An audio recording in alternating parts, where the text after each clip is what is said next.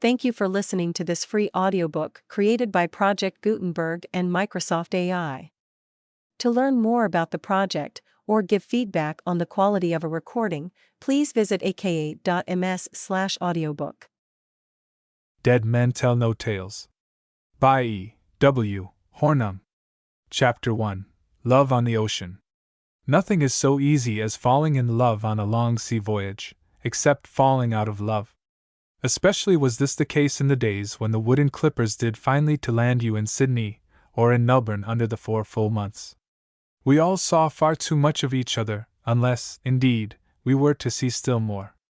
Our superficial attractions mutually exhausted, we lost heart and patience in the disappointing strata which lie between the surface and the bedrock of most natures. My own experience was confined to the round voyage of the Lady Jermyn, in the year 1853.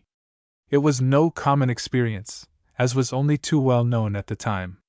And I may add that I for my part had not the faintest intention of falling in love on board. Nay, after all these years, let me confess that I had good cause to hold myself proof against such weakness. Yet we carried a young lady, coming home, who, God knows, might have made short work of many a better man. Eva Denison was her name, and she cannot have been more than 19 years of age. I remember her telling me that she had not yet come out, the very first time I assisted her to promenade the poop. My own name was still unknown to her, and yet I recollect being quite fascinated by her frankness and self-possession. She was exquisitely young, and yet ludicrously old for her years, had been admirably educated, chiefly abroad, and, as we were soon to discover, possessed accomplishments which would have made the plainest old maid a popular personage on board ship. Miss Denison, however, was as beautiful as she was young, with the bloom of ideal health upon her perfect skin. She had a wealth of lovely hair, with strange elusive strands of gold among the brown, that drowned her ears. I thought we were to have that mode again, in sunny ripples, and a soul greater than the mind, and a heart greater than either, lay sleeping somewhere in the depths of her grave, grey eyes. We were at sea together so many weeks. I cannot think what I was made of then. It was in the brave old days of Ballarat and Bendigo, when ship after ship went out black with passengers and deep with stores, to bounce home with a bale or two of wool, and hardly hands enough to reef topsails in a gale. Nor was this the worst, for not the crew only, but in many cases, captain and officers as well, would join in the stampede to the diggings, and we found Hobson's Bay the congested asylum of all manner of masterless and deserted vessels. I have a lively recollection of our skipper's indignation when the pilot informed him of this disgraceful fact. Within a fortnight, however, I met the good man face to face upon the diggings. It is but fair to add that the Lady Jermyn lost every officer and man in the same way, and that the captain did obey tradition to the extent of being the last to quit his ship. Nevertheless, of all who sailed by her in January, I alone was ready to return at the beginning of the following July. I had been to Ballarat. I had given the thing a trial. For the most odious weeks I had been a licensed digger on Black Hill Flats, and I had actually failed to make running expenses. That, however, will surprise you the less when I pause to declare that I have paid as much as 4 shillings and 6 for half a loaf of execrable bread, that my mate and I, between us, seldom took more than a few pennyweights of gold dust in any one day, and never once struck pick into nugget, big or little, though we had the mortification of inspecting the mammoth masses, of which we found the papers full on landing, and which had brought the gold fever to its height during our very voyage. With me, however, as with many a young fellow who had turned his back on better things, the malady was short-lived. We expected to make our fortunes out of hand, and we had reckoned without the vermin and the villainy which rendered us more than ever impatient of delay. In my fly-blown blankets I dreamt of London until I hankered after my chambers and my club more than after much fine gold. Never shall I forget my first hot bath on getting back to Melbourne. It cost 5 shillings, but it was worth £5, and is altogether my pleasantest reminiscence of Australia. There was, however, one slice of luck in store for me. I found the dear old Lady Jermyn on the very eve of sailing, with a new captain, a new crew, a handful of passengers, chiefly steerage, and nominally no cargo at all. I felt none the less at home when I stepped over her familiar side. In the cuddy we were only 5, but a more uneven quintet I defy you to convene. There was a young fellow named Reddy, packed out for his health, and hurrying home to die among friends. There was an outrageously lucky Digger, another invalid, for he would drink nothing but champagne with every meal and at any minute of the day, and I have seen him pitch raw gold at the sea-birds by the hour together. Miss Dennison was our only lady, and her stepfather, with whom she was traveling, was the one man of distinction on board. He was a Portuguese of 60 or thereabouts, Senor Joaquin Santos by name. At first it was incredible to me that he had no title, so noble was his bearing, but very soon I realized that he was one of those to whom adventitious honors can add no luster. He treated Miss Dennison as no parent ever treated a child, with a gallantry and a courtliness quite beautiful to watch, and not a little touching in the light of the circumstances under which they were traveling together. The girl had gone straight from school to her stepfather's estate on the Zambesi, where, a few months later, her mother had died of the malaria. Unable to endure the place after his wife's death, Senor Santos had taken ship to Victoria, there to seek fresh fortune with results as indifferent as my own. He was now taking Miss Dennison back to England, to make her home with other relatives, before he himself returned to Africa, as he once told me, to lay his bones beside those of his wife. I hardly know which of the pair I see more plainly as I write, the young girl with her soft eyes and her sunny hair, or the old gentleman with the erect though wasted figure, the noble forehead, the steady eye, the parchment skin, the white imperial, and the eternal cigarette between his shriveled lips. No need to say that I came more in contact with the young girl. She was not less charming in my eyes because she provoked me greatly as I came to know her intimately. She had many irritating faults. Like most young persons of intellect and inexperience, she was hasty and intolerant in nearly all her judgments, and rather given to being critical in a crude way. She was very musical, playing the guitar and singing in a style that made our shipboard concerts vastly superior to the average of their order, but I have seen her shudder at the efforts of less gifted folks who were also doing their best, and it was the same in other directions where her superiority was less specific. The faults which are most exasperating in another are, of course, one's own faults, and I confess that I was very critical of Eva Dennison's criticisms. Then she had a little weakness for exaggeration, for unconscious egotism in conversation, and I itched to tell her so. I felt so certain that the girl had a fine character underneath, which would rise to noble heights in stress or storm, all the more would I long now to take her in hand and mold her in little things, and anon to take her in my arms just as she was. The latter feeling was resolutely crushed. To be plain, I had endured what is euphemistically called disappointment already, and not being a complete coxcomb, I had no intention of courting a second. Yet, when I write of Eva Dennison, I am like to let my pen outrun my tale. I lay the pen down, and 100 of her sayings ring in my ears, with my own contradictious comments, that I was doomed so soon to repent. 100 visions of her start to my eyes, and there's the trade wind singing in the rigging, and loosening a tress of my darling's hair, till it flies like a tiny golden streamer in the tropic Sunday. There, it is out. I have called her what she was to be in my heart ever after. Yet at the time I must argue with her. When all my courage should have gone to love-making, I was plucking it up to sail as near as I might to plain remonstrance. I little dreamt how the ghost of every petty word was presently to return and torture me. So it is that I can see her and hear her now on 100 separate occasions beneath the awning, beneath the stars on deck below at noon or night, but plainest of all in the evening of the day we signaled the island of Ascension, at the close of that last concert on the quarterdeck. The watch are taking down the extra awning, they are removing the bunting and the footlights. The lanterns are trailed forward before they are put out. From the break of the poop we watch the vivid shifting patch of deck that each lights up on its way. The stars are very sharp in the vast violet dome above our masts. They shimmer on the sea, and our trucks describe minute orbits among the stars, for the trades have yet to fail us, and every inch of canvas has its fill of the gentle steady wind. It is a heavenly night. The peace of God broods upon his waters. No jarring note offends the ear. In the forecastle a voice is humming a song of Eva Denison's that has caught the fancy of the men. The young girl who sang it so sweetly not 20 minutes since, who sang it again and again to please the crew. She alone is at war with our little world. She alone would head a mutiny if she could. I hate the captain, she says again. My dear Miss Denison, I begin, for she has always been severe upon our bluff old man, and it is not the spirit of contrariety alone which makes me invariably take his part. Course he may be, and not one whom the owners would have chosen to command the Lady German, a good seaman none the less, who brought us round the Horn in foul weather without losing stitch or stick. I think of the ruddy ruffian in his dripping oilskins, on deck day and night for our sakes, and once more I must needs take his part. But Miss Denison stops me before I can get out another word. I am not dear, and I'm not yours, she cries. I'm only a schoolgirl. You have all but told me so before today.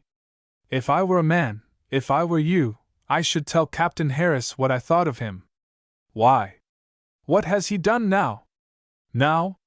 You know how rude he was to poor Mr. Reddy this very afternoon. It was true. He had been very rude indeed. But Reddy also had been at fault.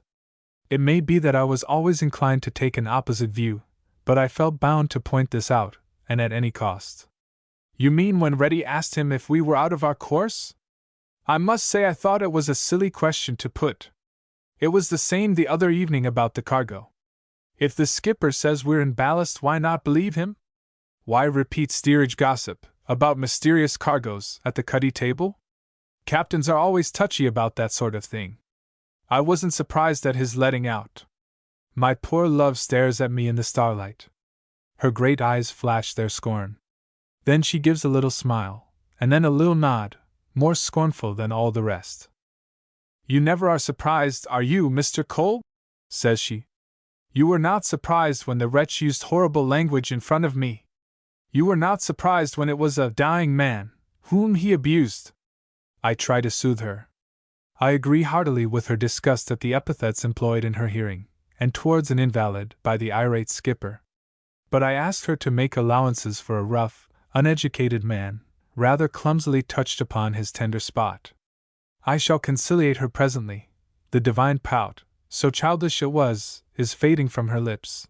The starlight is on the tulle and lace and roses of her pretty evening dress, with its festooned skirts and obsolete flounces, and I am watching her, aye, and worshipping her, though I do not know it yet. And as we stand there comes another snatch from the forecastle. They may make the most of that song, says Miss Denison grimly. It's the last they'll have from me. Get up as many more concerts as you like. I won't sing at another unless it's in the FOCSLE. I'll sing to the men, but not to Captain Harris. He didn't put in an appearance tonight. He shall not have another chance of insulting me. Was it her vanity that was wounded after all? You forget, said I, that you would not answer when he addressed you at dinner. I should think I wouldn't, after the way he spoke to Mr. Reddy, and he too agitated to come to table, poor fellow. Still, the captain felt the open slight. Then he shouldn't have used such language in front of me. Your father felt it, too, Miss Denison. I hear nothing plainer than her low but quick reply. Mr. Cole, my father has been dead many, many years. He died before I can remember. That man only married my poor mother. He sympathizes with Captain Harris, against me. No father would do that. Look at them together now. And you take his side, too. Oh!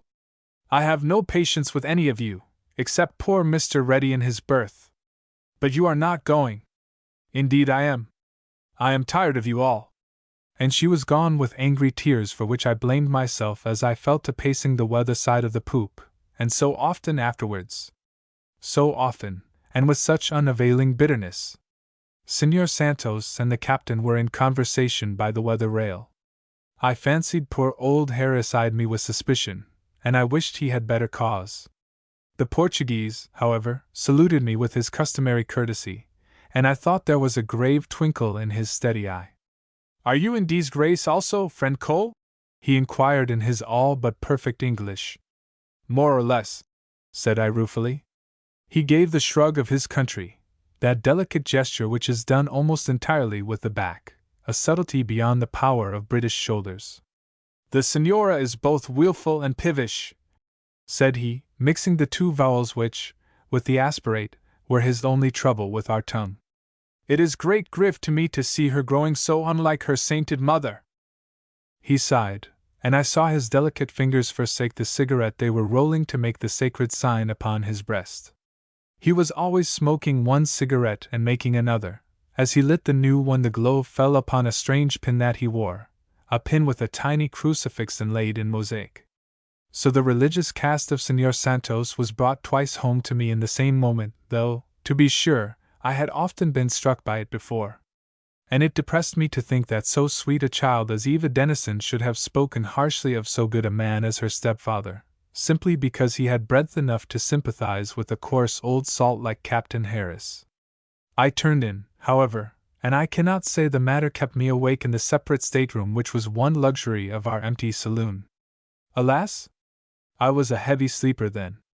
Chapter 2. The Mysterious Cargo. "Wake up, Cole! The ship's on fire!" It was young Reddy's hollow voice, as cool, however, as though he were telling me I was late for breakfast. I started up and sought him wildly in the darkness. "You're joking," was my first thought and utterance, for now he was lighting my candle, and blowing out the match with a care that seemed in itself a contradiction. "I wish I were," he answered. "Listen to that!" He pointed to my cabin ceiling. It quivered and creaked, and all at once I was as a deaf man healed. One gets inured to noise at sea, but to this day it passes me how even I could have slept an instant in the abnormal din which I now heard raging above my head. Sea boots stamped, bare feet pattered, men bawled, women shrieked, shouts of terror drowned the roar of command. "Have we long to last?" I asked, as I leaped for my clothes. "Long enough for you to dress comfortably."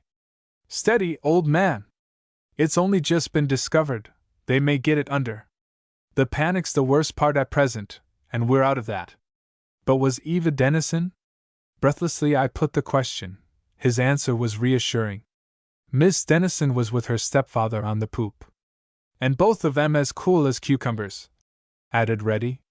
They could not have been cooler than this young man, with death at the bottom of his bright and sunken eyes.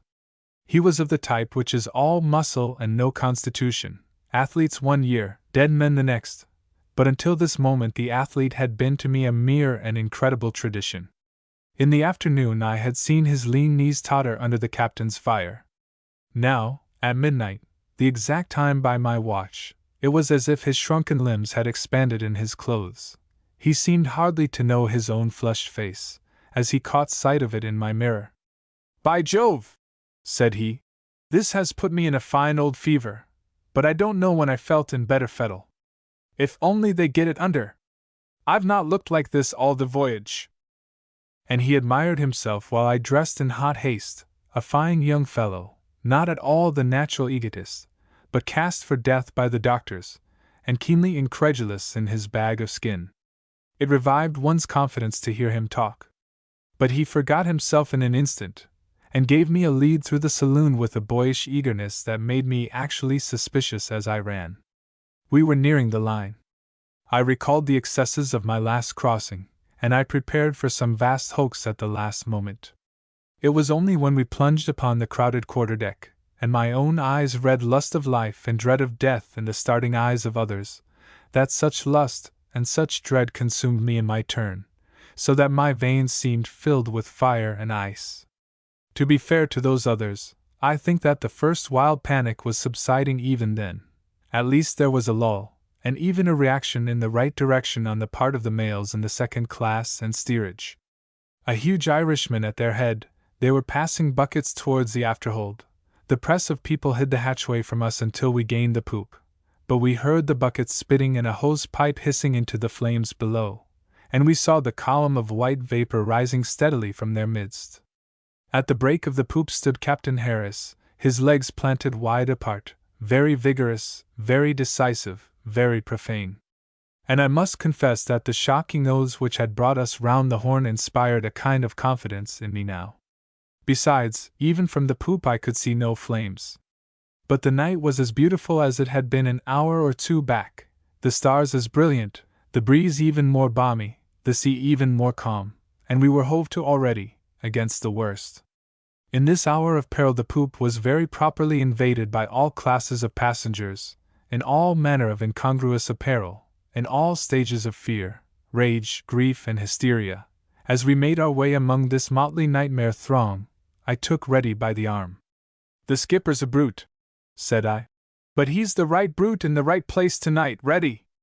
"I hope he may be," was the reply. "But we were off our course this afternoon, and we were off it again during the concert, as sure as we're not on it now." His tone made me draw him to the rail. "But how do you know? You didn't have another look, did you?" "Lots of looks at the stars. He couldn't keep me from consulting them, and I'm just as certain of it as I'm certain that we've a cargo aboard which we're none of us supposed to know anything about." The latter piece of gossip was, indeed, all over the ship, but this allusion to it struck me as foolishly irrelevant and frivolous. As to the other matter, I suggested that the officers would have had more to say about it than Reddy, if there had been anything in it. "Officers be damned!" cried our consumptive, with a sound man's vigor. "They're ordinary seamen dressed up. I don't believe they've a second mate's certificate between them, and they're frightened out of their souls." "Well, anyhow, the skipper isn't that." "No, he's drunk, he can shout straight, but you should hear him try to speak." I made my way aft without rejoinder. "Invalids pessimism," was my private comment. And yet the sick man was whole for the time being. The virile spirit was once more master of the recreant members, and it was with a logical relief that I found those I sought standing almost unconcernedly beside the binnacle. My little friend was, indeed, pale enough, and her eyes great with dismay, but she stood splendidly calm, in her traveling cloak and bonnet, and with all my soul I hailed the hardihood with which I had rightly credited my love. Yes, I loved her then. It had come home to me at last, and I no longer denied it in my heart. In my innocence and my joy I rather blessed the fire for showing me her true self and my own, and there I stood, loving her openly with my eyes, not to lose another instant, and bursting to tell her so with my lips. But there also stood Señor Santos, almost precisely as I had seen him last, cigarette, tie-pin, and all. He wore an overcoat, however, and leaned upon a massive ebony cane, while he carried his daughter's guitar in its case, exactly as though they were waiting for a train. Moreover, I thought that for the first time he was regarding me with no very favoring glance. "You don't think it's serious?" I asked him abruptly, my heart still bounding with the most incongruous joy. He gave me his ambiguous shrug, and then, "A fire at sea is surely serious," said he. "Where did it break out?" "No one knows. It may have come of your concert. But they are getting the better of it. They are working wonders so far, Señor. You see, Miss Dennison," I continued ecstatically, "our rough old diamond of a skipper is the right man in the right place after all." "A tight man in a tight place, eh?" And I laughed like an idiot in their calm grave faces. "Señor Cole is right," said Santos, "although his hilarity seems a leetle out of place. But you must never speak against Captain ours again, Menma." "I never will," the poor child said, yet I saw her wince whenever the captain raised that hoarse voice of his in more and more blasphemous exhortation, and I began to fear with Reddy that the man was drunk. My eyes were still upon my darling, devouring her, reveling in her, when suddenly I saw her hand twitch within her stepfather's arm. It was an answering start to one on his part. The cigarette was snatched from his lips. There was a commotion forward, and a cry came aft from mouth to mouth. "The flames! The flames!" I turned, and caught their reflection on the white column of smoke and steam. I ran forward, and saw them curling and leaping in the helm mouth of the hold. The quarterdeck now staged a lurid scene, that blazing trapdoor in its midst, and each man there a naked demon madly working to save his roasting skin. Abaft the mainmast the deck pump was being ceaselessly worked by relays of the passengers. Dry blankets were passed forward, soaking blankets were passed aft, and flung flat into the furnace one after another. These did more good than the pure water. The pillar of smoke became blacker, denser. We were at a crisis. A sudden hush denoted it, Even our hoarse skipper stood dumb. I had rushed down into the waist of the ship, blushing for my delay, and already I was tossing blankets with the rest. Looking up in an enforced pause, I saw Santos whispering in the skipper's ear, with the expression of a sphinx but no lack of foreign gesticulation. Behind them a fringe of terror-stricken faces, parted at that instant by two more figures, as wild and strange as any in that wild, strange scene. One was our luckless lucky digger, the other a gigantic Zambesi nigger, who for days had been told off to watch him. This was the servant, or rather the slave, of Señor Santos. The digger planted himself before the captain. His face was reddened by a fire as consuming as that within the bowels of our gallant ship. He had a huge, unwieldy bundle under either arm. "Plain question, plain answer," we heard him stutter. "Is there any chance of saving this ship?" His adjectives were too foul for print. They were given with such a special effort at distinctness, however, that I was smiling one instant, and giving thanks the next that Eva Denison had not come forward with her guardian. Meanwhile the skipper had exchanged a glance with Señor Santos, and I think we all felt that he was going to tell us the truth. He told it in 2 words. Very little. Then the first individual tragedy was enacted before every eye. With a yell the drunken maniac rushed to the rail. The nigger was at his heels. He was too late. Uttering another and more piercing shriek, the madman was overboard at a bound. One of his bundles preceded him. The other dropped like a cannonball on the deck. The nigger caught it up, and carried it forward to the captain. Harris held up his hand. We were still before we had fairly found our tongues. His words did run together a little, but he was not drunk. "Men and women," said he, "what I told that poor devil is gospel truth, but I didn't tell him we'd no chance of saving our lives, did I? Not me, because we have. Keep your heads and listen to me. There's 2 good boats on the davits amidships. The chief will take one, the second officer the other, and there ain't no reason why every blessed one of you shouldn't sleep in Ascension tomorrow night. As for me, let me see every soul off of my ship and perhaps I may follow, but by the God that made you, look alive! Mr. Arnott, Mr. McClellan, man them boats and lower away. You can't get quit o' the ship too soon, and I don't mind telling you why. I'll tell you the worst, and then you'll know. There's been a lot o' gossip about my cargo. I give out as I'd none but ship's stores and ballast, and I give out a lie. I don't mind telling you now. I give out a cussed lie, but I give it out for the good o' the ship. What was the use o' frightening folks? But where's the sense in keeping it back now? We have a bit of a cargo," shouted Harris. "And it's gunpowder, every damn ton of it." The effect of this announcement may be imagined. My hand has not the cunning to reproduce it on paper, and if it had, it would shrink from the task. Mild men became brutes, brutal men, devils, women, God help them, shrieking beldams for the most part. Never shall I forget them with their streaming hair, their screaming open mouths, and the cruel ascending fire glinting on their starting eyeballs. Pell-mell they tumbled down the poop ladders. Pell-mell they raced amidships past that yawning open furnace. The pitch was boiling through the seams of the crackling deck.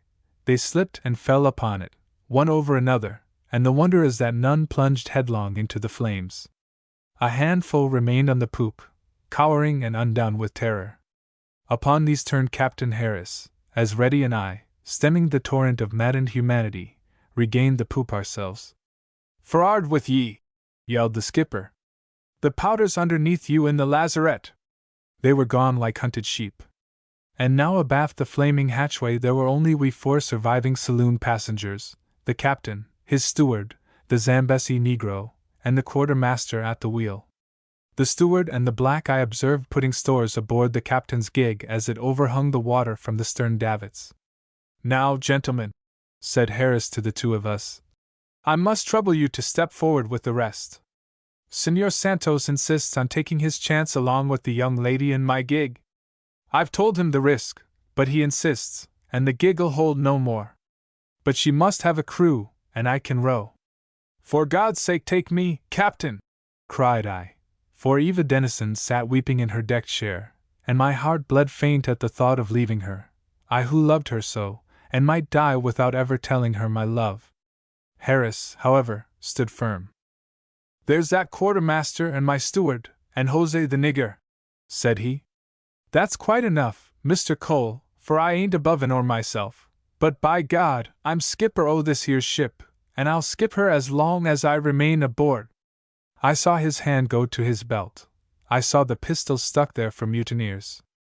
I looked at Santos.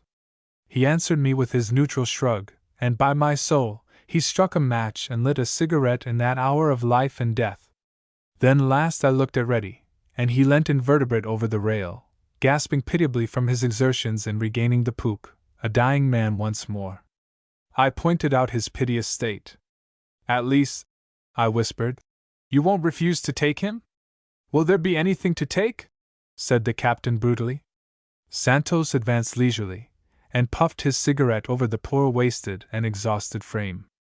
"It is for you to decide, Captain," said he cynically, "but this one will make no difference.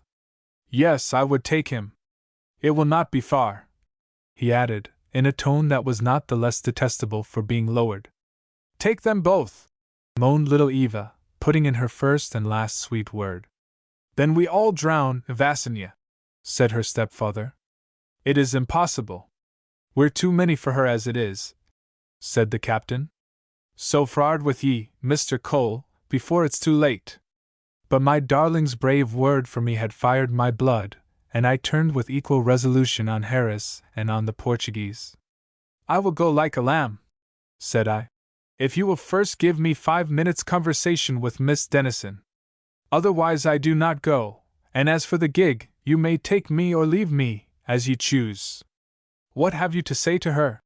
asked Santos, coming up to me, and again lowering his voice. I lowered mine still more.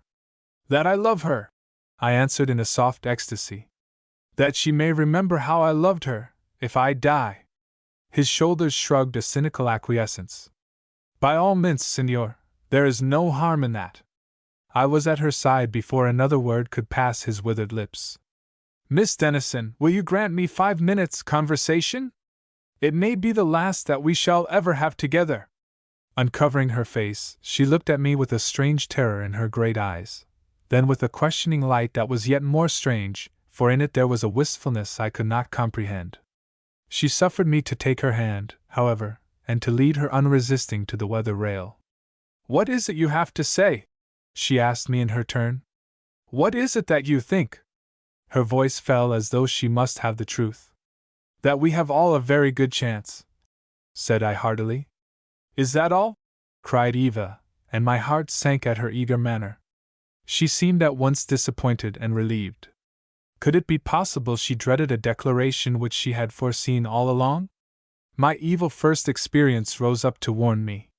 No, I would not speak now. It was no time. If she loved me, it might make her love me less. Better to trust to God to spare us both. "Yes, it is all," I said doggedly. She drew a little nearer, hesitating. It was as though her disappointment had gained on her relief. "Do you know what I thought you were going to say?" "No, indeed." "Dare I tell you?" "You can trust me." Her pale lips parted. Her great eyes shone. Another instant, and she had told me that which I would have given all but life itself to know.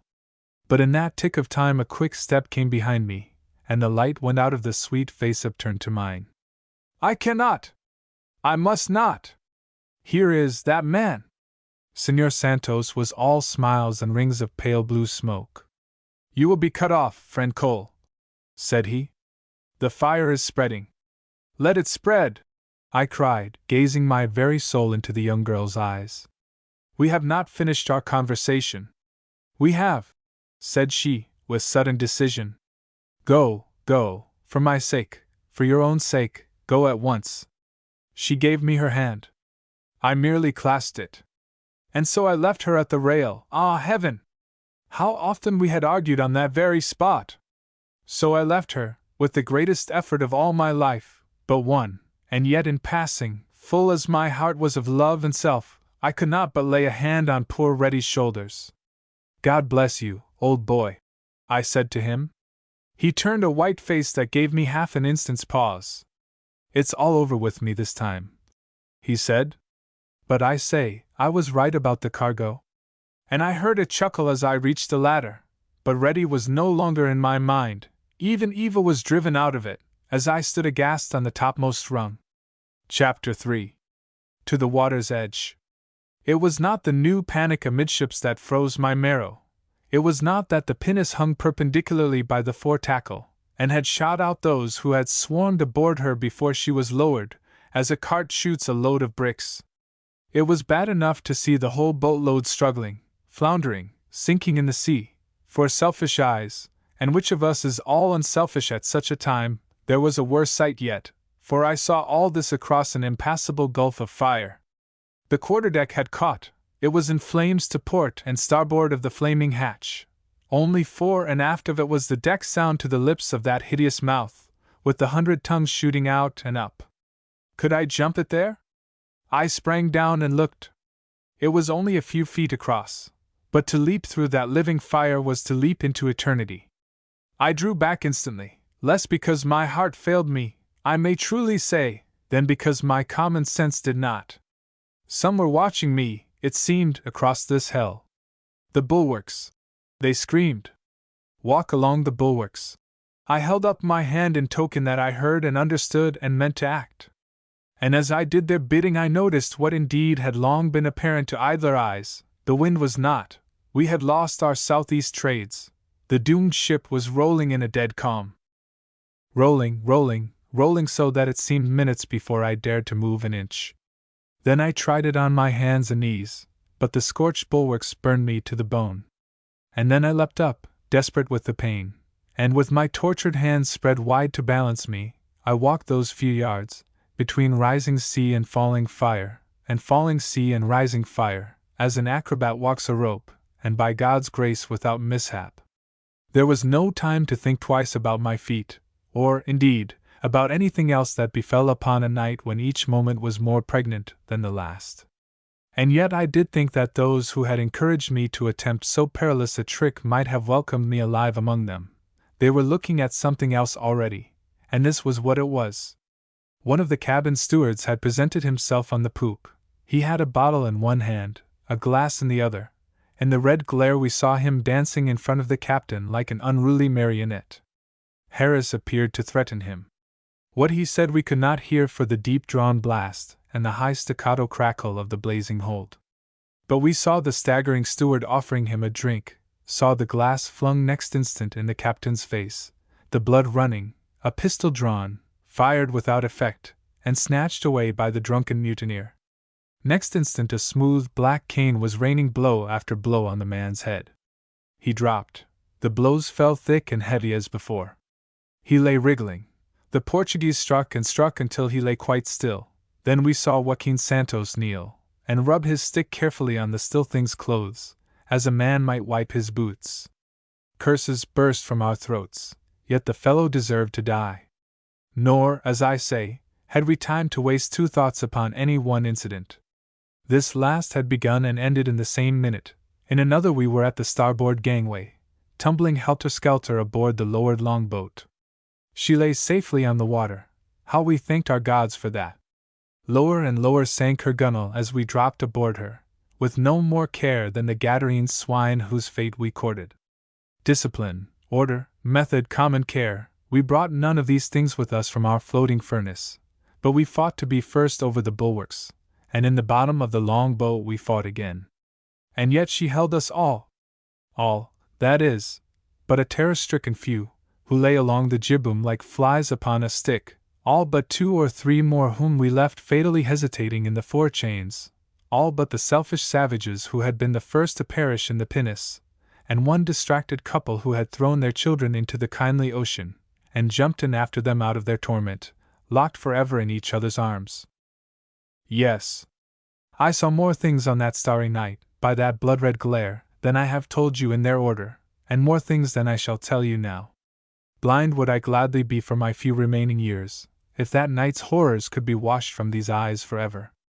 I have said so much, however, that in common candor I must say one thing more. I have spoken of selfish savages. God help me and forgive me! For by this time I was one myself. In the longboat we cannot have been less than 30, the exact number no man will ever know. But we shoved off without mischance. The chief mate had the tiller, the third mate the boat hook, and 6 or 8 oars were at work, in a fashion, as we plunged among the great smooth, sickening mounds and valleys of fathomless ink. Scarcely were we clear when the foremast dropped down on the fastenings, dashing the jib boom into the water with its load of demented human beings. The mainmast followed by the board before we had doubled our distance from the wreck. Both trailed to port, where we could not see them, and now the mizzen stood alone in sad and solitary grandeur, her flapping idle sails lighted up by the spreading conflagration, so that they were stamped very sharply upon the black and starry sky. But the whole scene from the longboat was one of startling brilliancy and horror. The fire now filled the entire waist of the vessel, and the noise of it was as the rumble and roar of a volcano. As for the light, I declare that it put many a star clean out, and dimmed the radiance of all the rest, as it flooded the sea for miles around, and a sea of molten glass reflected it. My gorge rose at the long, low billows sleek as black satin, lifting and dipping in this ghastly glare. I preferred to keep my eyes upon the little ship burning like a tar barrel as the picture grew. But presently I thanked God aloud. There was the gig swimming like a beetle over the bloodshot rollers in our wake. In our unspeakable gladness at being quit of the ship, some minutes passed before we discovered that the longboat was slowly filling. The water was at our ankles before a man of us cried out, so fast were our eyes to the poor lost Lady Jermyn. Then all at once the ghastly fact dawned upon us, and I think it was the mate himself who burst out crying like a child. I never ascertained, however, for I had kicked off my shoes and was busy bailing with them. Others were hunting for the leak. But the mischief was as subtle as it was mortal, as though a plank had started from end to end. Within and without the waters rose equally, then lay an instant level with our gunwales, then swamped us, oh, so slowly, that I thought we were never going to sink. It was like getting inch by inch into your tub. I can feel it now, creeping, crawling up my back. "It's coming! Oh Christ!" muttered one as it came. To me it was a downright relief to be carried under at last. But then, thank God, I have always been a strong swimmer. The water was warm and buoyant, and I came up like a cork, as I knew I should. I shook the drops from my face, and there were the sweet stars once more. For many an eye they had gone out forever, and there the burning wreck. A man floundered near me, in a splutter of phosphorescence. I tried to help him, and in an instant he had me wildly round the neck. In the end I shook him off, poor devil, to his death. And he was the last I tried to aid. Have I not said already what I was become? In a little an oar floated my way. I threw my arms across it and gripped it with my chin as I swam. It relieved me greatly. Up and down I rode among the oily black hillocks. I was down when there was a sudden flare as though the sun had risen, and I saw still a few heads bobbing and a few arms waving frantically around me. At the same instant a terrific detonation split the ears, and when I rose on the next bald billow, where the ship lay burning a few seconds before, there remained but a red-hot spine that hissed and dwindled for another minute, and then left a blackness through which every star shone with redoubled brilliance. And now right and left splashed falling missiles, a new source of danger or of temporary respite. To me, by a merciful providence, it proved the latter. Some heavy thing fell with a mighty splash right in front of me. A few more yards, and my brains had floated with the spume. As it was, the oar was dashed from under my armpits. In another moment they had found a more solid resting place. It was a hen coop, and it floated bars upwards like a boat. In this calm it might float for days. I climbed upon the bars and the whole cage rolled over on top of me. Coming to the surface, I found to my joy that the hen coop had righted itself, so now I climbed up again, but this time very slowly and gingerly. The balance was undisturbed, and I stretched myself cautiously along the bars on my stomach. A good idea immediately occurred to me. I had jumped as a matter of course into the flannels which one naturally wears in the tropics. To their lightness I already owed my life, but the common cricket belt which was part of the costume was the thing to which I owe it most of all. Loosening this belt a little, as I tucked my toes tenaciously under the endmost bar, I undid and passed the two ends under one of the middle bars, fastening the clasp upon the other side. If I capsized now, well, we might go to the bottom together, otherwise the hen coop and I should not part company in a hurry, and I felt, that she would float. Worn out as I was, and comparatively secure for the moment, I will not say that I slept, but my eyes closed, and every fiber rested, as I rose and slid with the smooth, long swell. Whether I did indeed hear voices, curses, cries, I cannot say positively to this day. I only know that I raised my head and looked sharply all ways but the way I durst not look for fear of an upset. And again, I thought I saw first a tiny flame, and then a tinier glow, and as my head drooped, and my eyes closed again, I thought I smelled tobacco, but this, of course, was my imagination supplying all the links from one. Chapter 4. The Silent Sea. Remember, if indeed there be any need to remind you, that it is a flagrant landsman who is telling you this tale. Nothing know I of seamanship, save what one could not avoid picking up on the round voyage of the Lady German, never to be completed on this globe. I may be told that I have burned that devoted vessel as nothing ever burned on land or sea. I answer that I write of what I saw, and that is not altered by a miscalled spar or a misunderstood maneuver.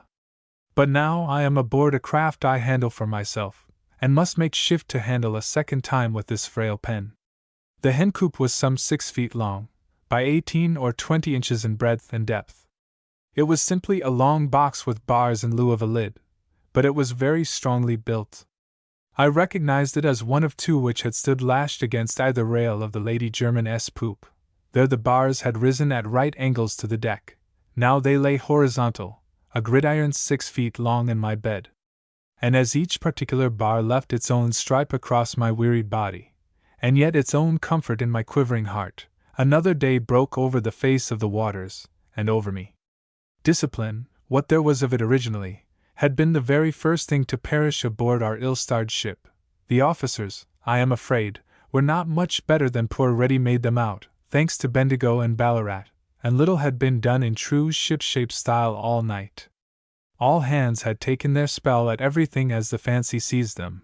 Not a bell had been struck from first to last, and I can only conjecture that the fire raged 4 or 5 hours, from the fact that it was midnight by my watch when I left it on my cabin drawers, and that the final extinction of the smoldering keel was so soon followed by the first deep hint of dawn. The rest took place with the trite rapidity of the equatorial latitudes. It had been my foolish way to pooh-pooh the old saying that there is no twilight in the tropics. I saw more truth in it as I lay lonely on this heaving waste. The stars were out, the sea was silver, the sun was up. And oh, the awful glory of that sunrise! It was terrific, it was sickening, my senses swam. Sunlit billows smooth and sinister, without a crest, without a sound, miles and miles of them as I rose. An oily grave among them as I fell. Hill after hill of horror, valley after valley of despair.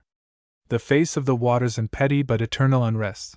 And now the sun must shine to set it smiling, to show me its cruel ceaseless mouthings, to reveal all but the ghastlier horrors underneath. How deep was it? I fell to wondering. Not that it makes any difference whether you drown in 1 fathom or in 10,000, whether you fall from a balloon or from the attic window. But the greater depth or distance is the worse to contemplate, and I was as a man hanging by his hands so high above the world, that his dangling feet cover countries, continents, a man who must fall very soon, and wonders how long he will be falling, and how far his soul will bear his body company.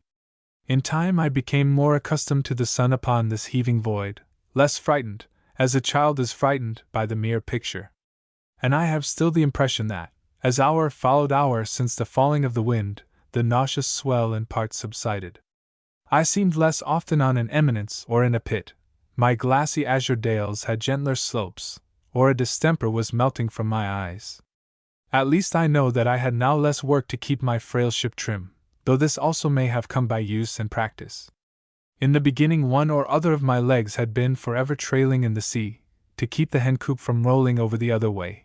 In fact, as I understand they steered the toboggan in Canada, so in my little bark. Now the necessity for this was gradually decreasing. Whatever the cause, it was the greatest mercy the day had brought me yet. With less strain on the attention, however, there was more upon the mind. No longer forced to exert some muscle twice or thrice a minute, I had time to feel very faint, and yet time to think. My soul flew homing to its proper prison. I was no longer any unit at unequal strife with the elements. Instincts common to my kind were no longer my only stimulus. I was my pure self again. It was my own little life, and no other, that I wanted to go on living, and yet I felt vaguely there was some special thing I wished to live for, something that had not been very long in my ken, something that had perhaps nerved and strengthened me all these hours. What, then, could it be? I could not think. For moments or for minutes I wondered stupidly, dazed as I was. Then I remembered, and the tears gushed to my eyes. How could I ever have forgotten? I deserved it all. To think that many a time we must have sat together on this very coupe. I kissed its blistering edge at the thought, and my tears ran afresh, as though they never would stop. Ah! How I thought of her as that cruel day's most cruel sun climbed higher and higher in the flawless flaming vault. A pocket handkerchief of all things had remained in my trousers pocket through fire and water. I knotted it on the old childish plan, and kept it ever drenched upon the head that had its own fever to endure as well. Eva Denison! Eva Denison! I was talking to her in the past, I was talking to her in the future, and oh! How different were the words, the tone! Yes, I hated myself for having forgotten her, but I hated God for having given her back to my tortured brain. It made life so many thousandfold more sweet, and death so many thousandfold more bitter. She was saved in the gig. Sweet Jesus, thanks for that. But I was dying a lingering death in mid-ocean. She would never know how I loved her. I, who could only lecture her when I had her at my side. Dying? No, not yet. I must live, live, to tell my darling how I had loved her all the time. So I forced myself from my lethargy of despair and grief, and this thought, the sweetest thought of all my life, may or may not have been my unrealized stimulus ere now. It was in very deed my most conscious and perpetual spur henceforth until the end. From this onward, while my sense stood by me, I was practical, resourceful, alert. It was now high noon, and I had eaten nothing since dinner the night before.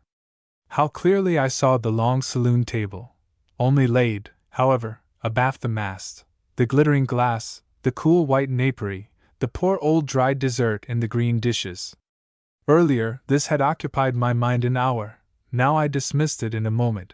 There was Eva, I must live for her. There must be ways of living at least a day or two without sustenance, and I must think of them. So I undid that belt of mine which fastened me to my gridiron, and I straddled my craft with a sudden keen eye for sharks, of which I never once had thought until now. Then I tightened the belt about my hollow body, and just sat there with the problem.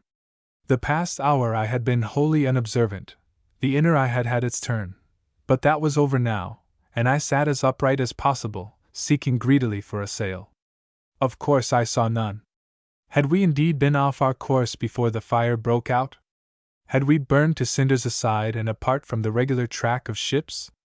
Then, though my present valiant mood might ignore the adverse chances, they were as 100 to a single chance of deliverance. Our burning had brought no ship to our succor, and how should I, a mere speck amid the waves, bring one to mine? Moreover, I was all but motionless. I was barely drifting at all. This I saw from a few objects which were floating around me now at noon. They had been with me when the high sun rose. One was, I think, the very oar which had been my first support. Another was a sailor's cap. But another, which floated nearer, was new to me, as though it had come to the surface while my eyes were turned inwards. And this was clearly the case, for the thing was a drowned and bloated corpse. It fascinated me, though not with extraordinary horror. It came too late to do that. I thought I recognized the man's back. I fancied it was the mate who had taken charge of the longboat. Was I then the single survivor of those 30 souls? I was still watching my poor lost comrade, when that happened to him against which even I was not proof. Through the deep translucent blue beneath me a slim shape glided. 3 smaller fish led the way. They dallied an instant a fathom under my feet, which were snatched up, with what haste you may imagine. Then on they went to sure prey. He turned over. His dreadful face stared upwards. It was the chief officer, sure enough. Then he clove the water with a rush, his dead hand waved, the last of him to disappear, and I had a new horror to think over for my sins. His poor fingers were all broken and beaten to a pulp. The voices of the night came back to me, the curses and the cries. Yes, I must have heard them. In memory now I recognized the voice of the chief mate, but there again came in the assisted imagination. Yet I was not so sure of this as before. I thought of Santos and his horrible heavy cane. Good God! She was in the power of that. I must live for Eva indeed, must save myself to save and protect my innocent and helpless girl. Again I was a man. Stronger than ever was the stimulus now, louder than ever the call on every drop of true man's blood in my perishing frame. It should not perish!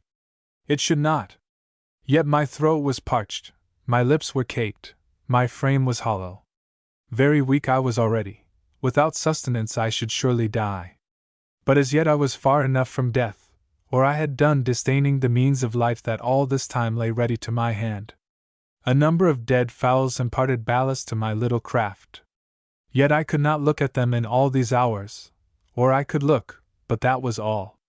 So I must sit up 1 hour more, and keep a sharper eye than ever for the tiniest glimmer of a sail. To what end, I often asked myself? I might see them, they would never see me. Then my eyes would fail, and, "You squeamish fool!" I said at intervals, until my tongue failed to articulate. It had swollen so in my mouth. Flying fish skimmed the water like thick spray. Petrels were so few that I could count them. Another shark swam round me for an hour. In sudden panic I dashed my knuckles on the wooden bars, to get at a duck to give the monster for a sop. My knuckles bled. I held them to my mouth. My cleaving tongue wanted more. The duck went to the shark. A few minutes more and I had made my own vile meal as well. Chapter 5. My Reward. The sun declined. My shadow broadened on die waters. And now I felt that if my cockleshell could live a little longer, why, so could I. I had got at the fowls without further hurt. Some of the bars took out, I discovered how. And now very carefully I got my legs in, and knelt. But the change of posture was not worth the risk one ran for it. There was too much danger of capsizing, and failing to free oneself before she filled and sank. With much caution I began breaking the bars, one by one. It was hard enough, weak as I was.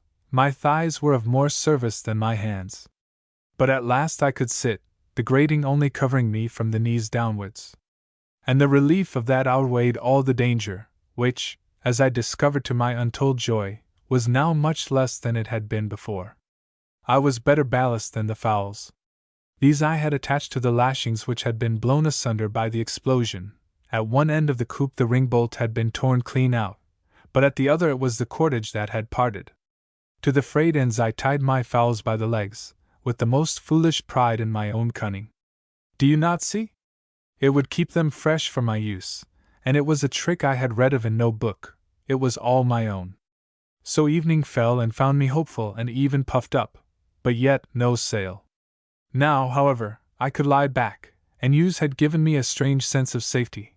Besides, I think I knew, I hope I felt, that the hencoop was in other hands than mine. All is reaction in the heart of man. Light follows darkness nowhere more surely than in that hidden self, and now at sunset it was my heart's high noon. Deep peace pervaded me as I lay outstretched in my narrow rocking bed, as it might be in my coffin, a trust in my Maker's will to save me if that were for the best, a trust in His final wisdom and loving kindness, even though this night should be my last on earth. For myself I was resigned, and for others I must trust Him no less. Who was I to constitute myself the protector of the helpless, when He was in His heaven? Such was my sunset mood. It lasted a few minutes, and then, without radically changing, it became more objective. The west was a broadening blaze of yellow and purple and red. I cannot describe it to you. If you have seen the sun set in the tropics, you would despise my description, and if not, I for one could never make you see it. Suffice it that a petrel wheeled somewhere between deepening carmine and paling blue, and it took my thoughts off at an earthy tangent. I thank God there were no big sea birds in these latitudes, no mollyhawks, no albatrosses, no cape hens. I thought of an albatross that I had caught going out. Its beak and talons were at the bottom with the charred remains of the Lady German. But I could see them still, could feel them shrewdly in my mind's flesh, and so to the old superstition, strangely justified by my case, and so to the poem which I, with my special experience, not unnaturally considered the greatest poem ever penned. But I did not know it then as I do now, and how the lines eluded me. I seemed to see them in the book, yet I could not read the words. That, of course, came first, incorrectly, and it reminded me of my thirst, which the blood of the fowls had so very partially appeased. I see now that it is lucky I could recall but little more. Experience is less terrible than realization, and that poem makes me realize what I went through as memory cannot. It has verses which would have driven me mad.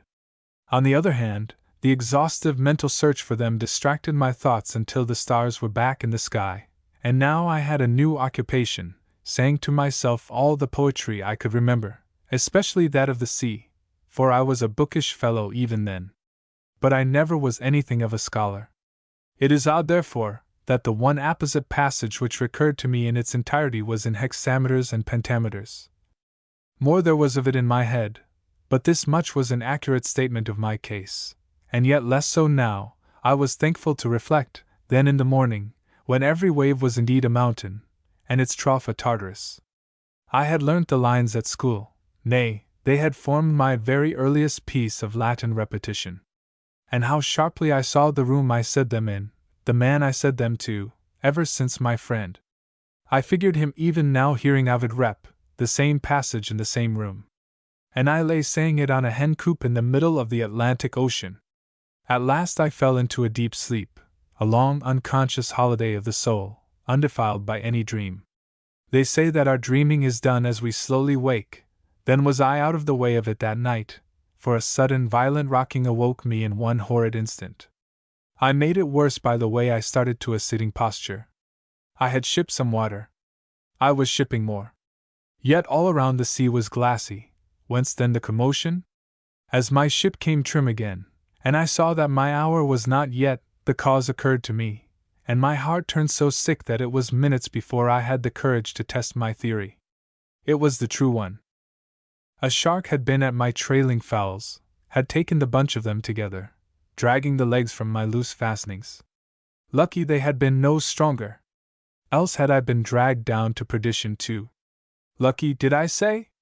The refinement of cruelty rather, for now I had neither meat nor drink, my throat was a kiln, my tongue a flame, and another day at hand. The stars were out, the sea was silver, the sun was up. Hours passed. I was waiting now for my delirium. It came in bits. I was a child. I was playing on the lawn at home. I was back on the blazing sea. I was a schoolboy saying my Ovid, then back once more. The hen coop was the Lady German. I was at Eva Denison's side.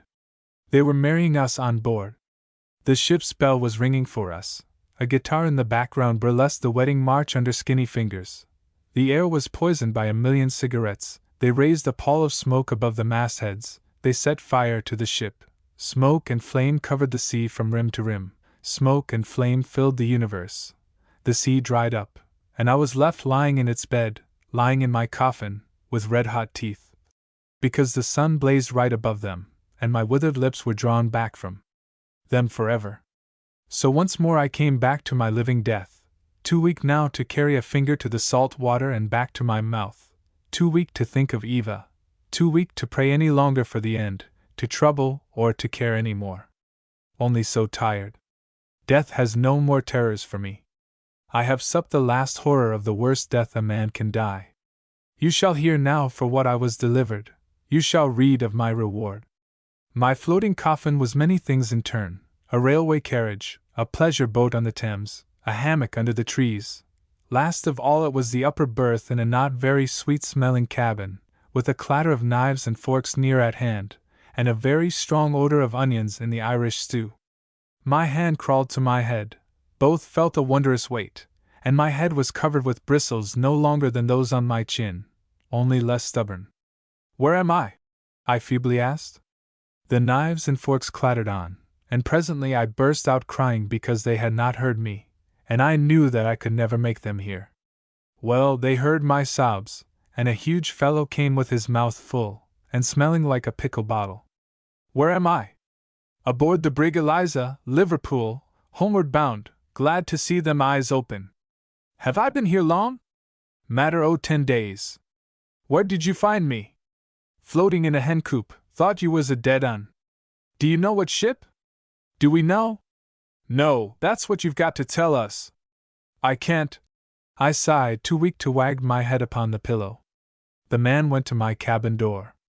Here's a go, said he. Forgotten the name of his blessed ship, he has. Where's that there paper, Mr. Bowles? There's just a chance it may be the same. I've got it, sir. Well, fetch it along, and come you in, Mr. Bowles. Likely you may think o' something dot. A reddish, hook-nosed man, with a jaunty, wicked look, came and smiled upon me in the friendliest fashion. The smell of onions became more than I knew how to endure. Ever hear of the ship Lady Jermyn? Asked the first corner, winking at the other. I thought very hard. The name did sound familiar. But no, I could not honestly say that I had bearded it before. The captain looked at his mate. It was 1,000 to 1, said he. Still, we may as well try him with the other names. Ever heard of Captain Harris, mister? Not that I know of. Of Saunderson Stewart? No.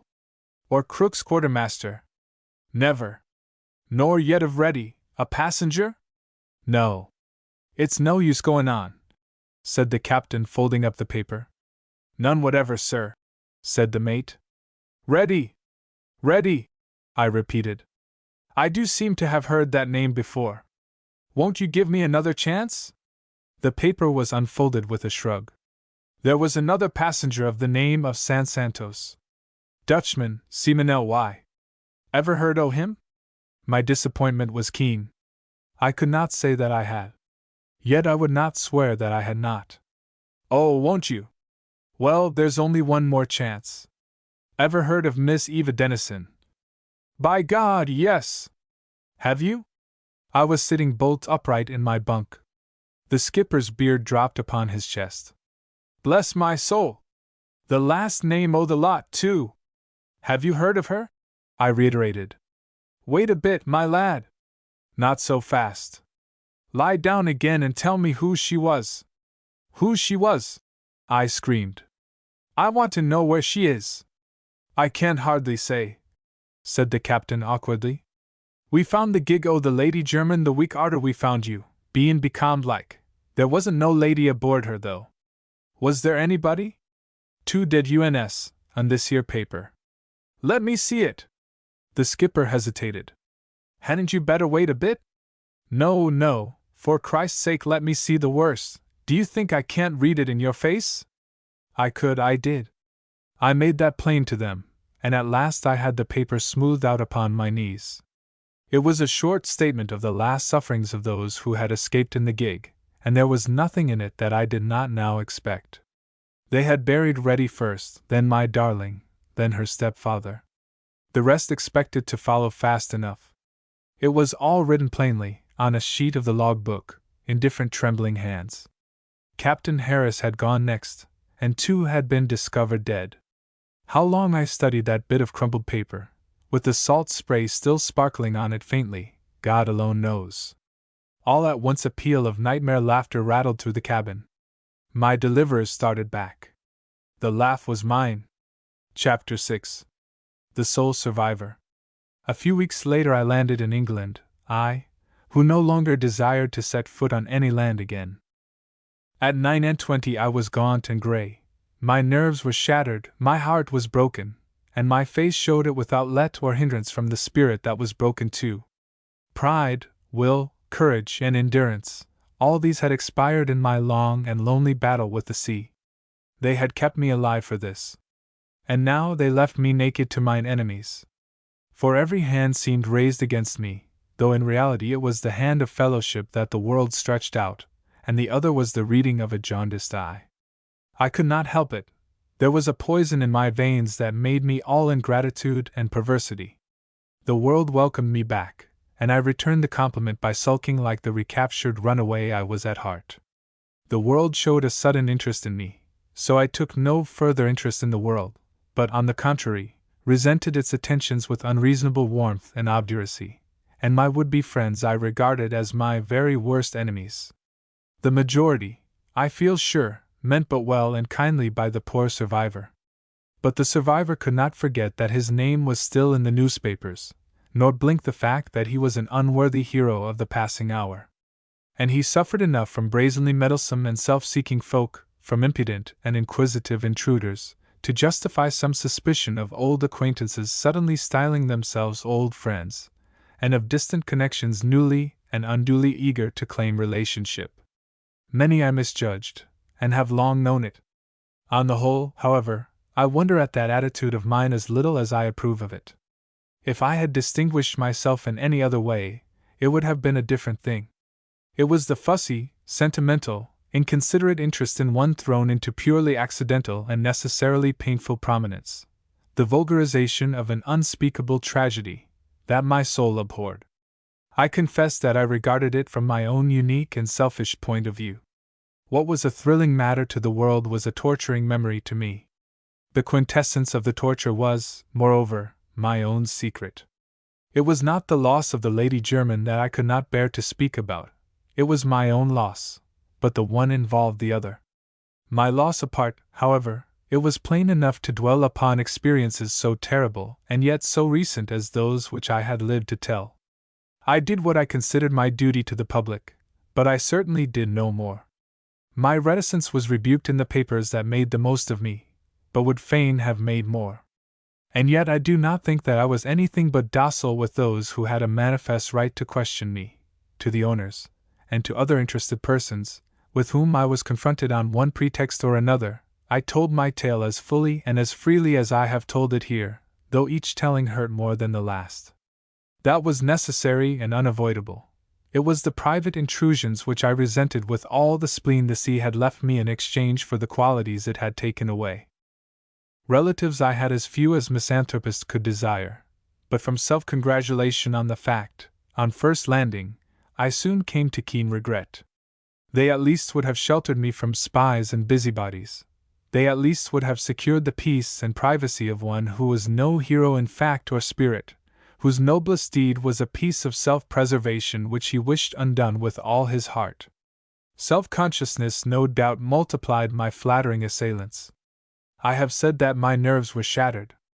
I may have imagined much and exaggerated the rest. Yet what truth there was in my suspicions you shall duly see. I felt sure that I was followed in the street, and my every movement dogged by those to whom I would not condescend to turn and look. Meanwhile, I had not the courage to go near my club, and the Temple was a place where I was accosted in every court, effusively congratulated on the marvelous preservation of my stale spoilt life, and invited right and left to spin my yarn over a quiet pipe. Well, perhaps such invitations were not so common as they have grown in my memory, nor must you confuse my then feelings on all these matters with those which I entertain as I write. I have grown older, and I hope, something kindlier and wiser since then. Yet to this day I cannot blame myself for abandoning my chambers and avoiding my club. For a temporary asylum I pitched upon a small, quiet, empty, private hotel which I knew of in Charterhouse Square. Instantly the room next mine became occupied. All the first night I imagined I heard voices talking about me in that room next door. It was becoming a disease with me. Either I was being dogged, watched, followed, day and night, indoors and out, or I was the victim of a very ominous hallucination. That night I never closed an eye nor lowered my light. In the morning I took a four-wheel cab and drove straight to Harley Street, and upon my soul, as I stood on the specialist's doorstep, I could have sworn I saw the occupant of the room next mine dash by me in a hansom. "Ah," said the specialist, "so you cannot sleep, you hear voices, you fancy you are being followed in the street. You don't think these fancies spring entirely from the imagination?" "Not entirely, just so.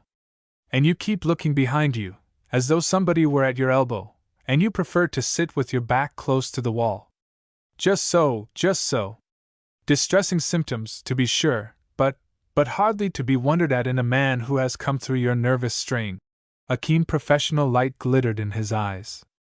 And almost commonplace, he added, smiling, compared with the hallucinations you must have suffered from on that hen coop. Ah, my dear sir, the psychological interest of your case is very great. It may be, said I brusquely, but I come to you to get that hen coop out of my head, not to be reminded of it. Everybody asks me about the damn thing, and you follow everybody else. I wish it and I were at the bottom of the sea together. This speech had the effect of really interesting the doctor in my present condition, which was indeed one of chronic irritation and extreme excitability, alternating with fits of the very blackest despair. Instead of offending my gentleman, I had put him on his mettle, and for half an hour he honored me with the most exhaustive inquisition ever elicited from a medical man. His panacea was somewhat in the nature of an anticlimax, but at least it had the merits of simplicity and of common sense. A change of air, perfect quiet, say a cottage in the country, not too near the sea. And he shook my hand kindly when I left. Keep up your heart, my dear sir, said he. Keep up your courage in your heart. My heart, I cried. It's at the bottom of the Atlantic Ocean. He was the first of whom I had said as much. He was a stranger. What did it matter? And oh, it was so true, so true. Every day and all day I was thinking of my love. Every hour and all hours she was before me with her sunny hair and young face. Her wistful eyes were gazing into mine continually. Their wistfulness I had never realized at the time, but now I did, and I saw it for what it seemed always to have been, the soft, sad, yearning look of one fated to die young. So young, so young! And I might live to be an old man mourning her. That I should never love again I knew full well. This time there was no mistake. I have implied, I believe, that it was for another woman I fled originally to the diggings. Well, that one was still unmarried, and when the papers were full of me she wrote me a letter which I now believe to have been merely kind.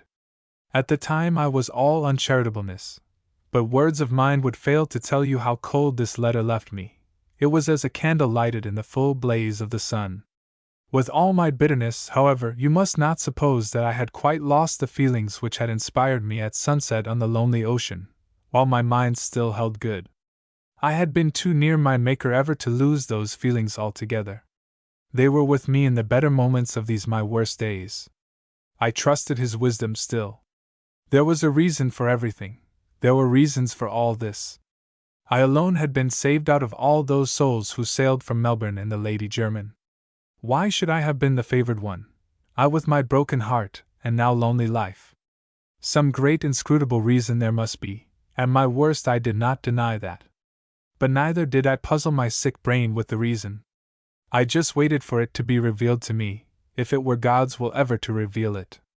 And that I conceived to be the one spirit in which a man may contemplate, with equal sanity and reverence, the mysteries and the miseries of his life.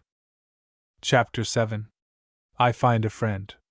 The night after I consulted the specialist I was quite determined to sleep. I had laid in a bundle of the daily papers.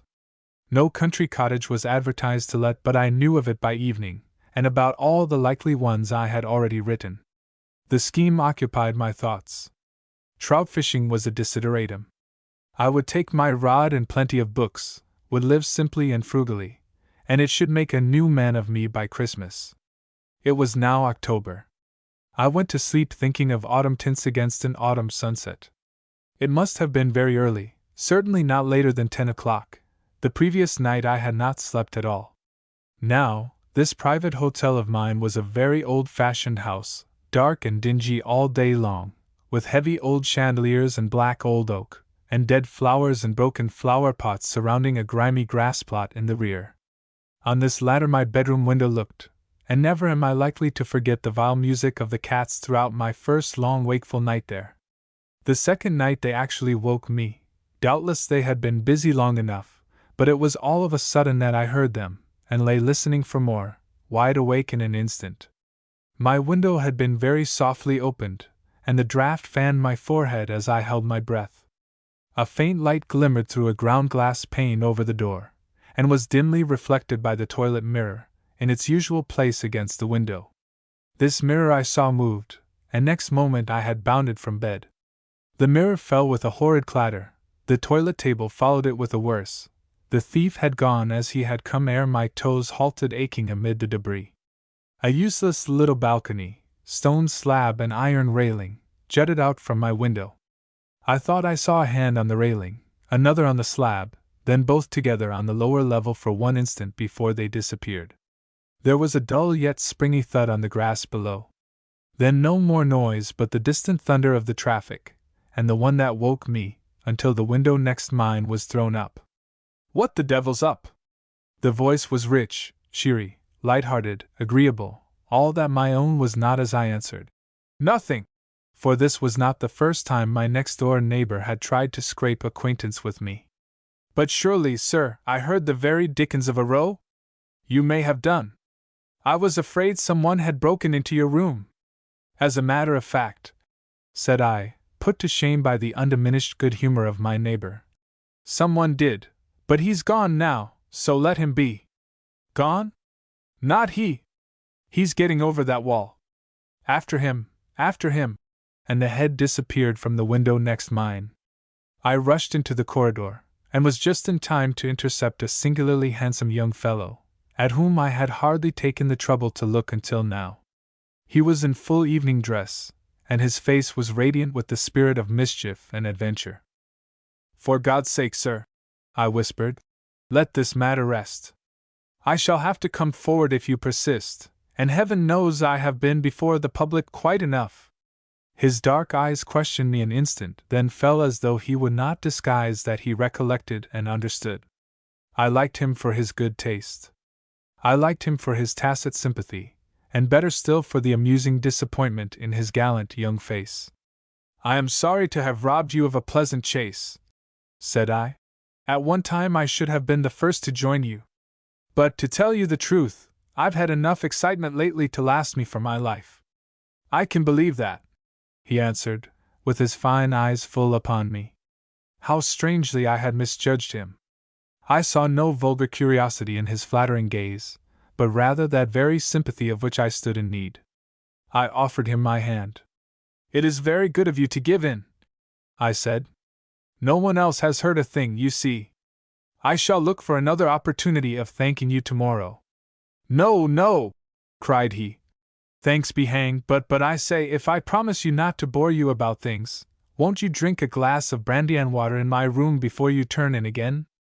Brandy and water being the very thing I needed, and this young man pleasing me more and more, I said that I would join him with all my heart, and returned to my room for my dressing gown and slippers. To find them, however, I had to light my candles, when the first thing I saw was the havoc my marauder had left behind him. The mirror was cracked across, the dressing table had lost a leg, and both lay flat, with my brushes and shaving table, and the foolish toilet crockery which no one uses, but I should have to replace, strewn upon the carpet. But one thing I found that had not been there before. Under the window lay a formidable sheath knife without its sheath. I picked it up with something of a thrill, which did not lessen when I felt its edge. The thing was diabolically sharp. I took it with me to show my neighbor, whom I found giving his order to the boots. It seemed that it was barely midnight, and that he had only just come in when the clatter took place in my room. "Hello!" he cried, when the man was gone, and I produced my trophy. "Why, what the mischief have you got there?" "My caller's card," said I. "He left it behind him. Feel the edge."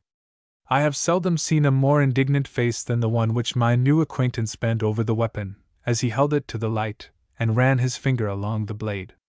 He could have not frowned more heavily if he had recognized the knife. "The villains!" he muttered. "The damned villains!" "Villains?" I queried. "Did you see more than one of them, then?" "Didn't you?" he asked quickly. Yes, to be sure. There was at least one other beggar skulking down below. He stood looking at me, the knife in his hand, though mine was held out for it. "Don't you think, Mr. Cole, that it's our duty to hand this over to the police?" "I've heard of other cases about these Inns of Court. There's evidently a gang of them, and this knife might convict the lot, there's no saying. Anyway, I think the police should have it. If you like, I'll take it to Scotland Yard myself, and hand it over without mentioning your name. Oh, if you keep my name out of it, said I, and say nothing about it here in the hotel, you may do what you like, and welcome. It's the proper course, no doubt, only I've had publicity enough, and would sooner have felt that blade in my body than set my name going again in the newspapers. I understand, he said, with his well-bred sympathy, which never went a shade too far, and he dropped the weapon into a drawer, as the boots entered with the tray. In a minute he had brewed 2 steaming jorums of spirits and water. As he handed me one, I feared he was going to drink my health, or toast my luck. But no, he was the one man I had met who seemed, as he said, to understand. Nevertheless, he had his toast. Here's confusion to the criminal classes in general, he cried. But death and damnation to the owners of that knife! And we clinked tumblers across the little oval table in the middle of the room. It was more of a sitting room than mine. A bright fire was burning in the grate, and my companion insisted on my sitting over it in the armchair, while for himself he fetched the one from his bedside, and drew up the table so that our glasses should be handy. He then produced a handsome cigar case admirably stocked, and we smoked and sipped in the coziest fashion, though without exchanging many words. You may imagine my pleasure in the society of a youth, equally charming in looks, manners, and address, who had not one word to say to me about the Lady Jermyn or my hencoop. It was unique.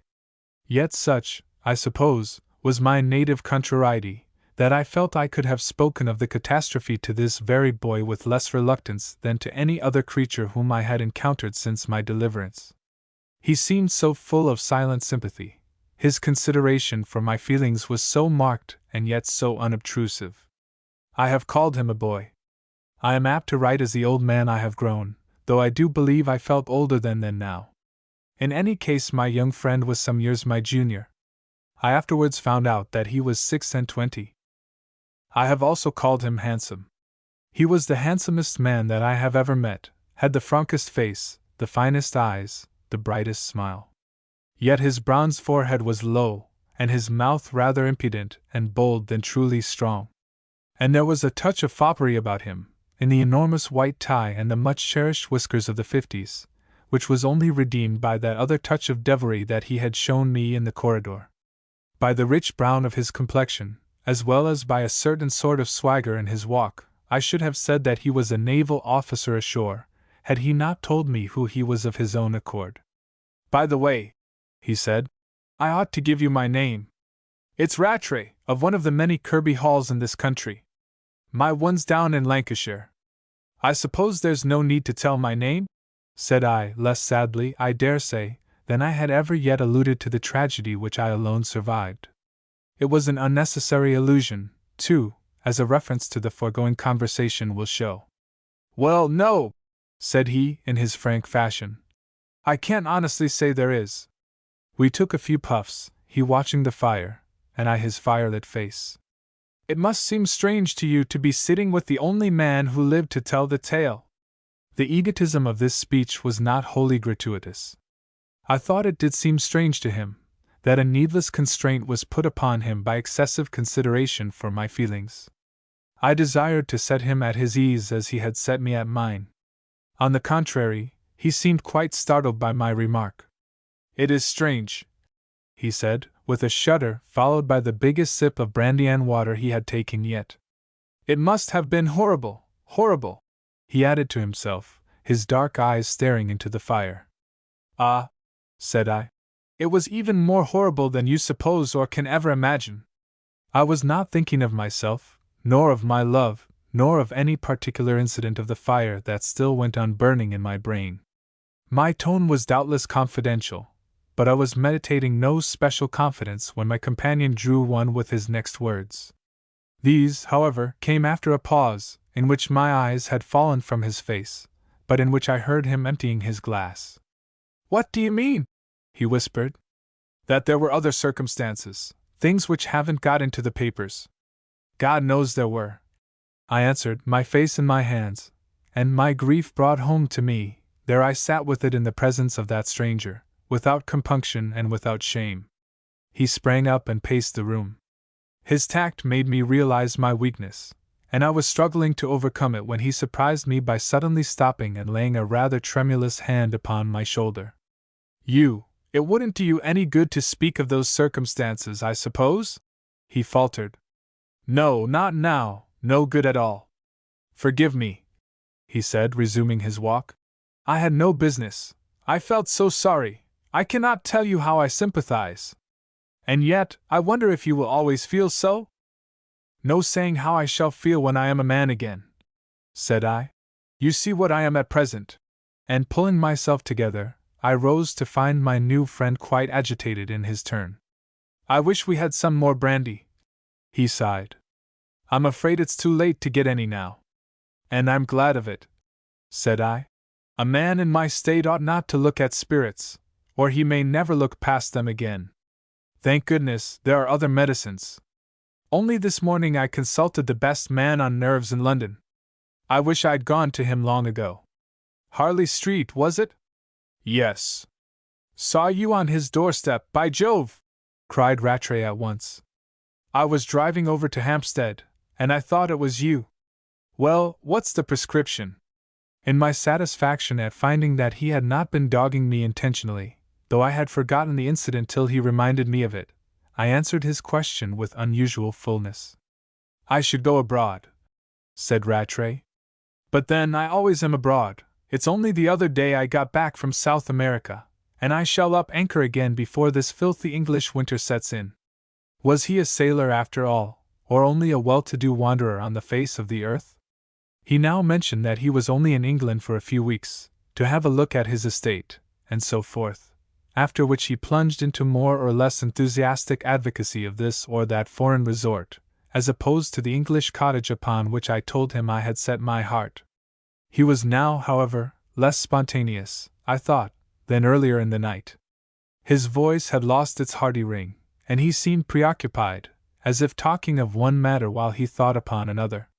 Yet he would not let me go, and presently he confirmed my suspicion, no less than my first impression of his delightful frankness and cordiality, by candidly telling me what was on his mind. If you really want a cottage in the country, said he, and the most absolute peace and quiet to be got in this world, I know of the very thing on my land in Lancashire. It would drive me mad in a week, but if you really care for that sort of thing. An occupied cottage? I interrupted. Yes, a couple rent it from me, very decent people of the name of Braithwaite. The man is out all day, and won't bother you when he's in.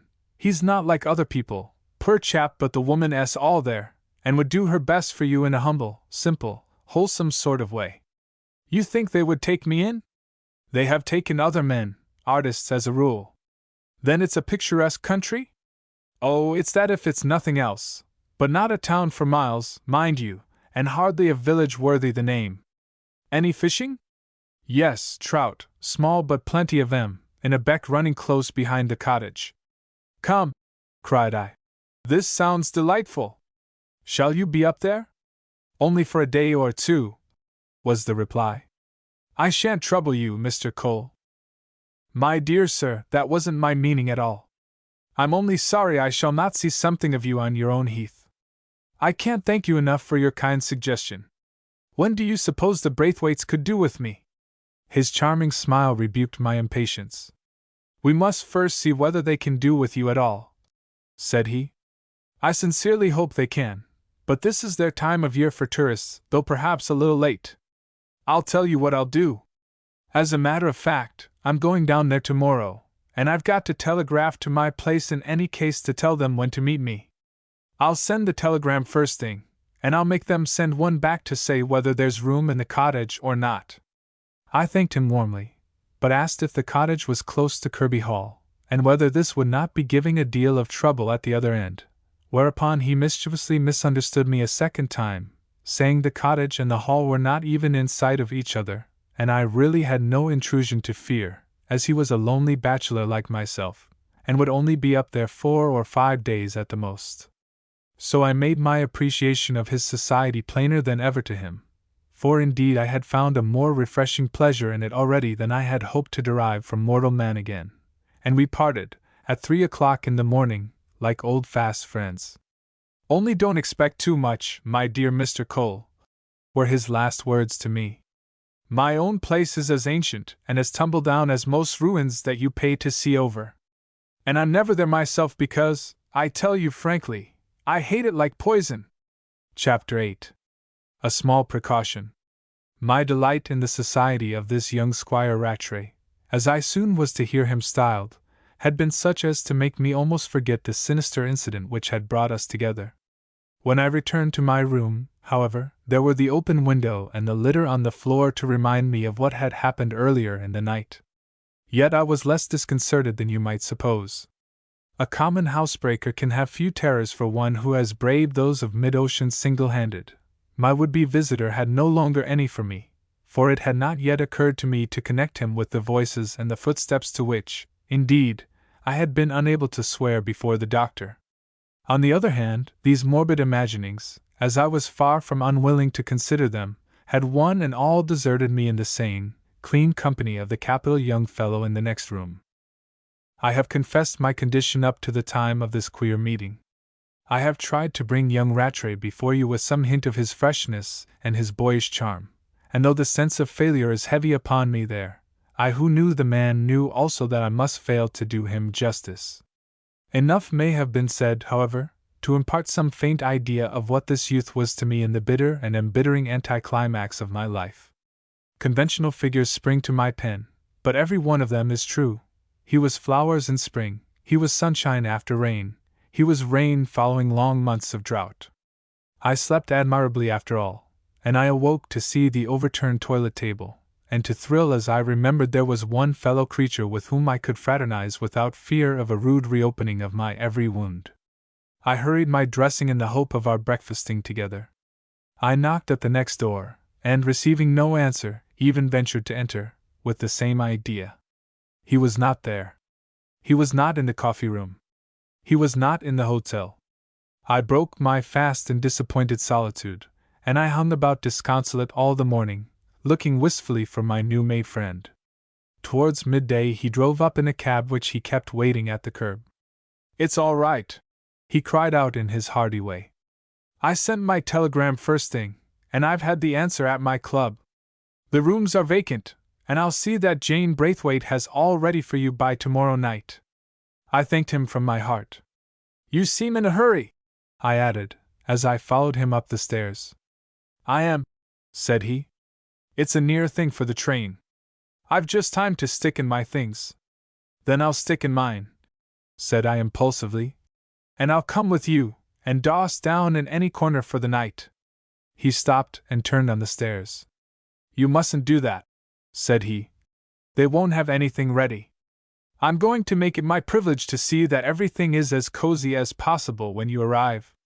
I simply can't allow you to come today, Mr. Cole." He smiled, but I saw that he was in earnest, and of course I gave in. "All right," said I. "Then I must content myself with seeing you off at the station." To my surprise his smile faded, and a flush of undisguised annoyance made him, if anything, better looking than ever. It brought out a certain strength of mouth and jaw which I had not observed there hitherto. It gave him an ugliness of expression which only emphasized his perfection of feature. "You mustn't do that either," said he shortly. "I have an appointment at the station. I shall be talking business all the time." He was gone to his room, and I went to mine feeling duly snubbed, yet I deserved it, for I had exhibited a characteristic, though not chronic, want of taste, of which I am sometimes guilty to this day. Not to show ill feeling on the head of it, I nevertheless followed him down again in 4 or 5 minutes. And I was rewarded by his brightest smile as he grasped my hand.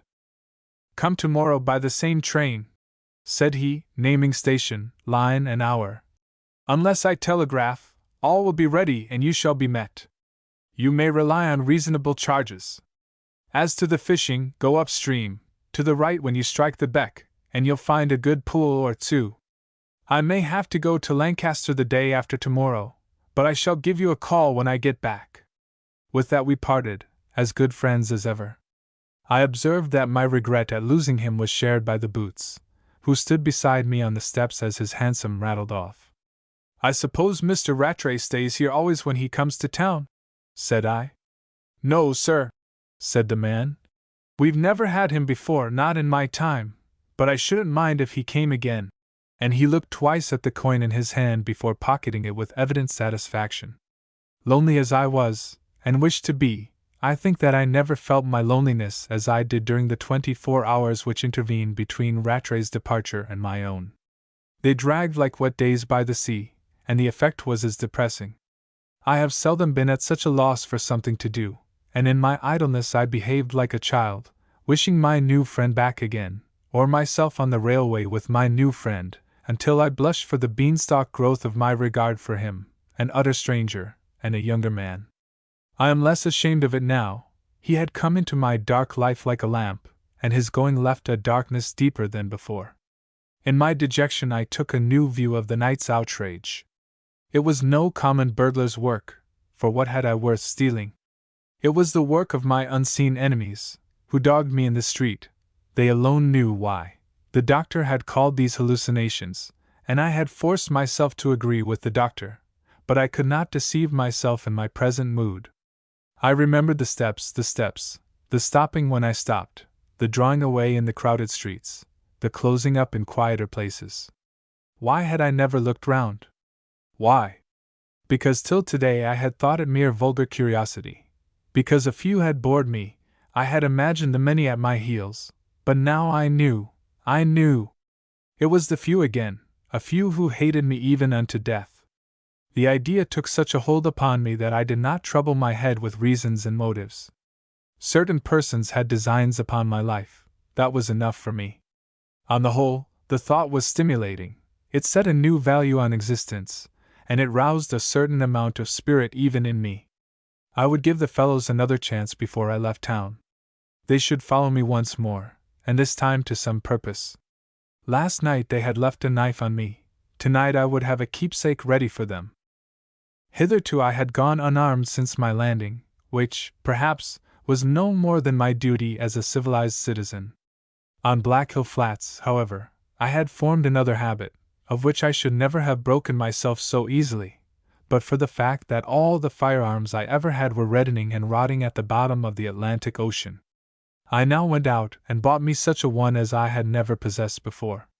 The revolver was then in its infancy, but it did exist, and by dusk I was owner of as fine a specimen as could be procured in the city of London. It had but 5 chambers, but the barrel was 10 inches long. One had to cap it, and to put in the powder and the wadded bullets separately, but the last named would have killed an elephant. The oak case that I bought with it cumbers my desk as I write, and shut, you would think that it had never contained anything more lethal than fruit knives. I open it, and there are the green baize compartments, one with a box of percussion caps, still apparently full, another that could not contain many more wadded bullets, and a third with a powder horn which can never have been much lighter. Within the lid is a label bearing the makers' names. The gentlemen themselves are unknown to me, even if they are still alive. Nevertheless, after 45 years, let me dip my pen to Messrs. Dean, Adams and Dean. That night I left this case in my room, locked, and the key in my waistcoat pocket. In the right-hand side pocket of my overcoat I carried my Dean and Adams, loaded in every chamber, also my right hand, as innocently as you could wish. And just that night I was not followed. I walked across Regent's Park, and I dawdled on Primrose Hill, without the least result. Down I turned into the Avenue Road, and presently was strolling between green fields towards Finchley. The moon was up, but nicely shaded by a thin coating of clouds which extended across the sky. It was an ideal night for it. It was also my last night in town, and I did want to give the beggars their last chance. But they did not even attempt to avail themselves of it. Never once did they follow me. My ears were in too good training to make any mistake. And the reason only dawned on me as I drove back disappointed. They had followed me already to the gunsmith's. Convinced of this, I entertained but little hope of another midnight visitor. Nevertheless, I put my light out early, and sat a long time peeping through my blind, but only an inevitable Tom, with back hunched up and tail erect, broke the moonlit profile of the back garden wall, and once more that disreputable music, which none the less had saved my life, was the only near sound all night. I felt very reluctant to pack Dean and Adams away in his case next morning, and the case in my portmanteau, where I could not get at it in case my unknown friends took it into their heads to accompany me out of town. In the hope that they would, I kept him loaded, and in the same overcoat pocket, until late in the afternoon, when, being very near my northern destination, and having the compartment to myself, I locked the toy away with considerable remorse for the price I had paid for it. All down the line I had kept an eye for suspicious characters with an eye upon me, but even my self-consciousness failed to discover one, and I reached my haven of peace, and of fresh fell air, feeling, I suppose, much like any other fool who has spent his money upon a white elephant. Chapter 9. My Convalescent Home. The man Braithwaite met me at the station with a spring cart.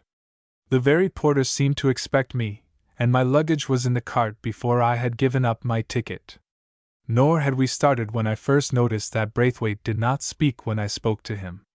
On the way, however, a more flagrant instance recalled young Rattray's remark that the man was not like other people. I had imagined it to refer to a mental, not a physical, defect, whereas it was clear to me now that my prospective landlord was stone-deaf, and I presently discovered him to be dumb as well.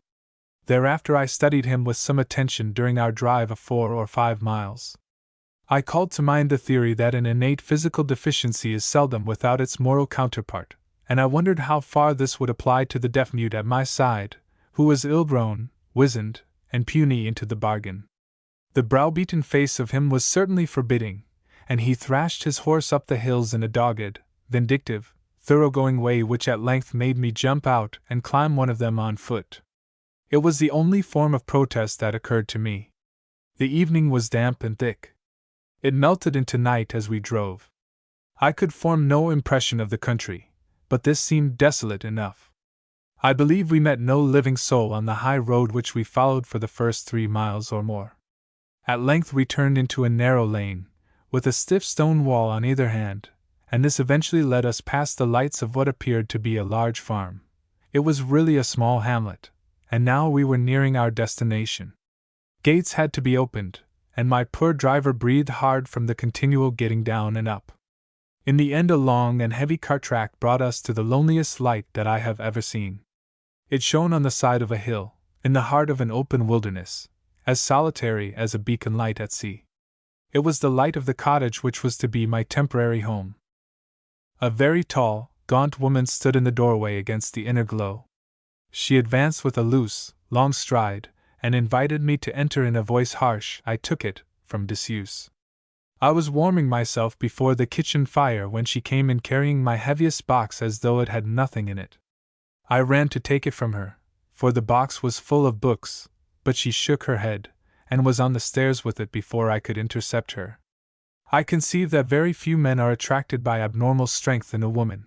We cannot help it, and yet it was not her strength which first repelled me in Mrs. Braithwaite. It was a combination of attributes. She had a poll of very dirty and untidy red hair. Her eyes were set close together. She had the jowl of the traditional prize-fighter. But far more disagreeable than any single feature was the woman's expression, or rather the expression which I caught her assuming naturally, and banishing with an effort for my benefit. To me she was strenuously civil in her uncouth way. But I saw her give her husband one look, as he staggered in with my comparatively light portmanteau, which she instantly snatched out of his feeble arms.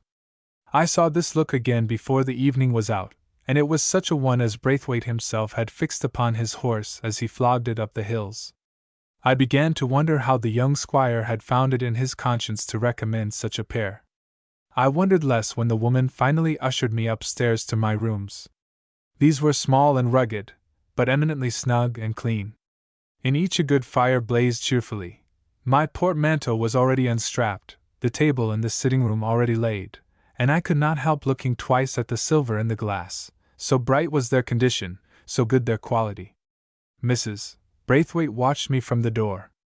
"I doubt you'll be thinking them our own," said she. "I wish they were. T. Squire sent Emmon this afternoon." For my use? I doubt he thought what we had ourselves wasn't good enough.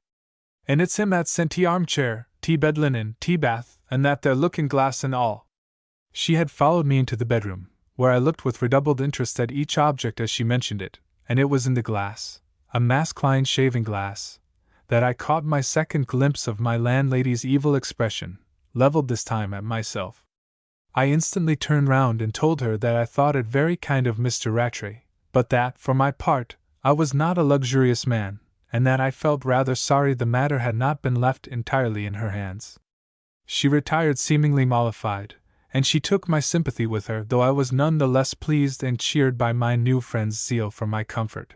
There were even flowers on my table, without a doubt from Kirby Hall. And in another matter the squire had not misled me. The woman was an excellent plain cook. I expected ham and eggs. Sure enough, this was my dish, but done to a turn. The eggs were new and all unbroken, the ham so lean and yet so tender, that I would not have exchanged my humble, hearty meal for the best dinner served that night in London. It made a new man of me, after my long journey and my cold, damp drive. I was for chatting with Mrs. Braithwaite when she came up to clear away. I thought she might be glad to talk after the life she must lead with her afflicted husband, but it seemed to have had the opposite effect on her. All I elicited was an ambiguous statement as to the distance between the cottage and the hall. It was not so far. And so she left me to my pipe and to my best night yet, in the stillest spot I have ever slept in on dry land. One heard nothing but the bubble of a beck, and it seemed very, very far away. A fine, bright morning showed me my new surroundings in their true colors. Even in the sunshine these were not very gay. But gaiety was the last thing I wanted. Peace and quiet were my whole desire, and both were here, set in scenery at once lovely to the eye and bracing to the soul. From the cottage doorstep one looked upon a perfect panorama of healthy, open English country. Purple hills hemmed in a broad, green, undulating plateau, scored across and across by the stone walls of the north, and all dappled with the shadows of rolling leaden clouds with silver fringes. Miles away a church spire stuck like a spike out of the hollow, and the smoke of a village dimmed the trees behind. No nearer habitation could I see. I have mentioned a hamlet which we passed in the spring cart. It lay hidden behind some hillocks to the left. My landlady told me it was better than half a mile away, and nothing when you get there, no shop, no post office, not even a public house. I inquired in which direction lay the hall. She pointed to the nearest trees, a small forest of stunted oaks, which shut in the view to the right, after quarter of a mile of a bare and rugged valley. Through this valley twisted the beck which I had heard faintly in the night. It ran through the oak plantation and so to the sea, some 2 or 3 miles further on, said my landlady, but nobody would have thought it was so near. T-Squire was to be away today, observed the woman, with the broad vowel sound which I shall not attempt to reproduce in print. He was going to Lancaster, I believe. So I understood, said I. I didn't think of troubling him, if that's what you mean. I'm going to take his advice and fish the beck. And I proceeded to do so after a hearty early dinner. The keen, chill air was doing me good already. The perfect quiet was finding its way into my soul. I blessed my specialist, I blessed Squire Rattray, I blessed the very villains who had brought us within each other's ken, and nowhere was my thanksgiving more fervent than in the deep cleft threaded by the beck, for here the shrewd yet gentle wind passed completely overhead, and the silence was purged of oppression by the ceaseless symphony of clear water running over clean stones. But it was no day for fishing, and no place for the fly, though I went through the form of throwing one for several hours.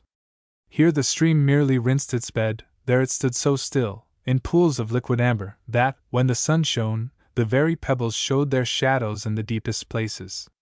Of course I caught nothing, but towards the close of the gold-brown afternoon, I made yet another new acquaintance, in the person of a little old clergyman who attacked me pleasantly from the rear.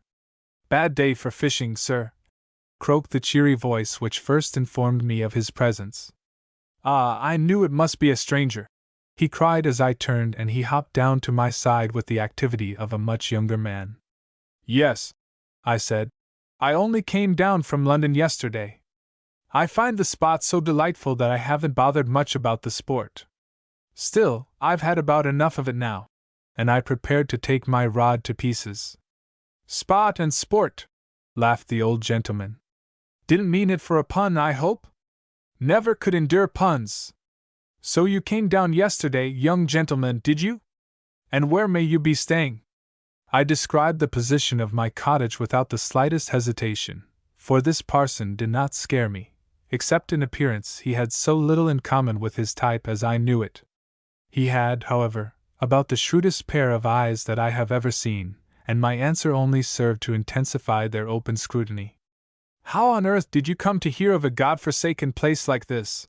Said he, making use, I thought, of a somewhat stronger expression than quite became his cloth.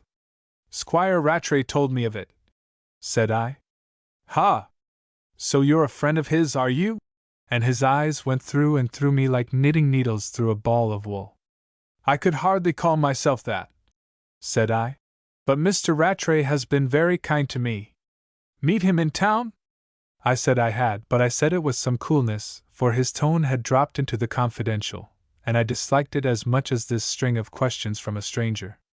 Long ago, sir? He pursued. No, sir, not long ago, I retorted. May I ask your name? Said he. You may ask what you like, I cried, with a final reversal of all my first impressions of this impertinent old fellow. But I'm hanged if I tell it you. I am here for rest and quiet, sir. I don't ask you your name. I can't for the life of me see what right you have to ask me mine, or to question me at all, for that matter. He favored me with a brief glance of extraordinary suspicion.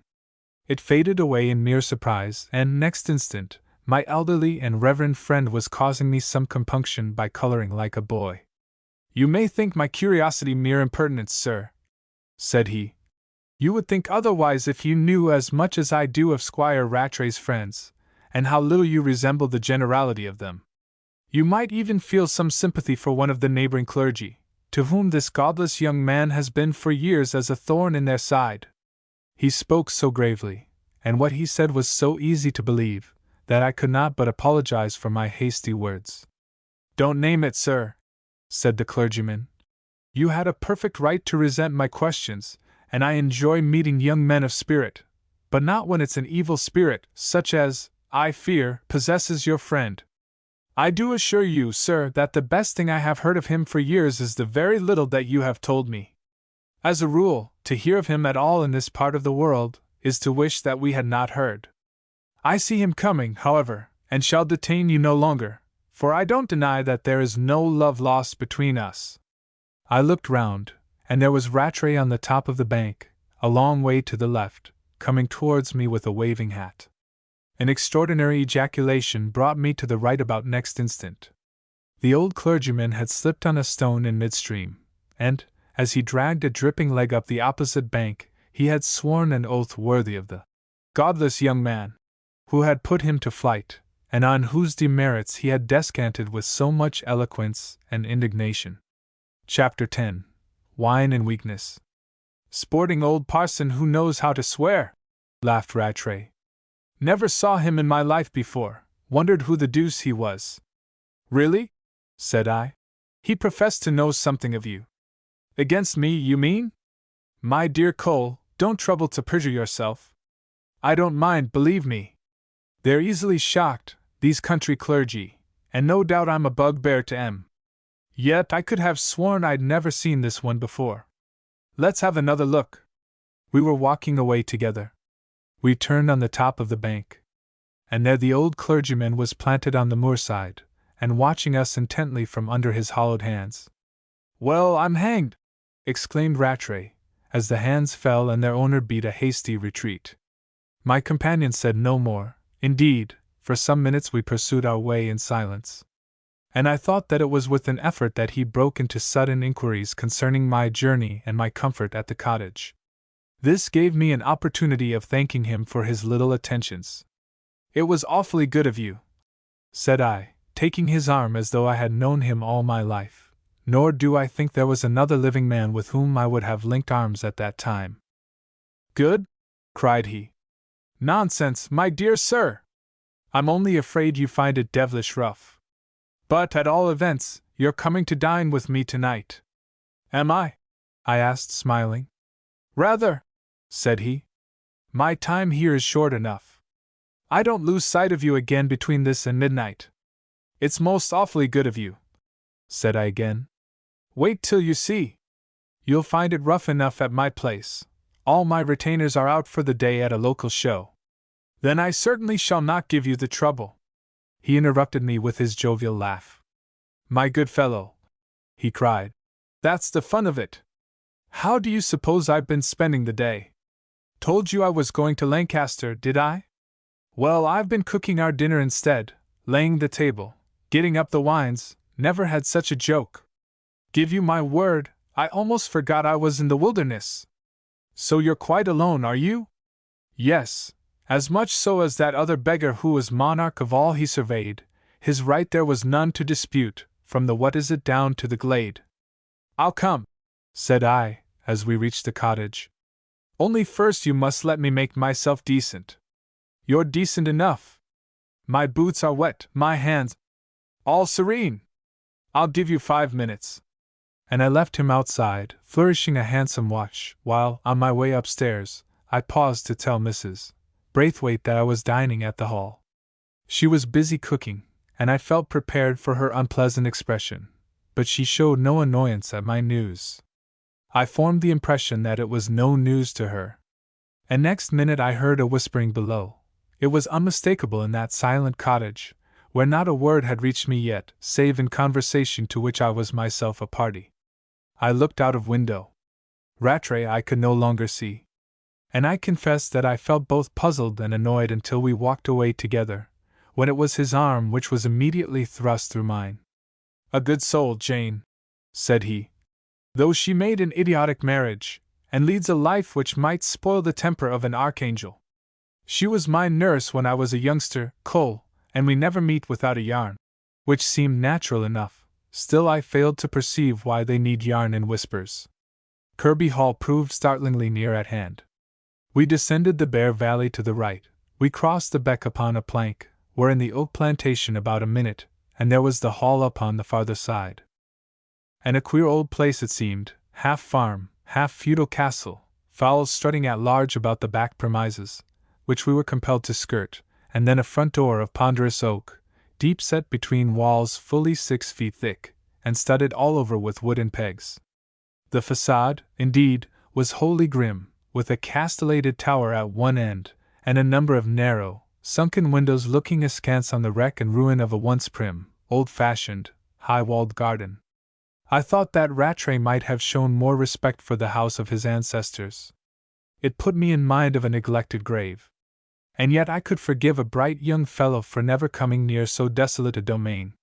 We dined delightfully in a large and lofty hall, formerly used, said Rattray, as a courtroom. The old judgment seat stood back against the wall, and our table was the one at which the justices had been wont to sit. Then the chamber had been low-ceiled, now it ran to the roof, and we ate our dinner beneath a square of fading autumn sky, with I wondered how many ghosts looking down on us from the oaken gallery. I was interested, impressed, awed not a little, and yet all in a way which afforded my mind the most welcome distraction from itself and from the past. To Rattray, on the other hand, it was rather sadly plain that the place was both a burden and a bore. In fact, he vowed it was the dampest and the dullest old ruin under the sun, and that he would sell it tomorrow if he could find a lunatic to buy. His want of sentiment struck me as his one deplorable trait. Yet even this displayed his characteristic merit of frankness. Nor was it at all unpleasant to hear his merry, boyish laughter ringing round hall and gallery, ere it died away against a dozen closed doors. And there were other elements of good cheer, a log fire blazing heartily in the old dog grate, casting a glow over the stone flags, a reassuring flicker into the darkest corner, cold viands of the very best, and the finest old Madeira that has ever passed my lips.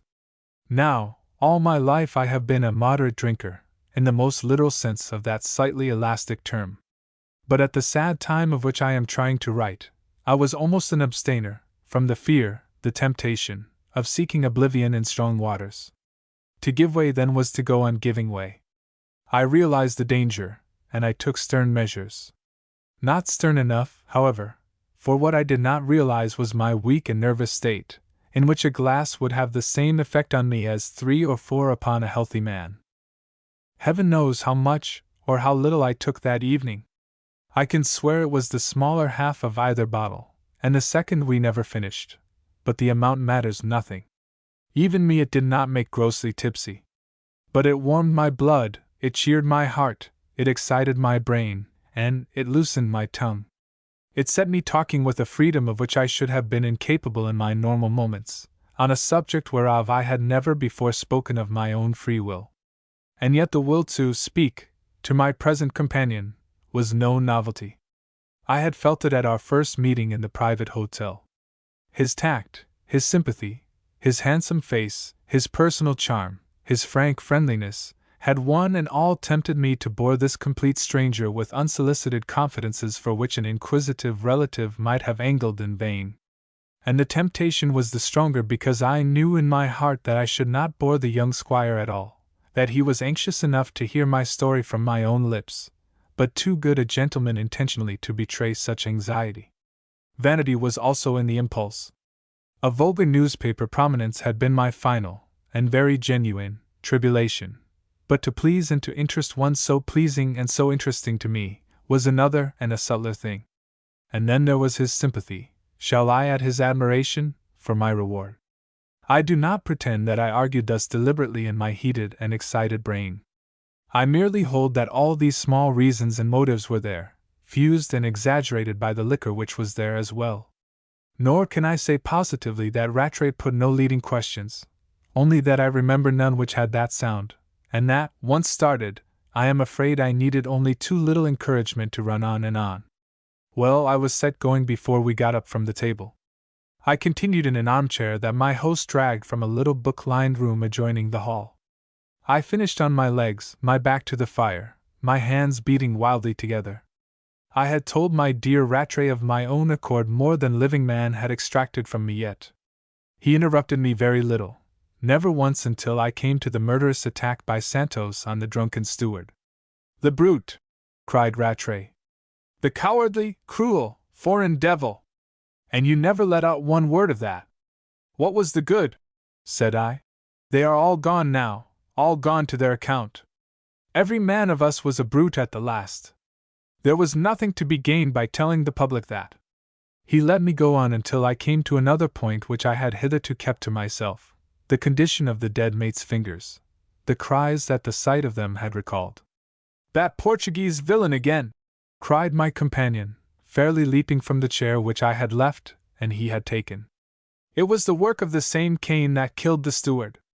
Don't tell me an Englishman would have done it, and yet you said nothing about that either." It was my first glimpse of this side of my young host's character. Nor did I admire him the less, in his spirited indignation, because much of this was clearly against myself. His eyes flashed. His face was white. I suddenly found myself the cooler man of the two. "My dear fellow, do consider," said I. "What possible end could have been served by my stating what I couldn't prove against a man who could never be brought to book in this world? Santos was punished as he deserved. His punishment was death, and there's an end on't." "You might be right," said Rattray, "but it makes my blood boil to hear such a story. Forgive me if I have spoken strongly." And he paced his hall for a little in an agitation which made me like him better and better. "The cold-blooded villain!"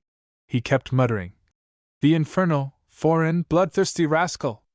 Perhaps you were right, it couldn't have done any good, I know. But I only wish he'd lived for us to hang him, Cole. Why, a beast like that is capable of anything. I wonder if you've told me the worst even now." And he stood before me, with candid suspicion in his fine, frank eyes. "What makes you say that?" said I, rather nettled. "I shan't tell you if it's going to rile you, old fellow," was his reply. And with it reappeared the charming youth whom I found it impossible to resist. "Heaven knows you have had enough to worry you," he added in his kindly, sympathetic voice. "So much," said I, "that you cannot add to it, my dear Rattray. Now then, why do you think there was something worse? You hinted as much in town, Rightly or wrongly, I gathered there was something you would never speak about to living man. I turned from him with a groan. Ah, but that had nothing to do with Santos. Are you sure? He cried. No, I murmured. It had something to do with him, in a sense, but don't ask me any more. And I leaned my forehead on the high oak mantelpiece, and groaned again. His hand was upon my shoulder. Do tell me, he urged. I was silent. He pressed me further. In my fancy, both hand and voice shook with his sympathy. He had a stepdaughter, said I at last. Yes? Yes? I loved her. That was all.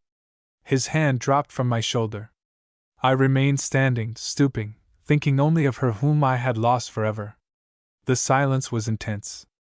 I could hear the wind sighing in the oaks without, the logs burning softly away at my feet, and so we stood until the voice of Rattray recalled me from the deck of the Lady German, and my lost love's side.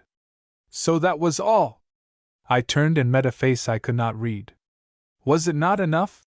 Cried I. What more would you have? I expected some more foul play. Ah! I exclaimed bitterly. So that was all that interested you? No, there was no more foul play that I know of, and if there was, I don't care. Nothing matters to me but one thing. Now that you know what that is, I hope you're satisfied. It was no way to speak to one's host. Yet I felt that he had pressed me unduly. I hated myself for my final confidence, and his want of sympathy made me hate him too. In my weakness, however, I was the natural prey of violent extremes. His hand flew out to me. He was about to speak. A moment more and I had doubtless forgiven him. But another sound came instead and made the pair of us start and stare. It was the soft shutting of some upstairs door. I thought we had the house to ourselves, cried I, my miserable nerves on edge in an instant. So did I, he answered, very pale. My servants must have come back. By the Lord Harry, they shall hear of this. He sprang to a door. I heard his feet clattering up some stone stairs, and in a trice he was running along the gallery overhead. In another I heard him railing behind some upper door that he had flung open and banged behind him. Then his voice dropped, and finally died away. I was left some minutes in the oppressively silent hall, shaken, startled, ashamed of my garrulity, aching to get away. When he returned it was by another of the many closed doors, and he found me awaiting him, hat in hand. He was wearing his happiest look until he saw my hat. Not going? He cried.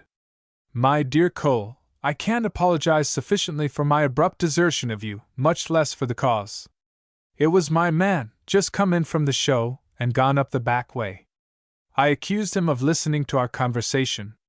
Of course he denies it, but it really doesn't matter, as I'm sorry to say he's much too fresh, as they call it down here, to remember anything tomorrow morning. I let him have it, I can tell you. Varlet! Caitiff! But if you bolt off on the head of it, I shall go back and sack him into the bargain. I assured him I had my own reasons for wishing to retire early. He could have no conception of my weakness, my low and nervous condition of body and mind.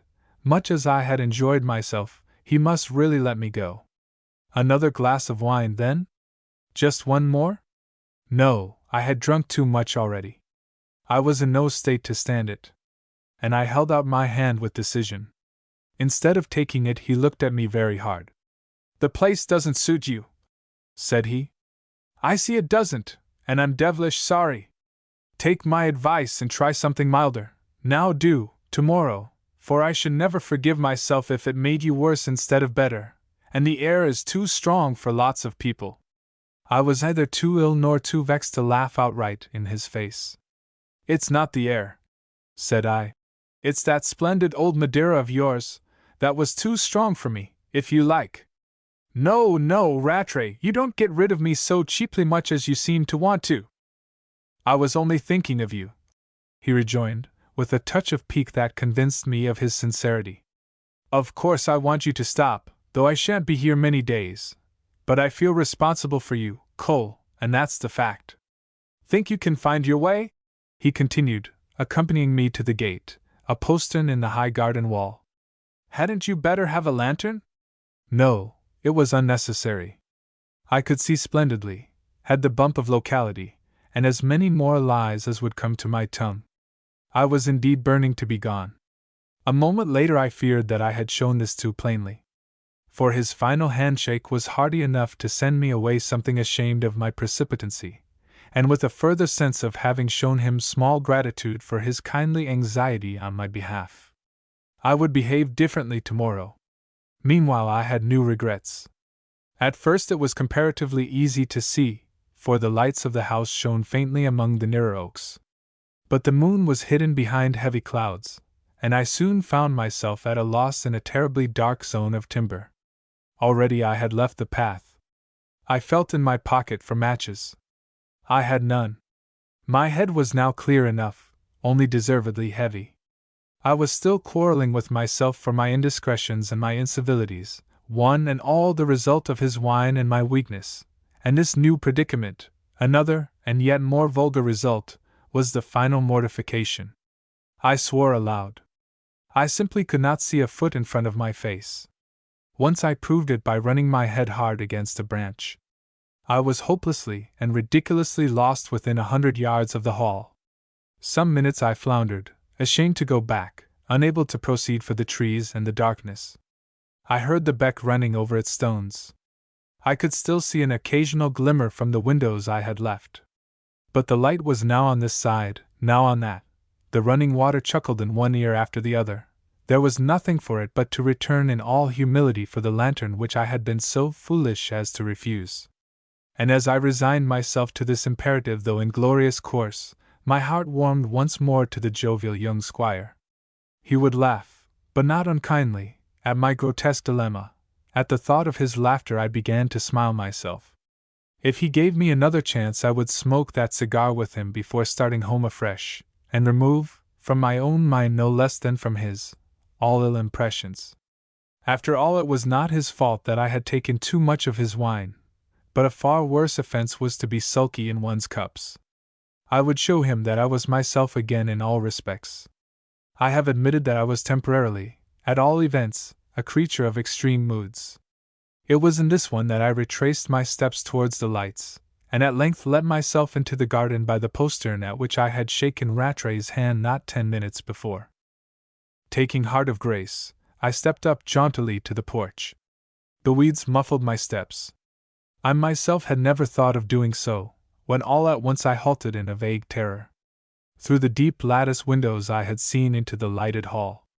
And Rattray was once more seated at his table, a little company of men around him. I crept nearer, and my heart stopped. Was I delirious, or raving mad with wine? Or had the sea given up its dead? Chapter 11. I live again. Squire Rattray, as I say, was seated at the head of his table, where the broken meats still lay as he and I had left them. His fingers, I remember, were playing with a crust, and his eyes fixed upon a distant door, as he leant back in his chair. Behind him hovered the nigger of the Lady Jermyn, whom I had been the slower to recognize, had not her skipper sat facing me on the squire's right. Yes, there was Captain Harris in the flesh, eating heartily between great gulps of wine, instead of feeding the fishes as all the world supposed. And nearer still, nearer me than any, with his back to my window but his chair slewed round a little, so that he also could see that door, and I his profile, sat Joaquin Santos with his cigarette. None spoke, all seemed waiting, and all were silent but the captain, whose vulgar champing reached me through the crazy lattice, as I stood spellbound and petrified without. They say that a drowning man lives his life again before the last, but my own fight with the sea provided me with no such moments of vivid and rapid retrospect as those during which I stood breathless outside the lighted windows of Kirby Hall. I landed again. I was dogged day and night. I set it down to nerves and notoriety, but took refuge in a private hotel. One followed me, engaged the next room, set a watch on all my movements. Another came in by the window to murder me in my bed. No party to that, the first one nevertheless turned the outrage to account, wormed himself into my friendship on the strength of it, and lured me hither, an easy prey. And here was the gang of them, to meet me. No wonder Rattray had not let me see him off at the station. No wonder I had not been followed that night. Every link I saw in its right light instantly. Only the motive remained obscure. Suspicious circumstances swarmed upon my slow perception. How innocent I had been! Less innocent, however, than willfully and wholly reckless. What had it mattered with whom I made friends? What had anything mattered to me? What did anything matter? I thought my heart had snapped. Why were they watching that door, Joaquin Santos and the young squire? Whom did they await? I knew. Oh, I knew. My heart leaped, my blood danced, my eyes lay in wait with theirs. Everything began to matter once more. It was as though the machinery of my soul, long stopped, had suddenly been set in motion. It was as though I was born again. How long we seemed to wait I need not say. It cannot have been many moments in reality, for Santos was blowing his rings of smoke in the direction of the door, and the first that I noticed were but dissolving when it opened, and the best was true. One instant I saw her very clearly, in the light of a candle which she carried in its silver stick, then a mist blinded me, and I fell on my knees in the rank bed into which I had stepped, to give such thanks to the Almighty as this heart has never felt before or since. And I remained kneeling, for now my face was on a level with the sill, and when my eyes could see again, there stood my darling before them in the room. Like a queen she stood, in the very traveling cloak in which I had seen her last. It was tattered now, but she held it close about her as though a shrewd wind bit her to the core. Her sweet face was all peaked and pale in the candlelight. She who had been a child was come to womanhood in a few weeks. But a new spirit flashed in her dear eyes, a new strength hardened her young lips.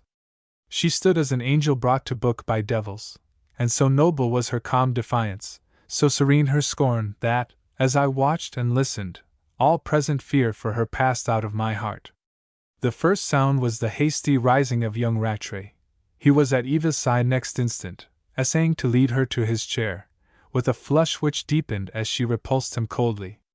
"You have sent for me, and I have come," said she. "But I prefer not to sit down in your presence, and what you have to say, you will be good enough to say as quickly as possible, that I may go again before I am stifled." It was her one hot word, aimed at them all. It seemed to me to fall like a lash on Rattray's cheek, bringing the blood to it like lightning.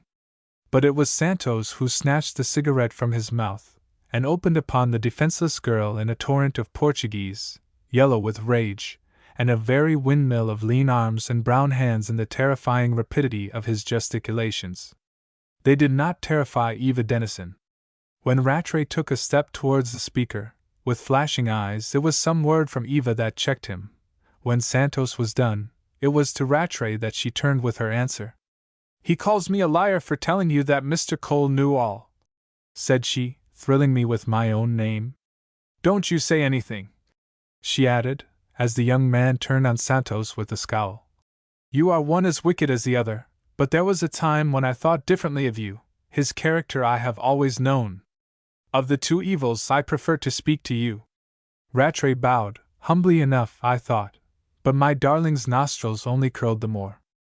"He calls me a liar," she continued. "So may you all. Since you have found it out, I admit it freely and without shame. One must be false in the hands of false fiends like all of you.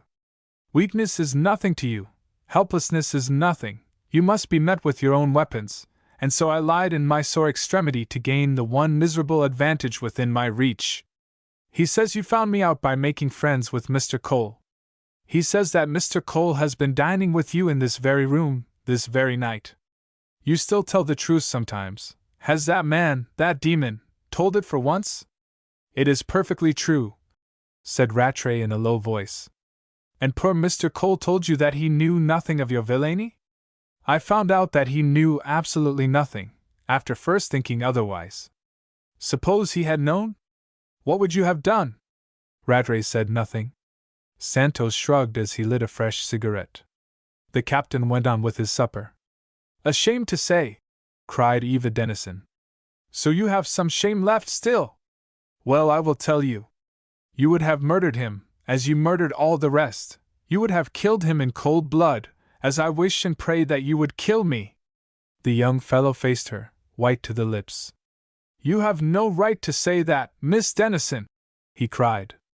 "I may be bad, But, as I am ready to answer for my sins, the crime of murder is not among them. Well, it is still some satisfaction to remember that my love never punished me with such a look as was the young squire's reward for this protestation. The curl of the pink nostrils, the parting of the proud lips, the gleam of the sound white teeth, before a word was spoken, were more than I, for one, could have borne. For I did not see the grief underlying the scorn, but actually found it in my heart to pity this poor devil of a Rattray. So humbly fell those fine eyes of his, so like a dog did he stand, waiting to be whipped. Yes, you are very innocent, she began at last, so softly that I could scarcely hear. You have not committed murder, so you say. Let it stand to your credit by all means. You have no blood upon your hands, you say so, that is enough. No! You are comparatively innocent, I admit. All you have done is to make murder easy for others, to get others to do the dirty work, and then shelter them and share the gain. All you need have on your conscience is every life that was lost with the Lady Jermyn, and every soul that lost itself in losing them. You call that innocence? Then give me honest guilt. Give me the man who set fire to the ship, and who sits there eating his supper. He is more of a man than you. Give me the wretch who has beaten men to death before my eyes. There's something great about a monster like that, there's something to loathe. His assistant is only little, mean, despicable. Loud and hurried in its wrath, low and deliberate in its contempt, all this was uttered with a furious and abnormal eloquence, which would have struck me, loving her, to the ground. On Rattray it had a different effect. His head lifted as she heaped abuse upon it, until he met her flashing eye with that of a man very thankful to take his deserts and something more, and to mine he was least despicable when that last word left her lips. When he saw that it was her last, he took her candle, she had put it down on the ancient settle against the door, and presented it to her with another bow. And so without a word he led her to the door, opened it, and bowed yet lower as she swept out, but still without a tinge of mockery in the obeisance. He was closing the door after her when Joaquin Santos reached it. "Diablo!" cried he. "Why let her go? We have not done with her." "That doesn't matter, she is done with us," was the stern reply. "It does matter," retorted Santos. "What is more, she is my stepdaughter, and back she shall come. She is also my visitor, and I'm damned if you're going to make her." An instant Santos stood, his back to me, his fingers working, his neck brown with blood, then his coat went into creases across the shoulders, and he was shrugging still as he turned away. "Your visitor," said he. "Your visitor! Your visitor!" Harris laughed outright as he raised his glass. The hot young squire had him by the collar, and the wine was spilling on the cloth, as I rose very cautiously and crept back to the path. When rogues fall out, I was thinking to myself, I shall save her yet, I shall save my darling. Already I was accustomed to the thought that she still lived, and to the big heart she had set beating in my feeble frame. Already the continued existence of these villains, with the first dim inkling of their villainy, was ceasing to be a novelty in a brain now quickened and prehensile beyond belief. And yet, but a few minutes had I knelt at the window, but a few more was it since Rattray and I had shaken hands. Not his visitor, his prisoner, without a doubt, but alive! Alive! And neither guest nor prisoner for many hours more. Oh, my love! Oh, my heart's delight! Now I knew why I was spared, to save her, to snatch her from these rascals, to cherish and protect her evermore. All the past shone clear behind me, the dark was lightness and the crooked straight. All the future lay clear ahead, it presented no difficulties yet. A mad, ecstatic confidence was mine for the wildest, happiest moments of my life. I stood upright in the darkness. I saw her light. It was ascending the tower at the building's end. Now in this window it glimmered, now in the one above. At last it was steady, high up near the stars, and I stole below. "Eva! Eva!" There was no answer. Low as it was, my voice was alarming. It cooled and cautioned me. I sought little stones. I crept back to throw them. Ah, God! Her form eclipsed that lighted slit in the gray stone tower. I heard her weeping high above me at her window. "Eva! Eva! There was a pause, and then a little cry of gladness. Is it Mr. Cole? Came in an eager whisper through her tears. Yes. Yes. I was outside the window. I heard everything. They will hear you, she cried softly, in a steadier voice. No, listen! They were quarreling. Rattray's voice was loud and angry. They cannot hear, I continued in more cautious tones. They think I'm in bed and asleep half a mile away. Oh, thank God! I'll get you away from them. Trust me, my love, my darling! In my madness I knew not what I said. It was my wild heart speaking. Some moments passed before she replied. Will you promise to do nothing I ask you not to do? Of course. My life might answer for it. I promise, I promise. Then wait, hide, watch my light. When you see it back in the window, watch with all your eyes. I am going to write and then throw it out. Not another syllable. She was gone. There was a long yellow slit in the masonry once more. Her light burned faint and far within. I retreated among some bushes and kept watch. The moon was skimming beneath the surface of a sea of clouds. Now the black billows had silver crests, now an incandescent buoy bobbed among them. Oh, for enough light, and no more! In the hall the high voices were more subdued. I heard the captain's tipsy laugh. My eyes fastened themselves upon that faint and lofty light, and on my heels I crouched among the bushes. The flame moved, flickered, and shone small but brilliant on the very sill. I ran forward on tiptoe. A white flake fluttered to my feet. I secured it and waited for one word. None came, but the window was softly shut. I stood in doubt, the treacherous moonlight all over me now, and once more the window opened. Go quickly! And again it was shut. Next moment I was stealing close by the spot where I had knelt. I saw within once more. Harris nodded in his chair. The nigger had disappeared. Rattray was lighting a candle, and the Portuguese holding out his hand for the match. Did you lock the gate, senor? Asked Santos. No, but I will now. As I opened it I heard a door open within. I could hardly let the latch down again for the sudden trembling of my fingers. The key turned behind me ere I had 20 yards start. Thank God there was light enough now. I followed the beck. I found my way. I stood in the open valley, between the oak plantation and my desolate cottage, and I kissed my tiny, twisted note again and again in a paroxysm of passion and of insensate joy. Then I unfolded it and held it to my eyes in the keen October moonshine. Chapter 12. My Lady's Bidding. Scribbled in sore haste by a very tremulous little hand, with a pencil, on the flyleaf of some book, my darling's message is still difficult to read. It was doubly so in the moonlight, 45 autumns ago. My eyesight, however, was then perhaps the soundest thing about me, and in a little I had deciphered enough to guess correctly, as it proved, at the whole. You say you've heard everything just now, and there is no time for further explanations. I am in the hands of villains, but not ill-treated, though they are one as bad as the other. You will not find it easy to rescue me. I don't see how it is to be done. You have promised not to do anything I ask you not to do, and I implore you not to tell a soul until you have seen me again and heard more. You might just as well kill me as come back now with help. You see you know nothing, though I told them you knew all. And so you shall as soon as I can see you for 5 minutes face to face. In the meantime do nothing, know nothing when you see Mr. Rattray, unless you wish to be my death. It would have been possible last night, and it may be again tomorrow night. They all go out every night when they can, except Jose, who is left in charge. They are out from 9 or 10 till 2 or 3. If they are out tomorrow night my candle will be close to the window as I shall put it when I have finished this. You can see my window from over the wall. If the light is in front you must climb the wall, for they will leave the gate locked. I shall see you and will bribe Jose to let me out for a turn. He has done it before for a bottle of wine. I can manage him. Can I trust to you? If you break your promise, but you will not? One of them would as soon kill me as smoke a cigarette, and the rest are under his thumb.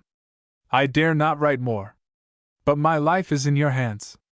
Eva Denison. Oh, Beware of the woman Braithwaite, she is about the worst of the gang. I could have burst out crying in my bitter discomfiture, mortification, and alarm, to think that her life was in my hands, and that it depended, not on that prompt action which was the one course I had contemplated, but on 24 hours of resolute inactivity. I would not think it. I refused the condition. It took away my one prop, my one stay, that prospect of immediate measures which alone preserved in me such coolness as I had retained until now. I was cool no longer. Where I had relied on practical direction, I was baffled and hindered and driven mad. On my honor, believe I was little less for some moments, groaning, cursing, and beating the air with impotent fists, in one of them my poor love's letter crushed already to a ball. Danger and difficulty I had been prepared to face, but the task that I was set was 100-fold harder than any that had whirled through my teeming brain. To sit still, to do nothing, to pretend I knew nothing, an hour of it would destroy my reason, and I was invited to wait 24. No, my word was passed, keep it I must. She knew the men, she must know best, and her life depended on my obedience, she made that so plain. Obey I must and would. To make a start, I tottered over the plank that spanned the beck, and soon I saw the cottage against the moonlit sky. I came up to it. I drew back in sudden fear. It was alight upstairs and down, and the gaunt, strong figure of the woman Braithwaite stood out as I had seen it first, in the doorway, with the light showing warmly through her rank red hair. "Is that you, Mr. Cole?" she cried in a tone that she reserved for me, yet through the forced amiability there rang a note of genuine surprise. She had been prepared for me never to return at all. My knees gave under me as I forced myself to advance, but my wits took new life from the crisis, and in a flash I saw how to turn my weakness into account. I made a false step on my way to the door. When I reached it I leant heavily against the jamb, and I said with a slur that I felt unwell. I had certainly been flushed with wine when I left Rattray. It would be no bad thing for him to hear that I had arrived quite tipsy at the cottage. Should he discover I had been near an hour on the way, here was my explanation cut and dried. So I shammed a degree of intoxication with apparent success, and Jane Braithwaite gave me her arm up the stairs. My God, how strong it was, and how weak was mine! Left to myself, I reeled about my bedroom, pretending to undress, then out with my candles, and into bed in all my clothes, until the cottage should be quiet. Yes, I must lie still and feign sleep, with every nerve and fibre leaping within me, lest the she-devil below should suspect me of suspicions.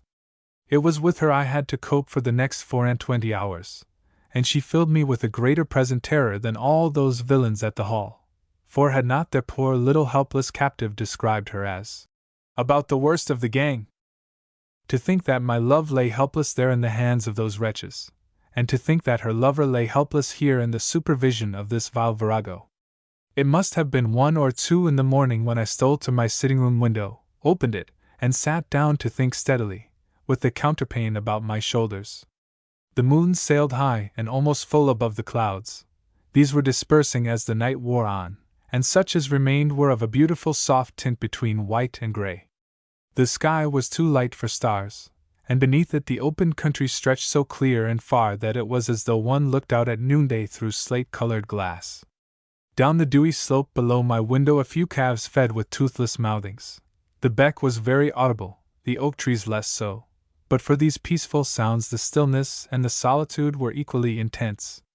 I may have sat there like a mouse for half an hour. The reason was that I had become mercifully engrossed in one of the subsidiary problems, whether it would be better to drop from the window or to trust to the creaking stairs. Would the creaking be much worse than the thud, and the difference worth the risk of a sprained ankle? Well worth it, I at length decided. The risk was nothing. My window was scarce a dozen feet from the ground. How easily it could be done, how quickly, how safely in this deep stillness and bright moonlight. I would fall so lightly on my stocking soles, a single soft, dull thud, then away under the moon without fear or risk of a false step, away over the stone walls to the main road, and so to the nearest police station with my tale, and before sunrise the villains would be taken in their beds, and my darling would be safe. I sprang up softly. Why not do it now? Was I bound to keep my rash, blind promise? Was it possible these murderers would murder her? I struck a match on my trousers, I lit a candle, I read her letter carefully again, and again it maddened and distracted me. I struck my hands together. I paced the room wildly. Caution deserted me, and I made noise enough to wake the very mute, lost to every consideration but that of the terrifying day before me, the day of silence and of inactivity, that I must live through with an unsuspecting face, a cool head, a civil tongue. The prospect appalled me as nothing else could or did. Nay, the sudden noise upon the stairs, the knock at my door, and the sense that I had betrayed myself already even now all was over, these came as a relief after the haunting terror which they interrupted. I flung the door open, and there stood Mrs. Braithwaite, as fully dressed as myself. "You'll not be very well, sir?" "No, I'm not." "What's the matter, why you?" This second question was rude and fierce with suspicion. The real woman rang out in it, yet its effect on me was astonishing. Once again was I inspired to turn my slip into a move. "Matter?" I cried. "Can't you see what's the matter? Couldn't you see when I came in? Drink's the matter. I came in drunk, and now I'm mad. I can't stand it, I'm not in a fit state. Do you know nothing of me? Have they told you nothing? I'm the only man that was saved from the Lady Jermyn, the ship that was burned to the water's edge with every soul but me. My nerves are in little ends. I came down here for peace and quiet and sleep. Do you know that I have hardly slept for 2 months? And now I shall never sleep again. Oh my God, I shall die for want of it. The wine has done it. I never should have touched a drop. I can't stand it, I can't sleep after it. I shall kill myself if I get no sleep. Do you hear, you woman? I shall kill myself in your house if I don't get to sleep." I saw her shrink, virago as she was. I waved my arms, I shrieked in her face. It was not all acting. Heaven knows how true it was about the sleep. I was slowly dying of insomnia. I was a nervous wreck. She must have heard it. Now she saw it for herself. No, it was by no means all acting. Intending only to lie, I found myself telling little but the strictest truth, and longing for sleep as passionately as though I had nothing to keep me awake. And yet, while my heart cried aloud in spite of me, and my nerves relieved themselves in this unpremeditated ebullition, I was all the time watching its effect as closely as though no word of it had been sincere. Mrs. Braithwaite seemed frightened, not at all pitiful, and as I calmed down she recovered her courage and became insolent. I had spoiled her night. She had not been told she was to take in a raving lunatic. She would speak to Squire Rattray in the morning. "Morning?" I yelled after her as she went. "Send your husband to the nearest chemist as soon as it's dawn. Send him for chloral, chloroform, morphia, anything they've got and as much of it as they'll let him have. I'll give you £5 if you get me what'll send me to sleep all tomorrow, and tomorrow night." Never, I feel sure, were truth and falsehood more craftily interwoven, yet I had thought of none of it until the woman was at my door, while of much I had not thought at all. It had rushed from my heart and from my lips. And no sooner was I alone than I burst into hysterical tears, only to stop and compliment myself because they sounded genuine, as though they were not. Towards morning I took to my bed in a burning fever, and lay there, now congratulating myself upon it, because when night came they would all think me so secure, and now weeping because the night might find me dying or dead. So I tossed, with her note clasped in my hand underneath the sheets, and beneath my very body that stout weapon that I had bought in town. I might not have to use it, but I was fatalist enough to fancy that I should. In the meantime it helped me to lie still, my thoughts fixed on the night, and the day made easy for me after all. If only I could sleep! About 9 o'clock Jane Braithwaite paid me a surly visit. In half an hour she was back with tea and toast and an altered mien. She not only lit my fire, but treated me the while to her original tone of almost fervent civility and respect and determination. Her vagaries soon ceased to puzzle me. The psychology of Jane Braithwaite was not recondite. In the night it had dawned upon her that Rattray had found me harmless, and was done with me, therefore there was no need for her to put herself out any further on my account. In the morning, finding me really ill, she had gone to the hall in alarm. Her subsequent attentions were an act of obedience, and in their midst came Rattray himself to my bedside. Chapter 13. The longest day of my life. The boy looked so blithe and buoyant, so gallant and still so frank, that even now I could not think as meanly of him as poor Eva did. A rogue he must be, but surely not the petty rogue that she had made him out. Yet it was dirty work that he had done by me, and there I had to lie and take his kind, false, felon's hand in mine. "My poor dear fellow," he cried, "I'm most sorry to find you like this. But I was afraid of it last night. It's all this infernally strong air." How I longed to tell him what it was, and to see his face. The thought of Eva alone restrained me, and I retorted as before, in a tone I strove to make as friendly, that it was his admirable wine and nothing else. "But you took hardly any." "I shouldn't have touched a drop. I can't stand it. Instead of soothing me, it excites me to the verge of madness. I'm almost over the verge, for want of sleep, my trouble ever since the trouble." Again I was speaking the literal truth, and again congratulating myself as though it were a lie. The fellow looked so distressed at my state. Indeed, I believe that his distress was as genuine as mine, and his sentiments as involved. He took my hand again, and his brow wrinkled at its heat. He asked for the other hand to feel my pulse. I had to drop my letter to comply. "I wish to goodness there was something I could do for you," he said. Would you care to see a doctor?" I shook my head, and could have smiled at his visible relief. "Then I'm going to prescribe for you," he said with decision. "It's the place that doesn't agree with you, and it was I who brought you to the place. Therefore it's for me to get you out of it as quick as possible. Up you get, and I'll drive you to the station myself." I had another work to keep from smiling. He was so ingenuously disingenuous. There was less to smile at in his really nervous anxiety to get me away. I lay there reading him like a book. It was not my health that concerned him, of course. Was it my safety? I told him he little knew how ill I was, an inglorious speech that came hard, though not by any means untrue. "Move me with this fever on me?" said I. "It would be as much as my miserable life is worth." "I'm afraid," said he, "that it may be as much as your life's worth to stay on here."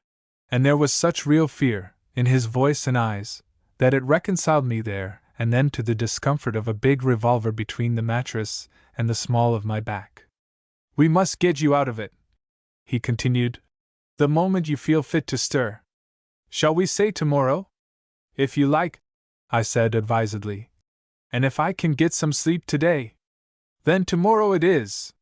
You see, I know it's the climate," he added, jumping from tone to tone. "It couldn't have been those 2 or 3 glasses of sound wine." "Shall I tell you what it is?"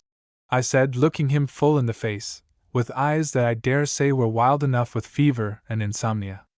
"It's the burning of the Lady Jermyn," I cried. "It's the faces and the shrieks of the women, it's the cursing and the fighting of the men, it's boatloads struggling in an oily sea, it's husbands and wives jumping overboard together, it's men turned into devils, it's hellfire afloat." "Stop! Stop!" he whispered, hoarse as a crow. I was sitting up with my hot eyes upon him. He was white as the quilt, and the bed shook with his trembling. I had gone as far as was prudent, and I lay back with a glow of secret satisfaction. "Yes, I will stop," said I. "And I wouldn't have begun if you hadn't found it so difficult to understand my trouble. Now you know what it is. It's the old trouble. I came up here to forget it. Instead of that, I drink too much and tell you all about it, and the 2 things together have bowled me over. But I'll go tomorrow. Only give me something to put me asleep till then." "I will," he vowed. "I'll go myself to the nearest chemist, and he shall give me the very strongest stuff he's got. Goodbye, and don't you stir till I come back, for your own sake. I'll go this minute, and I'll ride like hell." And if ever 2 men were glad to be rid of each other, they were this young villain and myself. But what was his villainy? It was little enough that I had overheard at the window, and still less that poor Eva had told me in her hurried lines. All I saw clearly was that the Lady Jermyn and some 100 souls had perished by the foulest of foul play, that, besides Eva and myself, only the incendiaries had escaped, that somehow these wretches had made a second escape from the gig, leaving dead men and word of their own death behind them in the boat. And here the motive was as much a mystery to me as the means, but in my present state, both were also matters of supreme indifference. My one desire was to rescue my love from her loathsome captors. Of little else did I pause to think. Yet Rattray's visit left its own mark on my mind, and long after he was gone I lay puzzling over the connection between a young Lancastrian, of good name, of ancient property, of great personal charm, and a crime of unparalleled atrocity committed in cold blood on the high seas. That his complicity was flagrant I had no room to doubt, after Eva's own indictment of him, uttered to his face and in my hearing. Was it then the usual fraud on the underwriters, and was Rattray the inevitable accomplice on dry land? I could think of none but the conventional motive for destroying a vessel. Yet I knew there must be another and a subtler one, to account not only for the magnitude of the crime, but for the pains which the actual perpetrators had taken to conceal the fact of their survival, and for the union of so diverse a trinity as Señor Santos, Captain Harris, and the young squire. It must have been about midday when Rattray reappeared, ruddy, spurred, and splashed with mud, a comfort to sick eyes, I declare, in spite of all. He brought me 2 little vials, put one on the chimney-piece, poured the other into my tumbler, and added a little water. "There, old fellow," said he. "Swallow that, and if you don't get some sleep the chemist who made it up is the greatest liar unhung."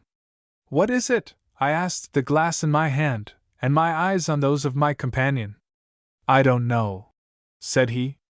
"I just told them to make up the strongest sleeping draught that was safe, and I mentioned something about your case. Toss it off, man, it's sure to be all right." Yes, I could trust him. He was not that sort of villain, for all that Eva Denison had said. I liked his face as well as ever. I liked his eye, and could have sworn to its honesty as I drained the glass. Even had it been otherwise, I must have taken my chance or shown him all. As it was, when he had pulled down my blind, and shaken my pillow, and he gave me his hand once more, I took it with involuntary cordiality. I only grieved that so fine a young fellow should have involved himself in so villainous a business, yet for Eva's sake I was glad that he had, for my mind failed, rather than refused, to believe him so black as she had painted him. The long, long afternoon that followed I never shall forget. The opiate racked my head, it did not do its work, and I longed to sleep till evening with a longing I have never known before or since. Everything seemed to depend upon it. I should be a man again, if only I could first be a log for a few hours. But no, my troubles never left me for an instant, and there I must lie, pretending that they had. For the other draught was for the night, and if they but thought the first one had taken due effect, so much the less would they trouble their heads about me when they believed that I had swallowed the second. Oh, but it was cruel! I lay and wept with weakness and want of sleep. Ere night fell I knew that it would find me useless, if indeed my reason lingered on. To lie there helpless when Eva was expecting me, that would be the finishing touch. I should rise a maniac if ever I rose at all. More probably I would put one of my 5 big bullets into my own splitting head. It was no small temptation, lying there in a double agony, with the loaded weapon by my side. Then sometimes I thought it was coming, and perhaps for an instant would be tossing in my hen-coop, then back once more. And I swear that my physical and mental torments here in my bed would have been incomparably greater than anything I had endured on the sea, but for the saving grace of one sweet thought. She lived! She lived! And the God who had taken care of me, a castaway, would surely deliver her also from the hands of murderers and thieves. But not through me. I lay weak and helpless, and my tears ran again and yet again as I felt myself growing hourly weaker. I remember what a bright fine day it was, with the grand open country all smiles beneath a clear, almost frosty sky, once when I got up on tiptoe and peeped out. A keen wind whistled about the cottage. I felt it on my feet as I stood, but never have I known a more perfect and invigorating autumn day. And there I must lie, with the manhood ebbing out of me, the manhood that I needed so for the night. I crept back into bed. I swore that I would sleep. Yet there I lay, listening sometimes to that vile woman's tread below, sometimes to mysterious whispers, between whom I neither knew nor cared, anon to my watch ticking by my side, to the heart beating in my body, hour after hour, hour after hour. I prayed as I have seldom prayed. I wept as I have never wept. I railed and blasphemed, not with my lips, because the woman must think I was asleep, but so much the more viciously in my heart. Suddenly it turned dark. There were no gradations, not even a tropical twilight. 1 minute I saw the sun upon the blind, the next, thank God! Oh, thank God! No light broke any longer through the blind, just a faint and narrow glimmer stole between it and the casement, and the light that had been bright golden was palest silver now. It was the moon. I had been in dreamless sleep for hours. The joy of that discovery! The transport of waking to it, and waking refreshed. The swift and sudden miracle that it seemed! I shall never, never forget it, still less the sickening thrill of fear which was cruelly quick to follow upon my joy. The cottage was still as the tomb. What if I had slept too long? With trembling hand I found my watch. Luckily I had wound it in the early morning. I now carried it to the window, drew back the blind, and held it in the moonlight. It was not quite 10 o'clock. And yet the cottage was so still, so still. I stole to the door, opened it by cautious degrees, and saw the reflection of a light below. Still not a sound could I hear, save the rapid drawing of my own breath, and the startled beating of my own heart. I now felt certain that the Braithwaites were out, and dressed hastily, making as little noise as possible, and still hearing absolutely none from below. Then, feeling faint with hunger though a new being after my sleep, I remembered a packet of sandwiches which I had not opened on my journey north. These I transferred from my traveling bag, where they had lain forgotten, to my jacket pocket, before drawing down the blind, leaving the room on tiptoe, and very gently fastening the door behind me. On the stairs, too, I trod with the utmost caution, feeling the wall with my left hand. My right was full, lest by any chance I might be mistaken in supposing I had the cottage to myself. In spite of my caution there came a creak at every step, and to my sudden horror I heard a chair move in the kitchen below. My heart and I stood still together. But my right hand tightened on stout wood, my right forefinger trembled against thin steel. The sound was not repeated. And at length I continued on my way down, my teeth set, an excuse on my lips, but determination in every fiber of my frame. A shadow lay across the kitchen floor. It was that of the deaf mute, as he stood on a chair before the fire, supporting himself on the chimney piece with one puny arm, while he reached overhead with the other. I stood by for an instant, glorying in the thought that he could not hear me. The next, I saw what it was he was reaching up for, a bell-mouthed blunderbuss, and I knew the little devil for the impostor that he was. "You touch it," said I, "and you'll drop dead on that hearth." He pretended not to hear me, but he heard the click of the splendid spring which Messrs. Dean and Adams had put into that early revolver of theirs, and he could not have come down much quicker with my bullet in his spine. "Now then," I said, "what the devil do you mean by shamming deaf and dumb?" "I never said I was out o.t. sort," he whimpered, cowering behind the chair in a sullen ague. "But you acted it, and I've a jolly good mind to shoot you dead. Remember, I was so weak myself that I thought my arm would break from presenting my 5 chambers and my 10-inch barrel. Otherwise I should be sorry to relate how I bullied that mouse of a man.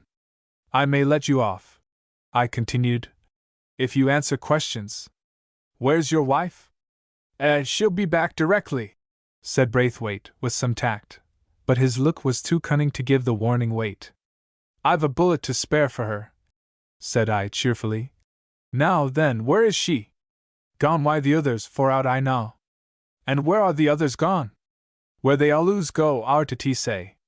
"Over to the sea, eh?" "We're getting on." "What takes them there?" "That's more than I can tell you, sir," said Braithwaite, with so much emphasis and so little reluctance as to convince me that for once at least he had spoken the truth. There was even a spice of malice in his tone. I began to see possibilities in the little beast. "Well," I said, "you're a nice lot. I don't know what your game is, and don't want to. I've had enough of you without that. I'm off tonight. Before they get back? Asked Braithwaite, plainly in doubt about his duty, and yet as plainly relieved to learn the extent of my intention. Certainly, said I. Why not?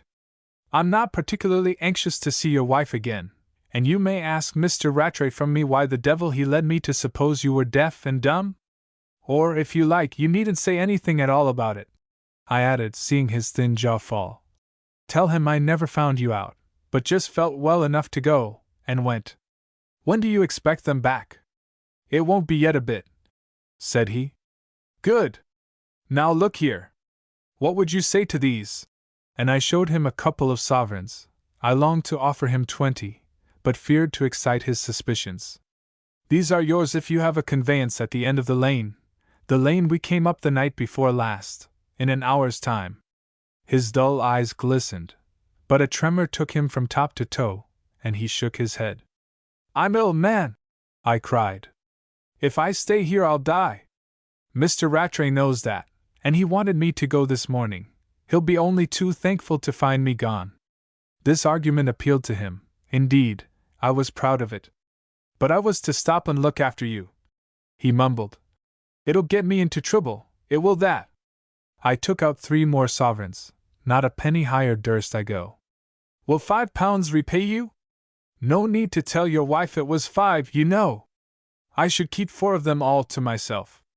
The cupidity of the little wretch was at last overcoming his abject cowardice. I could see him making up his miserable mind. And I still flatter myself that I took only safe, and really cunning, steps to precipitate the process. To offer him more money would have been madness. Instead, I poured it all back into my pocket. All right, I cried. You're a greedy, cowardly, old idiot, and I'll just save my money. And out I marched into the moonlight, very briskly, towards the lane. He was so quick to follow me that I had no fears of the blunderbuss, but quickened my step, and soon had him running at my heels. Stop, sir! You're that hasty, why a poor old man. So he whimpered as he followed me like the little cur he was. I'm hanged if I stop, I answered without looking back, and had him almost in tears before I swung round on him so suddenly that he yelped with fear. What are you bothering me for? I blustered. Do you want me to wring your neck? Oh, I'll go, sir. I'll go, he moaned. I've a good mind not to let you. I wouldn't if I was fit to walk 5 miles. But I'll ruin 'em, sir. I will that. I'll go as fast as ever I can. And have a conveyance at the road end of the lane as near an hour hence as you possibly can?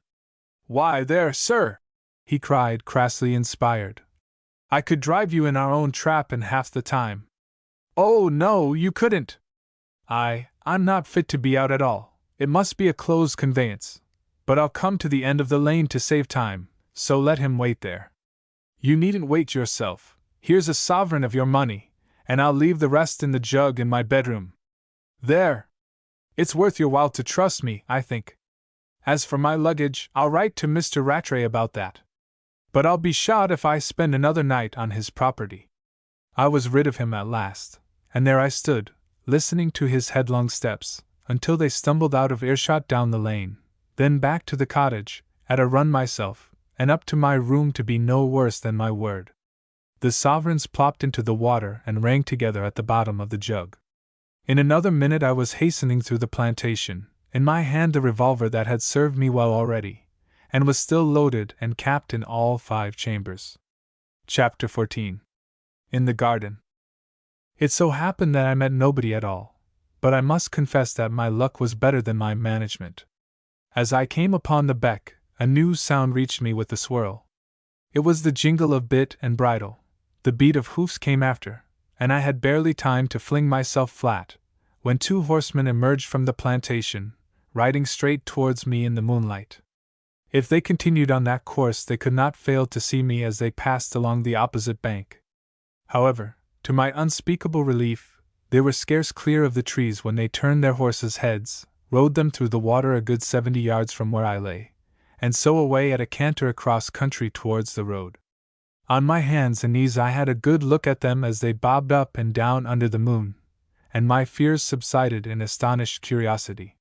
For I have already boasted of my eyesight, and I could have sworn that neither Rattray nor any one of his guests was of the horseman. Yet the back and shoulders of one of these seemed somehow familiar to me.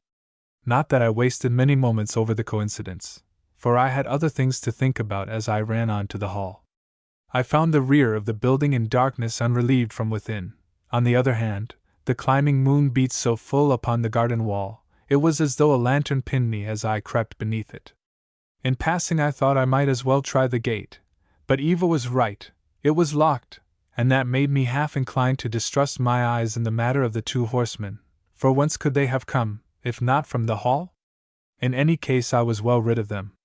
I now followed the wall some little distance, and then, to see over it, walked backwards until I was all but in the beck, and there, sure enough, shone my darling's candle, close against the diamond panes of her narrow, lofty window.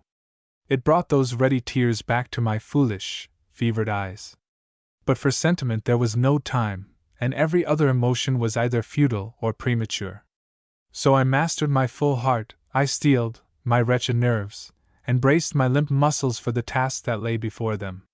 I had a garden wall to scale, nearly twice my own height, and without notch or cranny in the ancient, solid masonry.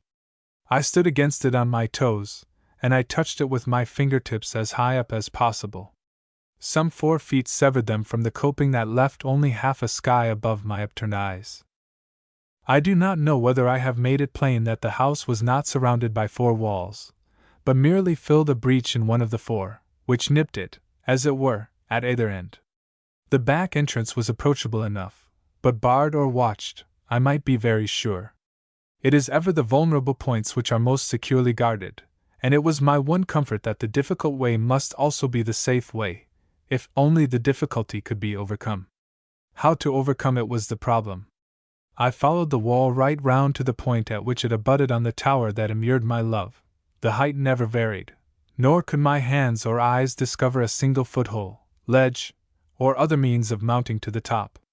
Yet my hot head was full of ideas, and I wasted some minutes in trying to lift from its hinges a solid, 6-barred, outlying gate that my weak arms could hardly stir. More time went in pulling branches from the oak trees about the beck, where the latter ran nearest to the moonlit wall. I had an insane dream of throwing the long forked branch over the coping, and so swarming up hand over hand. But even to me the impracticability of this plan came home at last. And there I stood in a breathless lather, much time and strength thrown away together, and the candle burning down for nothing in that little lofty window, and the running water swirling noisily over its stones at my back. This was the only sound. The wind had died away. The moonlit valley lay as still as the dread old house in its midst but for the splash and gurgle of the beck. I fancied this grew louder as I paused and listened in my helplessness. All at once, was it the tongue of nature telling me the way, or common gumption returning at the 11th hour? I ran down to the water's edge, and could have shouted for joy. Great stones lay in equal profusion on bed and banks. I lifted one of the heaviest in both hands. I staggered with it to the wall. I came back for another. For some 20 minutes I was so employed.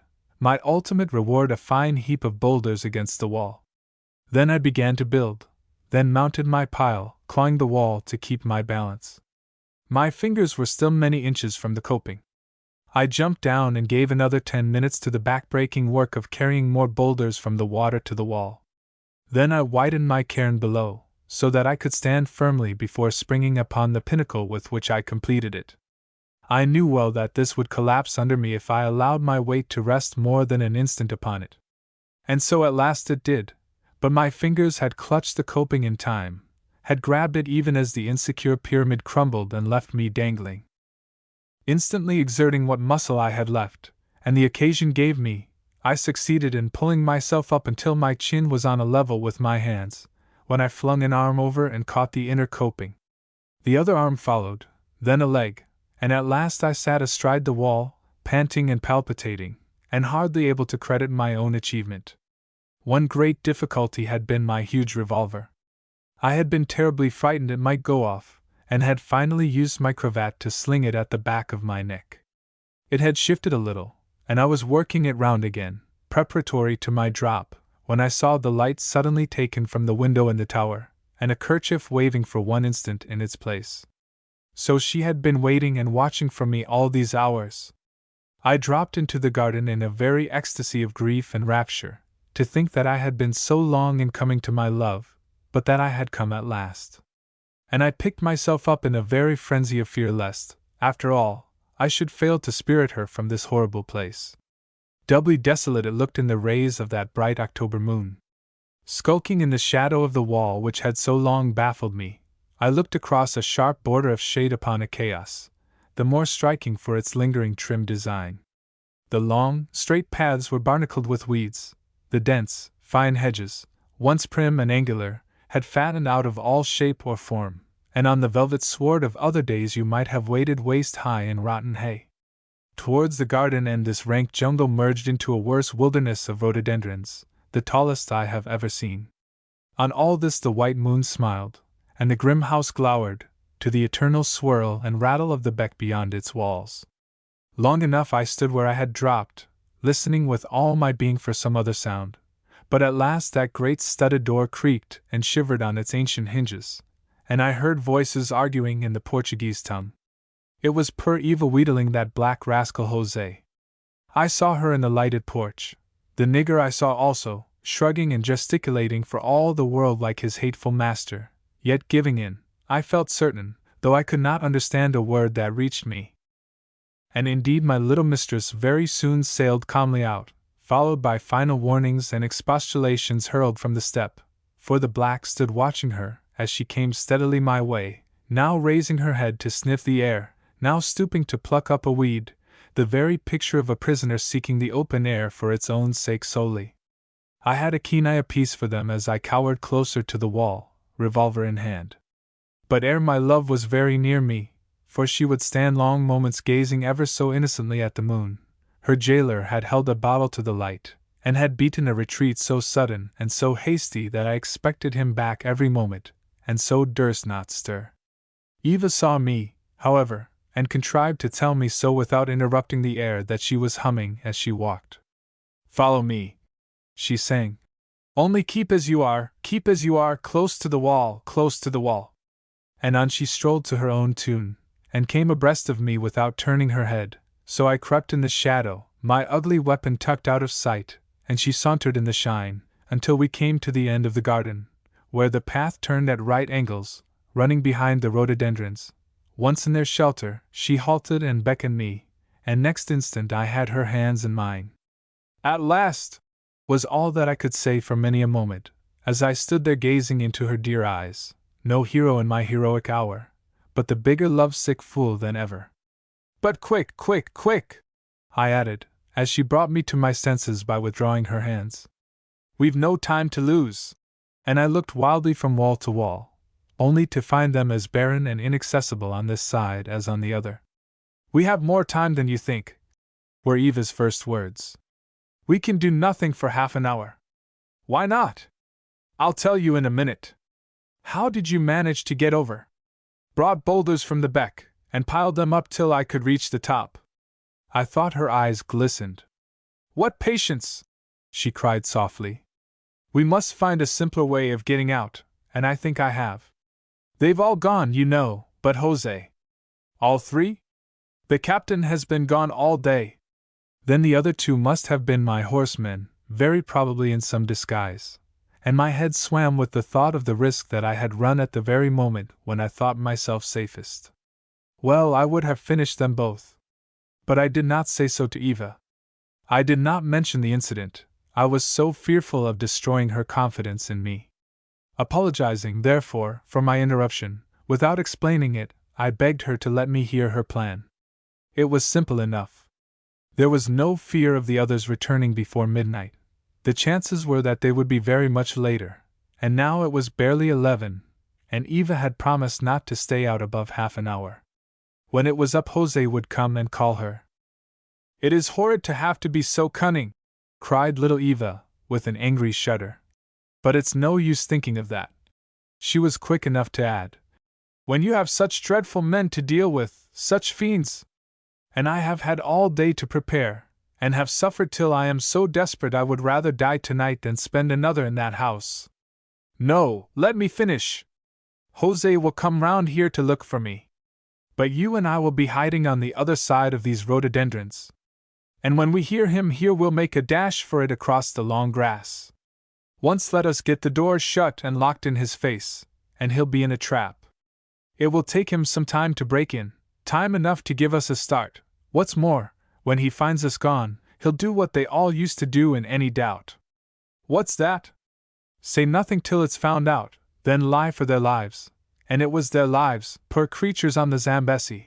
She was silent a moment, her determined little face hard, set upon some unforgotten horror. Once we get away, I shall be surprised if it's found out till morning, concluded Eva, without a word as to what I was to do with her, either, indeed, had I myself given that question a moment's consideration. Then let's make a dash for it now, was all I said or thought. No, they can't come yet, and Jose is strong and brutal, and I have heard how ill you are.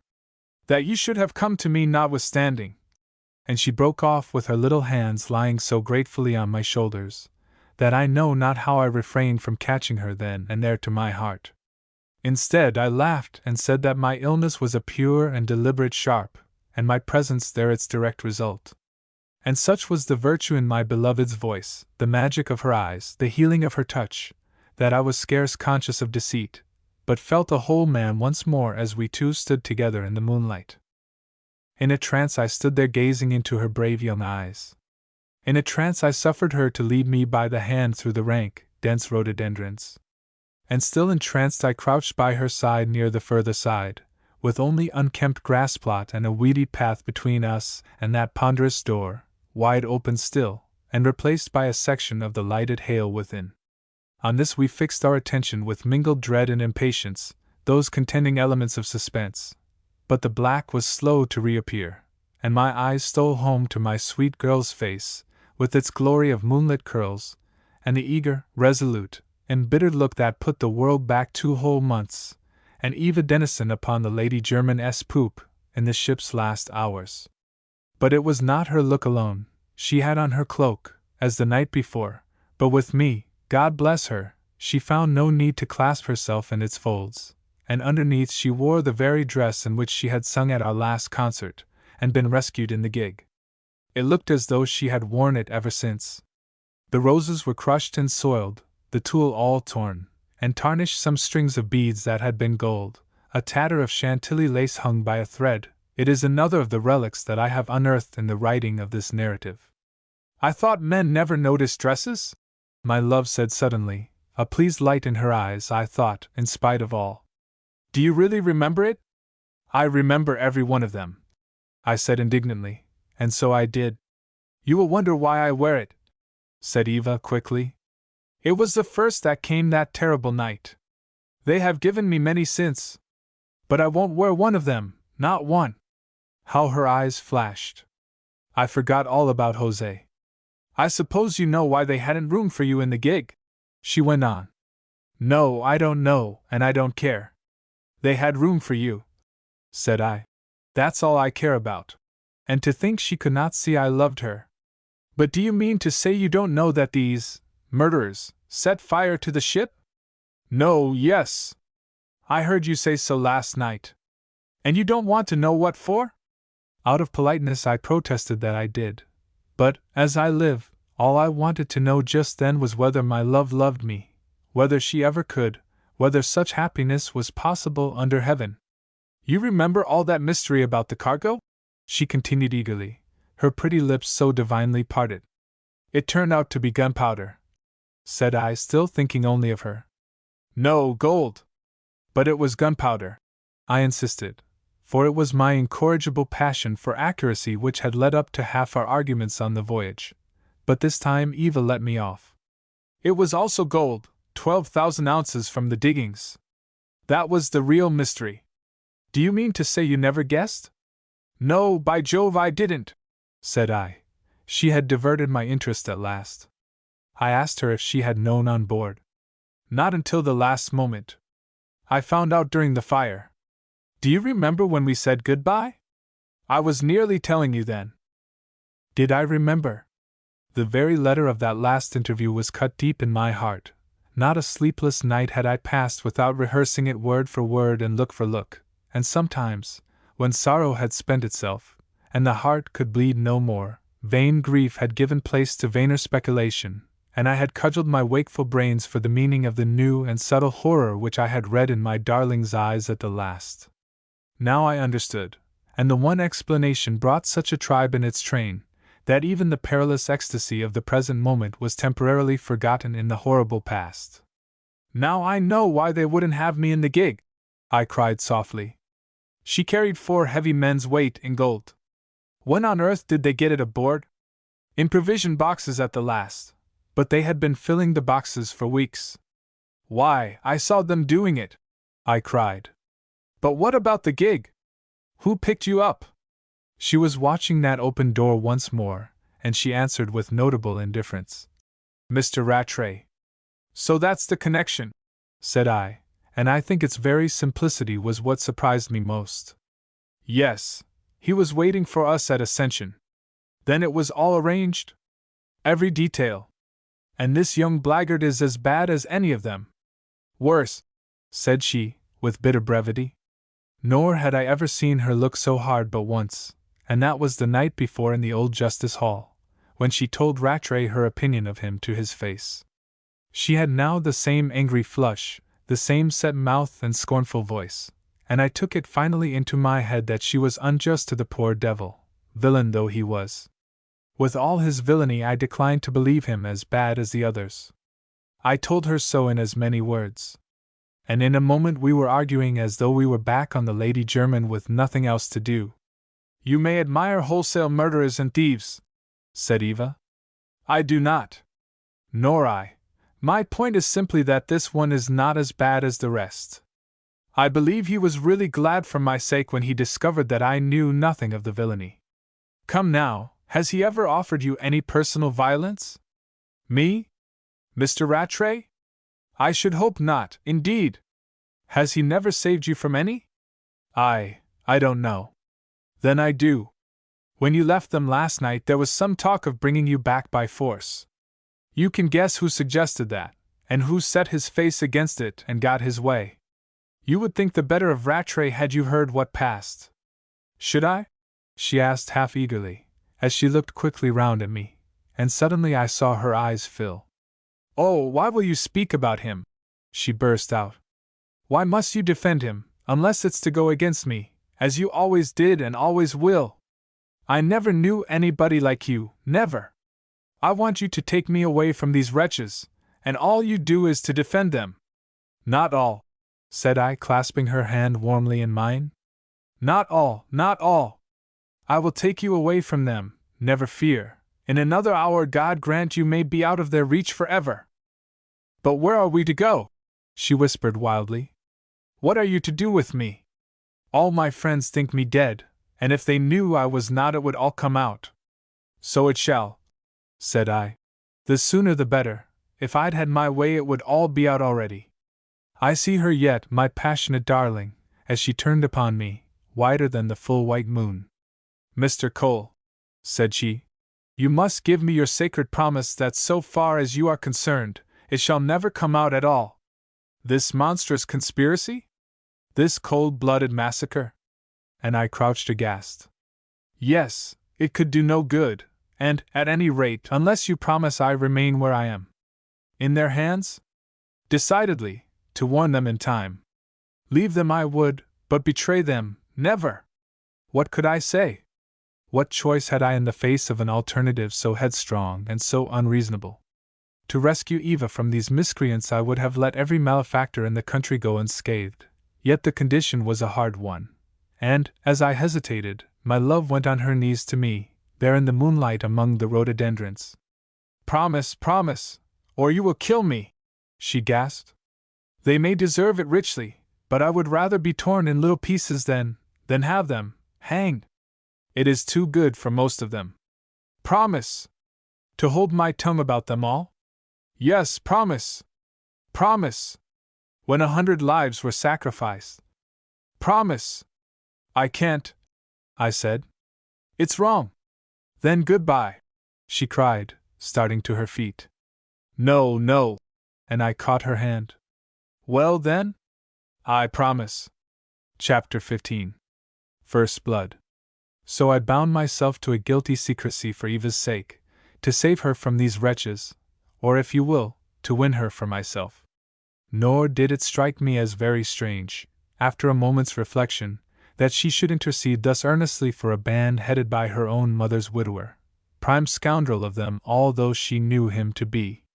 The only surprise was that she had not interceded in his name, that I should have forgotten, and she should have allowed me to forget, the very existence of so indisputable a claim upon her loyalty. This, however, made it a little difficult to understand the hysterical gratitude with which my unwilling promise was received. Poor darling! She was beside herself with sheer relief. She wept as I had never seen her weep before. She seized and even kissed my hands, as one who neither knew nor cared what she did, surprising me so much by her emotion that this expression of it passed unheeded. I was the best friend she had ever had. I was her one good friend in all the world. She would trust herself to me, and if I would but take her to the convent where she had been brought up, she would pray for me there until her death, but that would not be very long. All of which confused me utterly. It seemed an inexplicable breakdown in one who had shown such nerve and courage hitherto, and so hearty a loathing for that damnable Santos. So completely had her presence of mind forsaken her that she looked no longer where she had been gazing hitherto. And thus it was that neither of us saw Jose until we heard him calling, "Senhora Eva! Senhora Eva!" with some rapid sentences in Portuguese. "Now is our time," I whispered, crouching lower and clasping a small hand gone suddenly cold. "Think of nothing now but getting out of this. I'll keep my word once we are out, and here's the toy that's going to get us out." And I produced my Dean and Adams with no small relish. A little trustful pressure was my answer and my reward. Meanwhile the black was singing out lustily in evident suspicion and alarm. "He says they are coming back," whispered Eva. "But that's impossible." "Why?" "Because if they were he couldn't see them, and if he heard them he would be frightened of their hearing him." "But here he comes!" A shuffling quick step on the path, a running grumble of unmistakable threats, a shambling moonlit figure seen in glimpses through the leaves, very near us for an instant, then hidden by the shrubbery as he passed within a few yards of our hiding place. A diminuendo of the shuffling steps, then a cursing, frightened savage at one end of the rhododendrons, and we two stealing out at the other, hand in hand, and bent quite double, into the long neglected grass. "Can you run for it?" I whispered. "Yes, but not too fast, for fear we trip." "Come on, then." The lighted open doorway grew greater at every stride. "He hasn't seen us yet." "No, I hear him threatening me still." "Now he has, though." A wild whoop proclaimed the fact, and upright we tore at top speed through the last 10 yards of grass, while the black rushed down one of the side paths, gaining audibly on us over the better ground.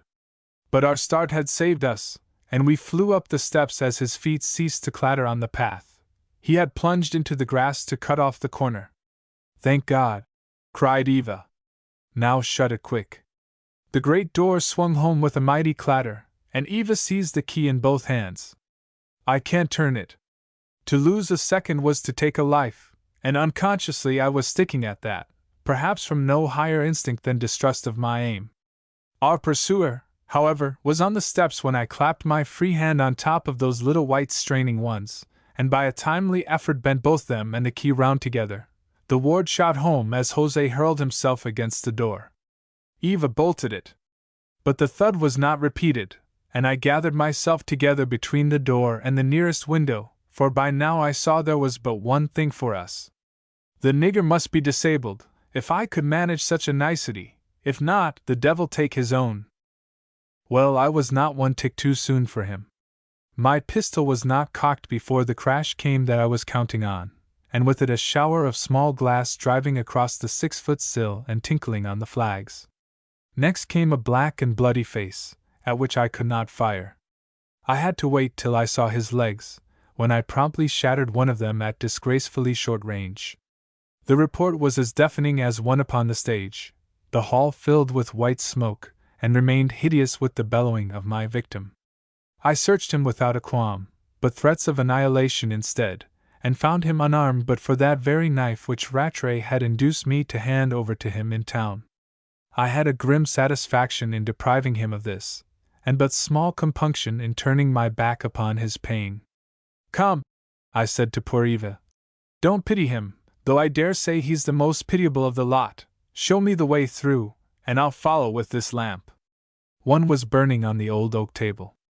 I carried it along a narrow passage, through a great low kitchen where I bumped my head against the black oak beams, and I held it on high at a door almost as massive as the one which we had succeeded in shutting in the nigger's face. "I was afraid of it," cried Eva, with a sudden sob. "What is it?" "They've taken away the key."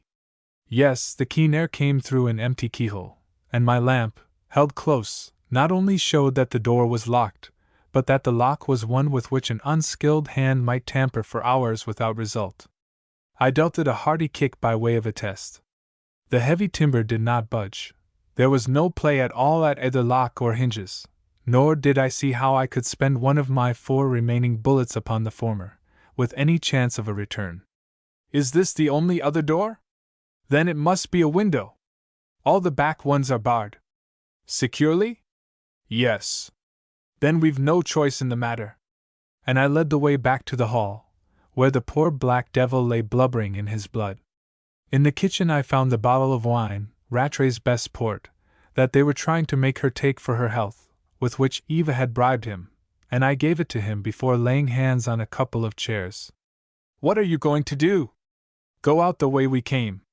"But the wall?" "Pile up these chairs, and as many more as we may need, if we can't open the gate." But Eva was not paying attention any longer, either to me or to Jose. His white teeth were showing in a grin for all his pain. Her eyes were fixed in horror on the floor. "They've come back," she gasped. "The underground passage! Hark! Hark!"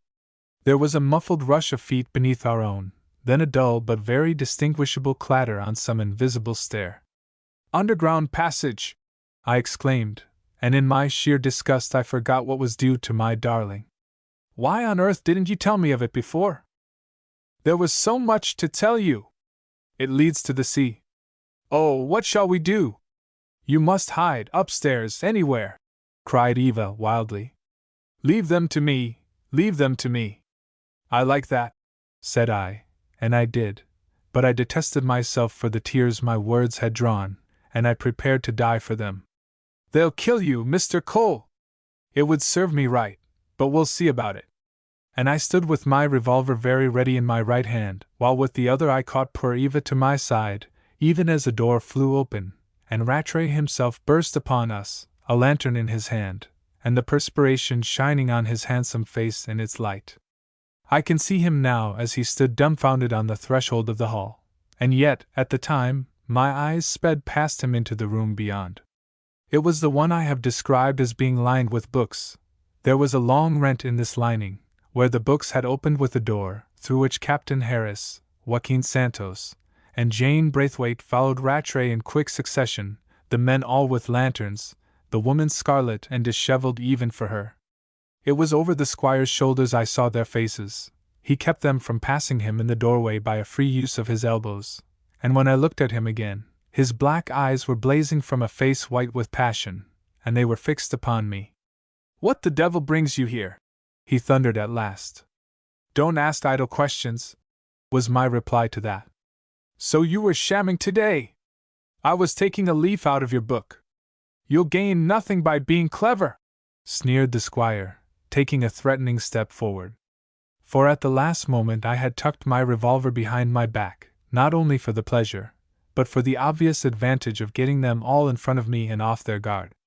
I had no idea that such eyes as Rattray's could be so fierce. They were dancing from me to my companion, whom their glitter frightened into an attempt to disengage herself from me, but my arm only tightened about her drooping figure. "I shall gain no more than I expect," said I carelessly. "And I know what to expect from brave gentlemen like you. It will be better than your own fate, at all events.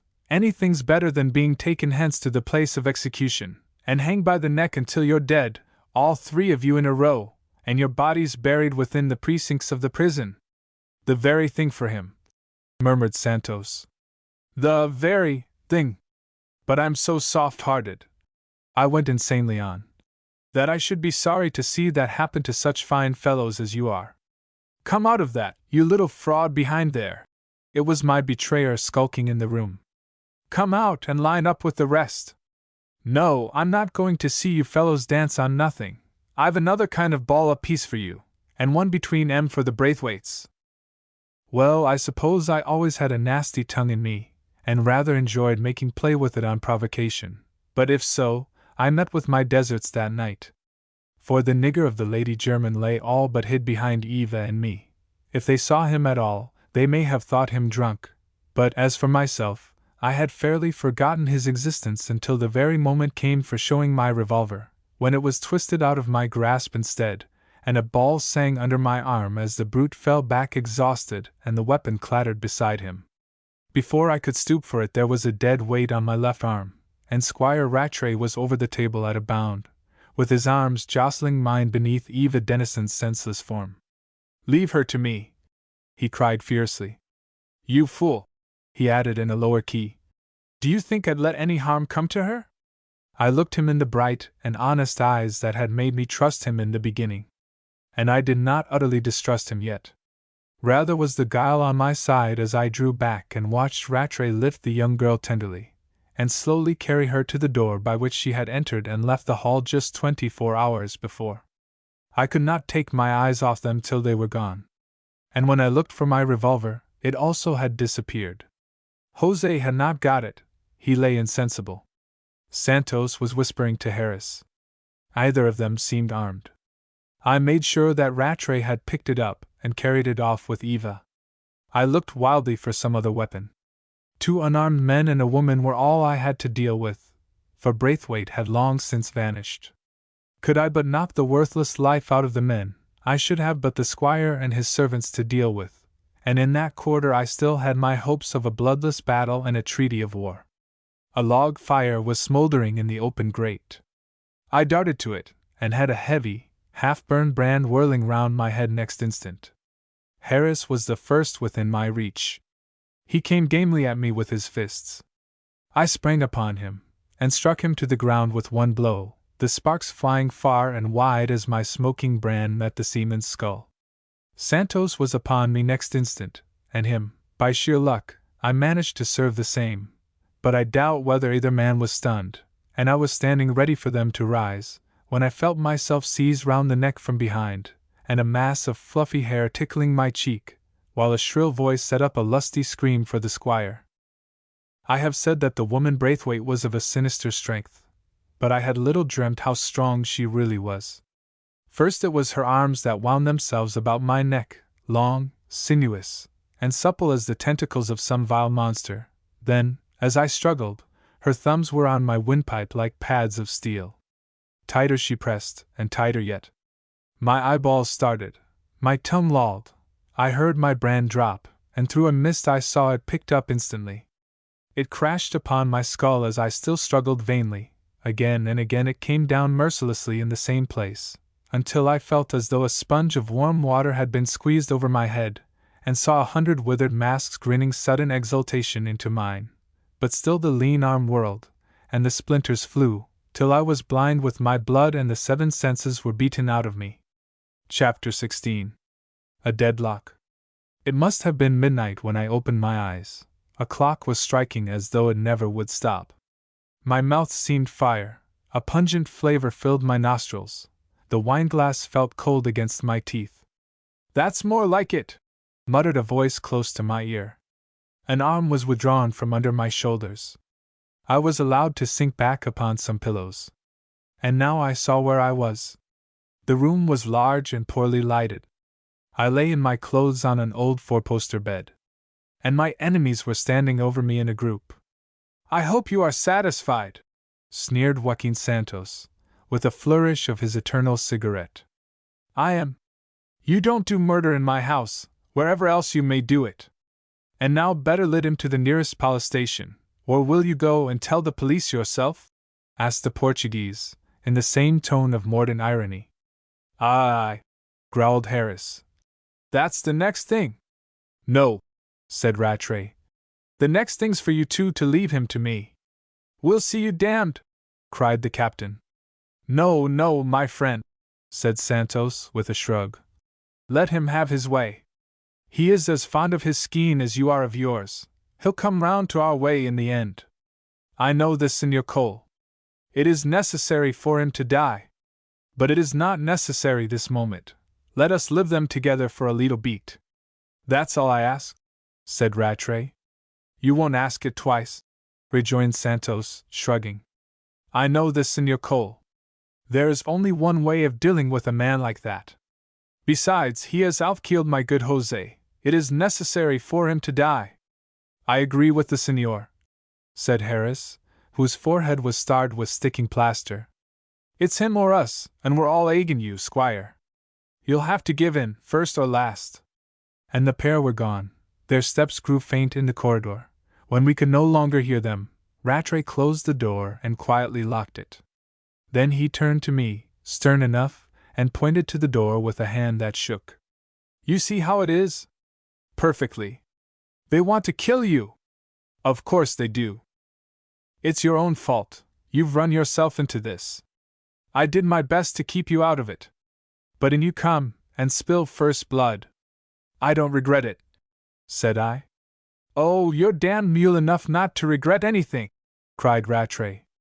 I see the sort you are, yet but for me, I tell you plainly, you'd be a dead man now. I can't think why you interfered. You've heard the reason. I won't have murder done here if I can prevent it. So far I have. It rests with you whether I can go on preventing it or not. With me, does it? He sat down on the side of the bed. He threw an arm to the far side of my body, and he leaned over me with savage eyes now staring into mine, now resting with a momentary gleam of pride upon my battered head. I put up my hand. It lit upon a very turban of bandages, and at that I tried to take his hand in mine. He shook it off, and his eyes met mine more fiercely than before. See here, Cole, said he. I don't know how the devil you got wind of anything to start with, and I don't care. What I do know is that you've made bad enough a long chalk worse for all concerned, and you'll have to get yourself out of the mess you've got yourself into, and there's only one way. I suppose Miss Dennison has really told you everything this time? What's that? Oh, yes, she's all right again, no thanks to you. Now let's hear what she did tell you. It'll save time. I repeated the hurried disclosures made by Eva in the rhododendrons. He nodded grimly in confirmation of their truth. Yes, those are the rough facts. The game was started in Melbourne. My part was to wait at Ascension till the Lady German signaled herself, follow her in a schooner we had bought, and pick up the gig with the gold aboard. Well, I did so, never mind the details now, and never mind the bloody massacre the others had made of it before I came up. God knows I was never a consenting party to that, though I know I'm responsible. I'm in this thing as deep as any of them. I've shared the risks and I'm going to share the plunder, and I'll swing with the others if it ever comes to that. I deserve it hard enough. And so here we are, we three and the nigger, all four fit to swing in a row, as you were fool enough to tell us, and you step in and find out everything. What's to be done? You know what the others want to do. I say it rests with you whether they do it or not. There's only one other way of meeting the case. What's that? Be in it yourself, man. Come in with me and split my share. I could have burst out laughing in his handsome, eager face. The good faith of this absurd proposal was so incongruously apparent, and so obviously genuine was the young villain's anxiety for my consent. Become accessory after the fact in such a crime. Sell my silence for a price. I concealed my feelings with equal difficulty and resolution. I had plans of my own already, but I must gain time to think them over. Nor could I afford to quarrel with Rattray meanwhile. What was the haul? I asked him, with the air of one not unprepared to consider the matter. 12,000 ounces. 48,000 pounds, about. Yes, yes. And your share? 14,000 pounds. Santos takes 20, and Harris and I 14,000 each. And you offer me 7? I do. I do. He was becoming more and more eager and excited. His eyes were brighter than I had ever seen them, but slightly bloodshot, and a coppery flush tinged his clear, sunburnt skin. I fancied he had been making somewhat free with the brandy. But loss of blood had cooled my brain, and perhaps natural perversity had also a share in the composure which grew upon me as it deserted my companion. "Why make such a sacrifice?" said I, smiling. "Why not let them do as they like? I've told you why. I'm not so bad as all that. I draw the line at bloody murder. Not a life should have been lost if I'd had my way. Besides, I've done all the dirty work by you, Cole. There's been no help for it. We didn't know whether you knew or not. It made all the difference to us, and somebody had to dog you and find out how much you did know. I was the only one who could possibly do it. God knows how I detested the job. I'm more ashamed of it than of worse things. I had to worm myself into your friendship, and by Jove, you made me think you didn't know, but hadn't let it out, and might any day. So then I got you up here, where you would be in our power if it was so. Surely you can see every move? But this much I'll swear, I had nothing to do with Jose breaking into your room at the hotel. They went behind me there, curse them. And when at last I found out for certain, down here, that you knew nothing after all, I was never more sincerely thankful in my life. I give you my word it took a load off my heart." "I know that," I said. "I also know who broke into my room, and I'm glad I'm even with one of you." "It's done you no good," said Rattray. "Their first thought was to put you out of the way, and it's more than ever their last. You see the sort of men you've got to deal with, and they're 3-1, counting the nigger, but if you go in with me they'll only be 3-2. He was manifestly anxious to save me in this fashion. And I suppose that most sensible men, in my dilemma, would at least have nursed or played upon goodwill so lucky and so enduring. But there was always a twist in me that made me love, in my youth, to take the unexpected course, and it amused me the more to lead my young friend on. "And where have you got this gold?" I asked him, in a low voice so promising that he instantly lowered his, and his eyes twinkled naughtily into mine. "In the old tunnel that runs from this place nearly to the sea," said he. "We Rattrays have always been a pretty warm lot, Cole, and in the old days we were the most festive smugglers on the coast. This tunnel's a relic of 'em, although it was only a tradition till I came into the property. I swore I'd find it, and when I'd done so I made the new connection which you shall see. I'm rather proud of it. And I won't say I haven't used the old drain once or twice after the fashion of my rude forefathers, but never was it such a godsend as it's been this time. By Jove, it would be a sin if you didn't come in with us, Cole, but for the lives these blackguards lost the thing's gone splendidly. It would be a sin if you went and lost yours, whereas if you come in, the two of us would be able to shake off those devils. We should be too strong for 'em." £7,000, I murmured. 48,000 between us. "Yes, and nearly all of it down below, at this end of the tunnel, and the rest where we dropped it when we heard you were trying to bolt. We'd got it all at the other end, ready to pop aboard the schooner that's lying there still, if you turned out to know anything and to have told what you knew to the police. There was always the possibility of that, you see. We simply daren't show our noses at the bank until we knew how much you knew, and what you'd done or were thinking of doing. As it is, we can take 'em the whole 12,000 ounces, or rather I can, as soon as I like, in broad daylight. I'm a lucky digger. It's all right.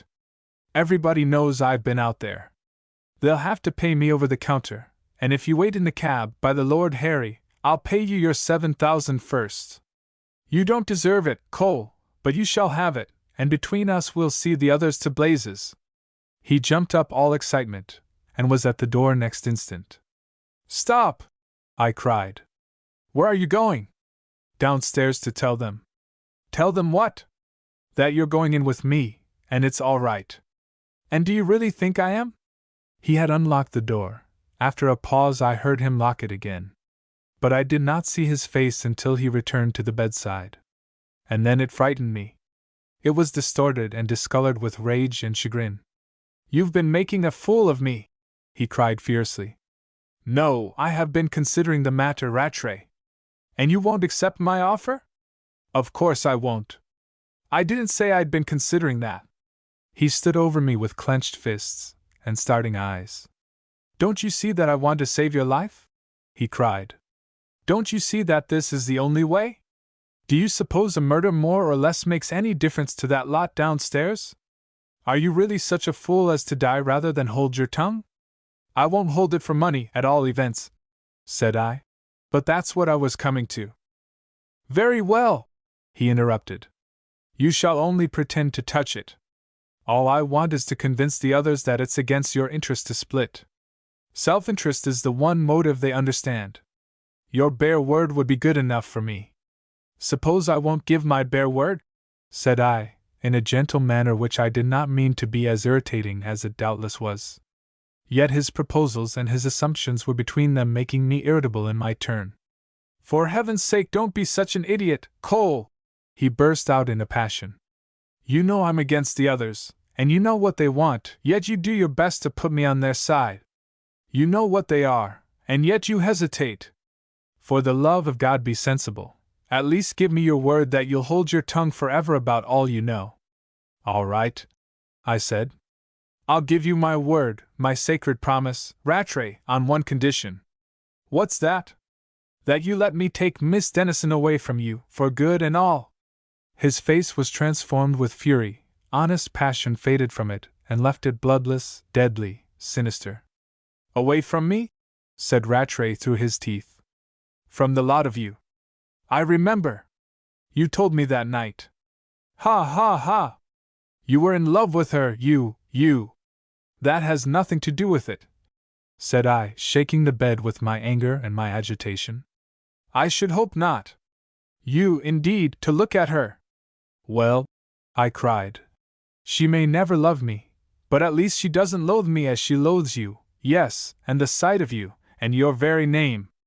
So I drew blood for blood, and for an instant I thought he was going to make an end of it by incontinently killing me himself. His fists flew out. Had I been a whole man on my legs, he took care to tell me what he would have done, and to drive it home with a mouthful of the oaths which were conspicuously absent from his ordinary talk. You take advantage of your weakness, like any cur, he wound up. And you of your strength, like the young bully you are, I retorted. You do your best to make me one, he answered bitterly. I try to stand by you at all costs. I want to make amends to you, I want to prevent a crime. Yet there you lie and set your face against a compromise, and there you lie and taunt me with the thing that's gall and wormwood to me already. I know I gave you provocation, and I know I'm rightly served. Why do you suppose I went into this accursed thing at all? Not for the gold, my boy, but for the girl. So she won't look at me. And it serves me right. But I say, do you really think she loathes me, Cole? I don't see how she can think much better of you than of the crime in which you've had a hand, was my reply, made, however, with as much kindness as I could summon. The word I used was spoken in anger, said I, for his had disappeared, and he looked such a miserable, handsome dog as he stood there hanging his guilty head, in the room, I fancied, where he once had lain as a pretty innocent child. Cole, said he, I'd give twice my share of the damned stuff never to have put my hand to the plow, but go back I can't, so there's an end of it. I don't see it, said I. You say you didn't go in for the gold? Then give up your share, the others'll jump at it, and Eva won't think the worse of you, at any rate. But what's to become of her if I drop out? You and I will take her to her friends, or wherever she wants to go. No, no, he cried. I never yet deserted my pals, and I'm not going to begin. I don't believe you ever before had such pals to desert, was my reply to that. Quite apart from my own share in the matter, it makes me positively sick to see a fellow like you mixed up with such a crew in such a game. Get out of it, man, get out of it while you can. Now's your time. Get out of it, for God's sake. I sat up in my eagerness. I saw him waver. And for one instant a great hope fluttered in my heart. But his teeth met. His face darkened. He shook his head. That's the kind of rot that isn't worth talking, and you ought to know it, said he. When I begin a thing I go through with it, though it lands me in hell, as this one will. I can't help that. It's too late to go back. I'm going on and you're going with me, Cole, like a sensible chap. I shook my head. Only on the one condition. You stick to that? He said so rapidly that the words ran into one, so fiercely that his decision was as plain to me as my own. I do, said I, and could only sigh when he made yet one more effort to persuade me, in a distress not less apparent than his resolution, and not less becoming in him. Consider, Cole, consider. I have already done so, Rattray. Murder is simply nothing to them. It is nothing to me either. Human life is nothing. No, it must end one day. You won't give your word unconditionally? No, you know my condition. He ignored it with a blazing eye, his hand upon the door. You prefer to die, then? Infinitely. Then die you may, and be damned to you. Chapter 17. Thieves fall out. The door slammed. It was invisibly locked and the key taken out. I listened for the last of an angry stride. It never even began. But after a pause the door was unlocked again, and Rattray re-entered. Without looking at me, he snatched the candle from the table on which it stood by the bedside, and carried it to a bureau at the opposite side of the room. There he stood a minute with his back turned, the candle, I fancy, on the floor. I saw him putting something in either jacket pocket. Then I heard a dull little snap, as though he had shut some small morocco case. Whatever it was, he tossed it carelessly back into the bureau, and next minute he was really gone, leaving the candle burning on the floor.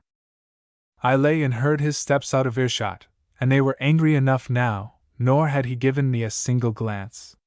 I listened until there was no more to be heard, and then in an instant I was off the bed and on my feet. I reeled a little, and my head gave me great pain, but greater still was my excitement. I caught up the candle, opened the unlocked bureau, and then the empty case which I found in the very front. My heart leapt. There was no mistaking the depressions in the case. It was a brace of tiny pistols that Rattray had slipped into his jacket pockets. Mere toys they must have been in comparison with my dear Dean and Adams. That mattered nothing. I went no longer in dire terror of my life. Indeed, there was that in Rattray which had left me feeling fairly safe, in spite of his last words to me, albeit I felt his fears on my behalf to be genuine enough.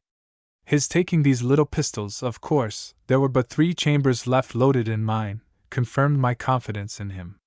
He would stick at nothing to defend me from the violence of his bloodthirsty accomplices.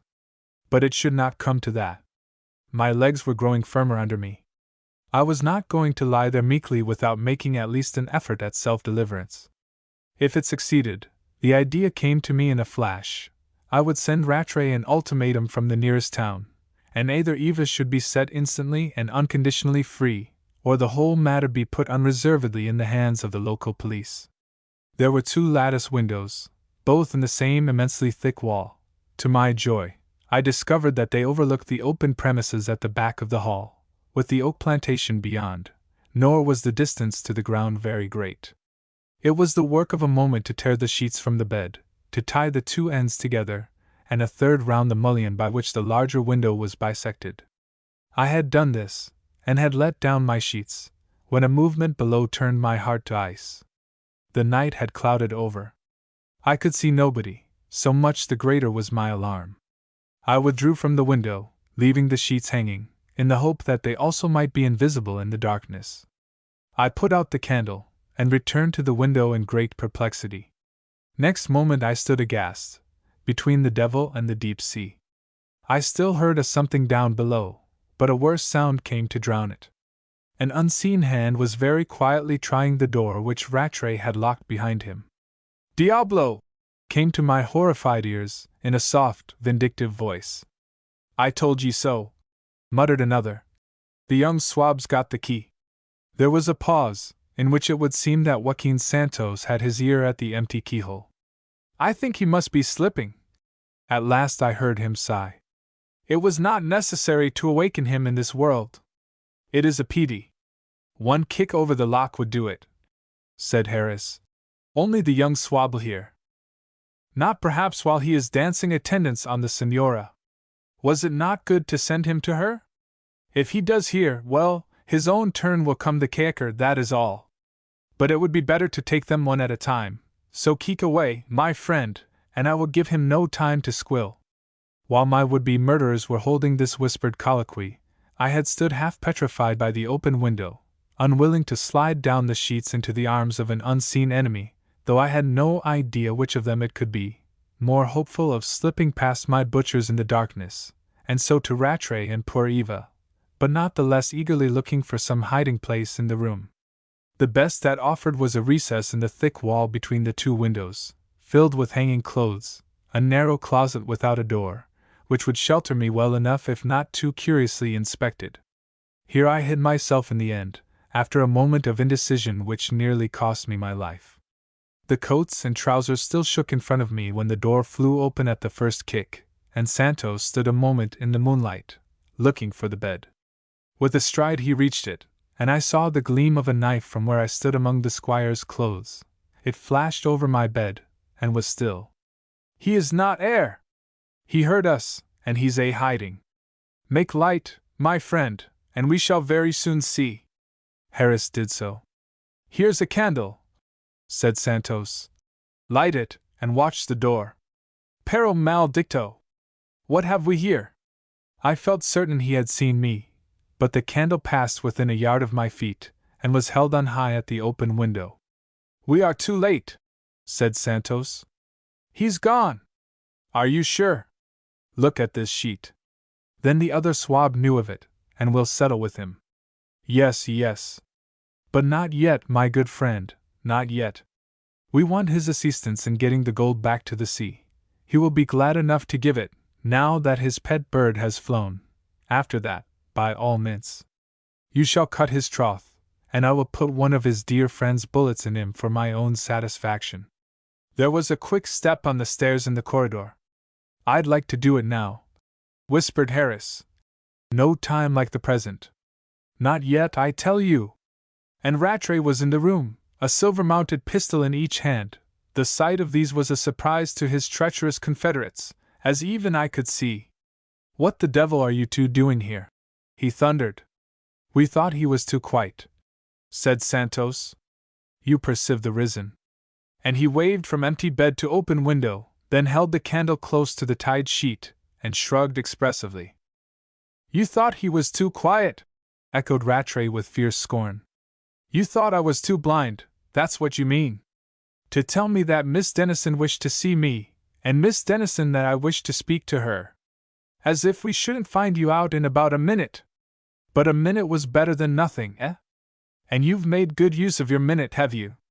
You've murdered him, and you pretend he's got out? By God, if you have, I'll murder you! I've been ready for this all night. And he stood with his back to the window, his pistols raised, and his head carried proudly, happily, like a man whose self-respect was coming back to him after many days.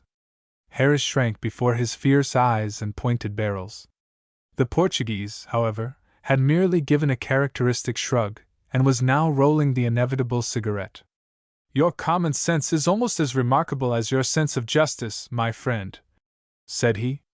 You see us 1, 2, 3 minutes ago, and you see us now. You see the empty bed, the empty room, and you imagine that in 1, 2, 3 minutes we have killed a man and disposed of his body.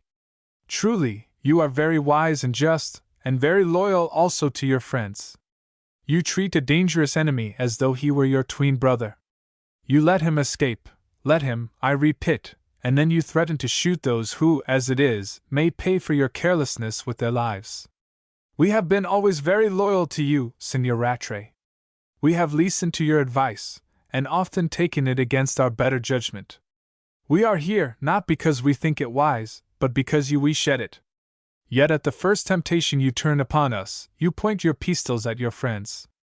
I don't believe in your loyalty, rejoined Rattray. I believe you would shoot me sooner than I would you. The only difference would be then I should be shot in the back. It is untrue, said Santos, with immense emotion. I call the saints to witness that never by thought or word have I been disloyal to you. And the blasphemous wretch actually crossed himself with a trembling, skinny hand. I have listened to you, though you are the younger man. I have given way to you in everything from the moment we were so foolish as to set foot on this accursed coast. That also was your doing, and it will be your fault if evil comes of it. Yet I have not complained. Here in your own ooze you have been the master, I the guest. So far from plotting against you, show me the man who has heard me breathe one treacherous word behind your back. You will find it difficult, friend Rattray. What do you say, Captain? Me? Cried Harris, in a voice bursting with abuse. And what the captain said may or may not be imagined. It cannot be set down. But the man who ought to have spoken, the man who had such a chance as few men have off the stage, who could have confounded these villains in a breath, and saved the wretched Rattray at once from them and from himself, that unheroic hero remained ignobly silent in his homely hiding-place. And what is more, he would do the same again. The rogues had fallen out, now was the time for honest men. They all thought I had escaped, therefore they would give me a better chance than ever of still escaping, and I have already explained to what purpose I meant to use my first hours of liberty. That purpose I hold to have justified any ingratitude that I may seem now to have displayed towards the man who had undoubtedly stood between death and me. Was not Eve a denizen of more value than many Rattrays? And it was precisely in relation with this pure young girl that I most mistrusted the squire. Obviously then my first duty was to save Eva from Rattray, not Rattray from these traitors. Not that I pretend for a moment to have been the thing I never was. You are not so very grateful to the man who pulls you out of the mud when he has first of all pushed you in, nor is it chivalry alone which spurs one to the rescue of a lovely lady for whom, after all, one would rather live than die. Thus I, in my corner, was thinking, I will say, of Eva first, but next I was thinking of myself, and Rattray's blood be on his own hot head. I hold, moreover, that I was perfectly right in all this, but if any think me very wrong, a sufficient satisfaction is in store for them, for I was very swiftly punished. The captain's language was no worse in character than in effect. The bed was bloody from my wounded head, all tumbled from the haste with which I had quitted it, and only too suggestive of still fouler play. Rattray stopped the captain with a sudden flourish of one of his pistols, the silver mountings making lightning in the room. Then he called upon the pair of them to show him what they had done with me, and to my horror, Santos invited him to search the room. The invitation was accepted. Yet there I stood. It would have been better to step forward even then. Yet I cowered among his clothes until his own hand fell upon my collar, and forth I was dragged to the plain amazement of all three. Santos was the first to find his voice. Another time you will perhaps think twice before you speak, friend squire. Rattray simply asked me what I had been doing in there, in a white flame of passion, and with such an oath that I embellished the truth for him in my turn. Trying to give you blackguards the slip, said I. Then it was you who let down the sheet. Of course it was. All right. I'm done with you, said he. That settles it. I make you an offer. You won't accept it. I do my best, you do your worst, but I'll be shot if you get another chance from me. Brandy and the wine-glass stood where Rattray must have set them, on an oak stool beside the bed. As he spoke he crossed the room, filled the glass till the spirit dripped, and drained it at a gulp. He was twitching and wincing still when he turned, walked up to Joaquin Santos, and pointed to where I stood with a fist that shook. You wanted to deal with him, said Rattray. You're at liberty to do so. I'm only sorry I stood in your way. But no answer, and for once no rings of smoke came from those shriveled lips. The man had rolled and lighted a cigarette since Rattray entered, but it was burning unheeded between his skinny fingers. I had his attention, all to myself. He knew the tale that I was going to tell. He was waiting for it. He was ready for me. The attentive droop of his head, the crafty glitter in his intelligent eyes, the depth and breadth of the creased forehead, the knowledge of his resource, the consciousness of my error, all distracted and confounded me so that my speech halted and my voice ran thin. I told Rattray every syllable that these traitors had been saying behind his back, but I told it all very ill. What was worse, and made me worse, I was only too well aware of my own failure to carry conviction with my words. And why couldn't you come out and say so? Asked Rattray, as even I knew that he must. Why wait till now? Ah, why? Echoed Santos, with a smile and a shake of the head, a suspicious tolerance, an ostentatious truce, upon his parchment face. And already he was sufficiently relieved to suck his cigarette alight again. You know why, I said, trusting to bluff honesty with the one of them who was not rotten to the core. Because I still meant escaping. And then what? Asked Rattray fiercely. You had given me my chance, I said. I would have given you yours. You would you? Very kind of you, Mr. Cole. No, said Santos. Not kind, but clever. Clever, specious, and quick-witted beyond belief. Signor Rattray, we have all been in the dark. We thought we had fool to die with, but what admirable knave the young man would make! Such readiness, such resource, with his tongue or with his pistol, how useful would it be to us? I am glad you have decided to leave him to me, friend Rattray, for I am quite come round to your way of thinking. It is no longer necessary for him to die. You mean that? Cried Rattray keenly. Of course I mean it. You were quite right. He must join us. But he will when I talk to him. I could not speak. I was fascinated by this wretch. It was reptile and rabbit with us. Treachery I knew he meant, my death for one, my death was certain, and yet I could not speak. Then talk to him, for God's sake, cried Rattray, and I shall be only too glad if you can talk some sense into him.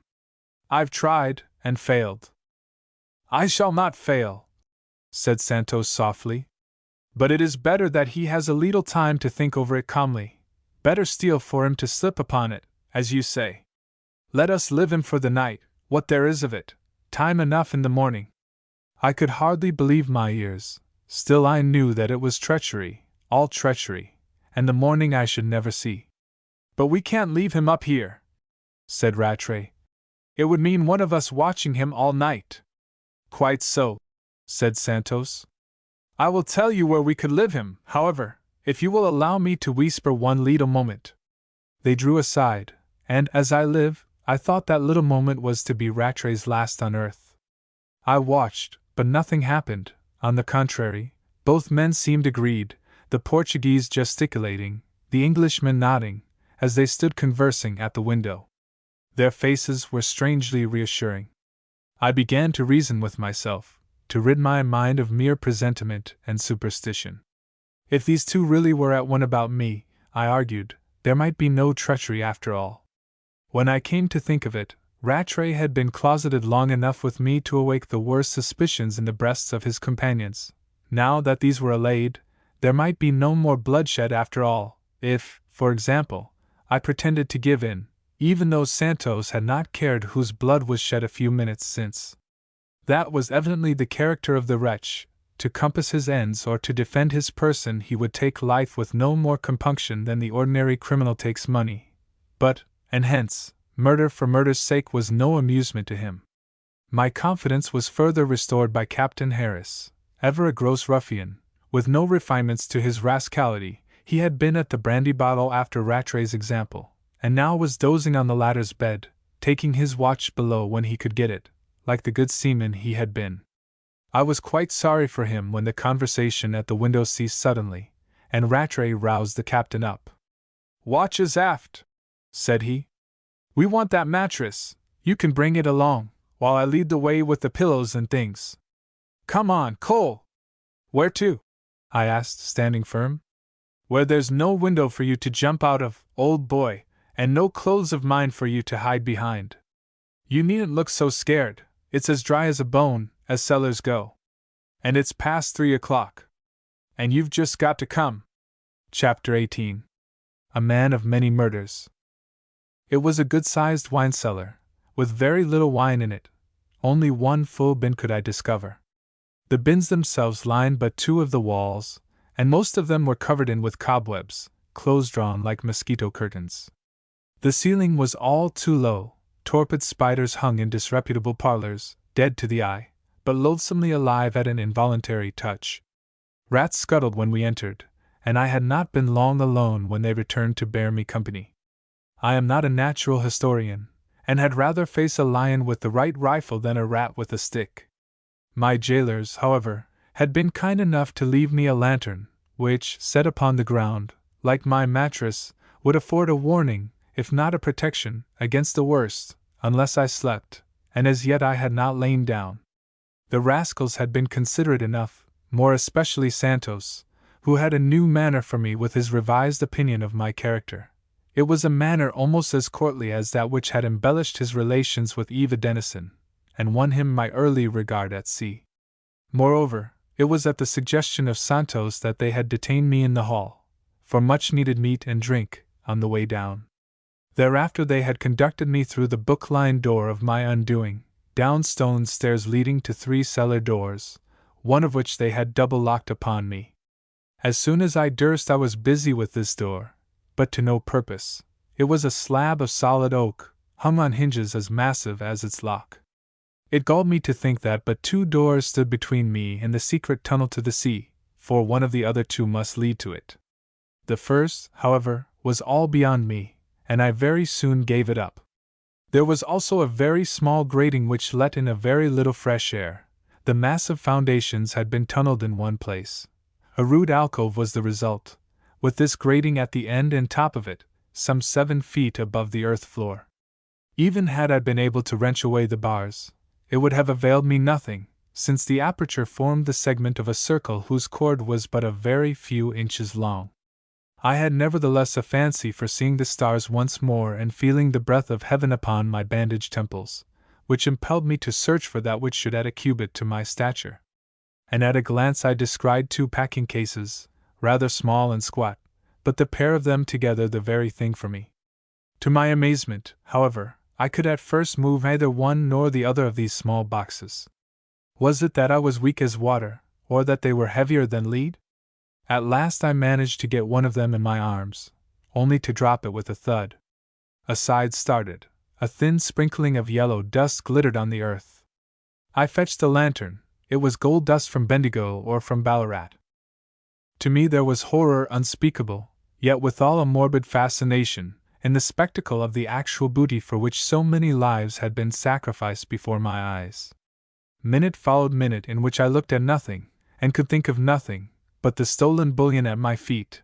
Then I gathered what of the dust I could, pocketed it in pinches to hide my meddlesomeness, and blew the rest away. The box had dropped very much where I had found it. It had exhausted my strength none the less, and I was glad at last to lie down on the mattress, and to wind my body in Rattray's blankets. I shuddered at the thought of sleep. The rats became so lively the moment I lay still. One ventured so near as to sit up close to the lantern. The light showed its fat white belly, and the thing itself was like a dog begging, as big to my disgusted eyes. And yet, in the midst of these horrors, to me as bad as any that had preceded them, nature overcame me, and for a space my torments ceased. "He is asleep," a soft voice said. "Don't wake the poor devil," said another. "But I wish to speak with him. Senor Cole! Senor Cole!"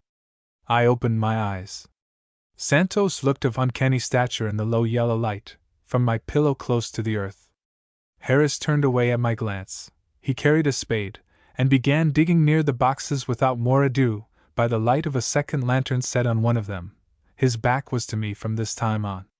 Santos shrugged a shoulder towards the captain as he opened a camp-stool, drew up his trousers, and seated himself with much deliberation at the foot of my mattress. "When you have a treasure," said he, "the better thing is to bury it, Senor Cole. Our young friend upstairs begs to differ, but he is slipping. It is pity he takes such quantity of brandy. It is little weakness of you English. We in Portugal never touch it, save as a liqueur, therefore we require less slip. Friend Squire upstairs is at this moment no better than a porker. Have I made mistake? I thought it was the same word in both languages. But I am glad to see you smile, Senor Cole, that is good sign. I was going to say, he is so fast asleep up there, that he would not hear us if we were to shoot each other dead." And he gave me his paternal smile, benevolent, humorous, reassuring, but I was no longer reassured, nor did I greatly care any more what happened to me. There is a point of last, as well as one of least resistance, and I had reached both points at once. "Have you shot him dead?" I inquired, thinking that if he had, this would precipitate my turn. But he was far from angry. The parchment face crumpled into tolerant smiles. The venerable head shook a playful reproval, as he threw away the cigarette that I am tired of mentioning, and put the last touch to a fresh one with his tongue. "What question?" said he. "Really, Senor Cole? But you are quite right, I would have shot him, or cut his troth." And he shrugged indifference on the point. "If it had not been for you, and yet it would have been your fault. I need not explain, the position must have explained itself already, besides it is past. With you two against us, but it is past. You see, I have no longer the excellent Jose. You broke his leg, bad man. I fear it will be necessary to destroy him." Santos made a pause, then inquired if he shocked me. "Not a bit," said I, either truly nor untruly. "You interest me." And that he did. "You see," he continued, "I have not the respect of you English for human life. We will not argue it. I have at least some respect for prejudice. In my youth I had myself such prejudices, but one loses them on the Zambesi. You cannot expect one to set any value upon the life of a black nigger, and when you have killed a great many Kaffirs by the lash, with the crocodiles, or what not, then a white man or two makes less difference. I acknowledge there were too many on board that sheep, but what was one to do? You have your English proverb about the dead men and the stories. It was necessary to make Clint swip. You see the result." He shrugged again towards the boxes, but this time, being reminded of them, I supposed, he rose and went over to see how Harris was progressing. The captain had never looked round, either did he look at Santos. "A leetle dipper," I heard the latter say, "and perhaps a few inches," but I lost the last epithet. It followed a glance over the shoulder in my direction, and immediately preceded the return of Santos to his camp stool. "Yes, it is always better to bury treasure," said he once more, but his tone was altered, it was more contemplative, and many smoke rings came from the shrunk lips before another word, but through them all, his dark eyes, dull with age, were fixed upon me. "You are a treasure!" he exclaimed at last, softly enough, but quickly and emphatically for him, and with a sudden and most diabolical smile. "So you are going to bury me?" I had suspected it when first I saw the spade, then not, but since the visit to the hole I had made up my mind to it. "Bury you? No, not alive," said Santos, in his playfully reproving tone. "It would be necessary to dig so deep," he added through his few remaining teeth. "Well," I said, "you'll swing for it. That's something." Santos smiled again, benignantly enough this time, in contemplation also, as an artist smiles upon his work. I was his. "You live town," said he. "No one knows where you go. You come down here, no one knows who you are. Your dear friend Squire locks you up for the night, but drinks too much and goes to sleep with the key in his pocket. It is there when he wakes. But the prisoner, where is he? He is gone, vanished, escaped in the night, and like the base fabrique of your own poet's vision, he lives no trace. Is it trace? Bind. A little earth is so easily bitten down, a little more is so easily carried up into the garden, and a bead of nice strong wire might so easily be found in a cellar, and afterwards in the lock. No, Senor Cole, I do not expect to on. My skims have seldom one single flaw. There was just one in the Lady German, there was, Senor Cole. If there is one this time, and you will be so kind as to point it out, I will run the risk of shooting you instead of. A pinch of his baggy throat, between the fingers and thumbs of both hands, foreshadowed a cleaner end, and yet I could look at him.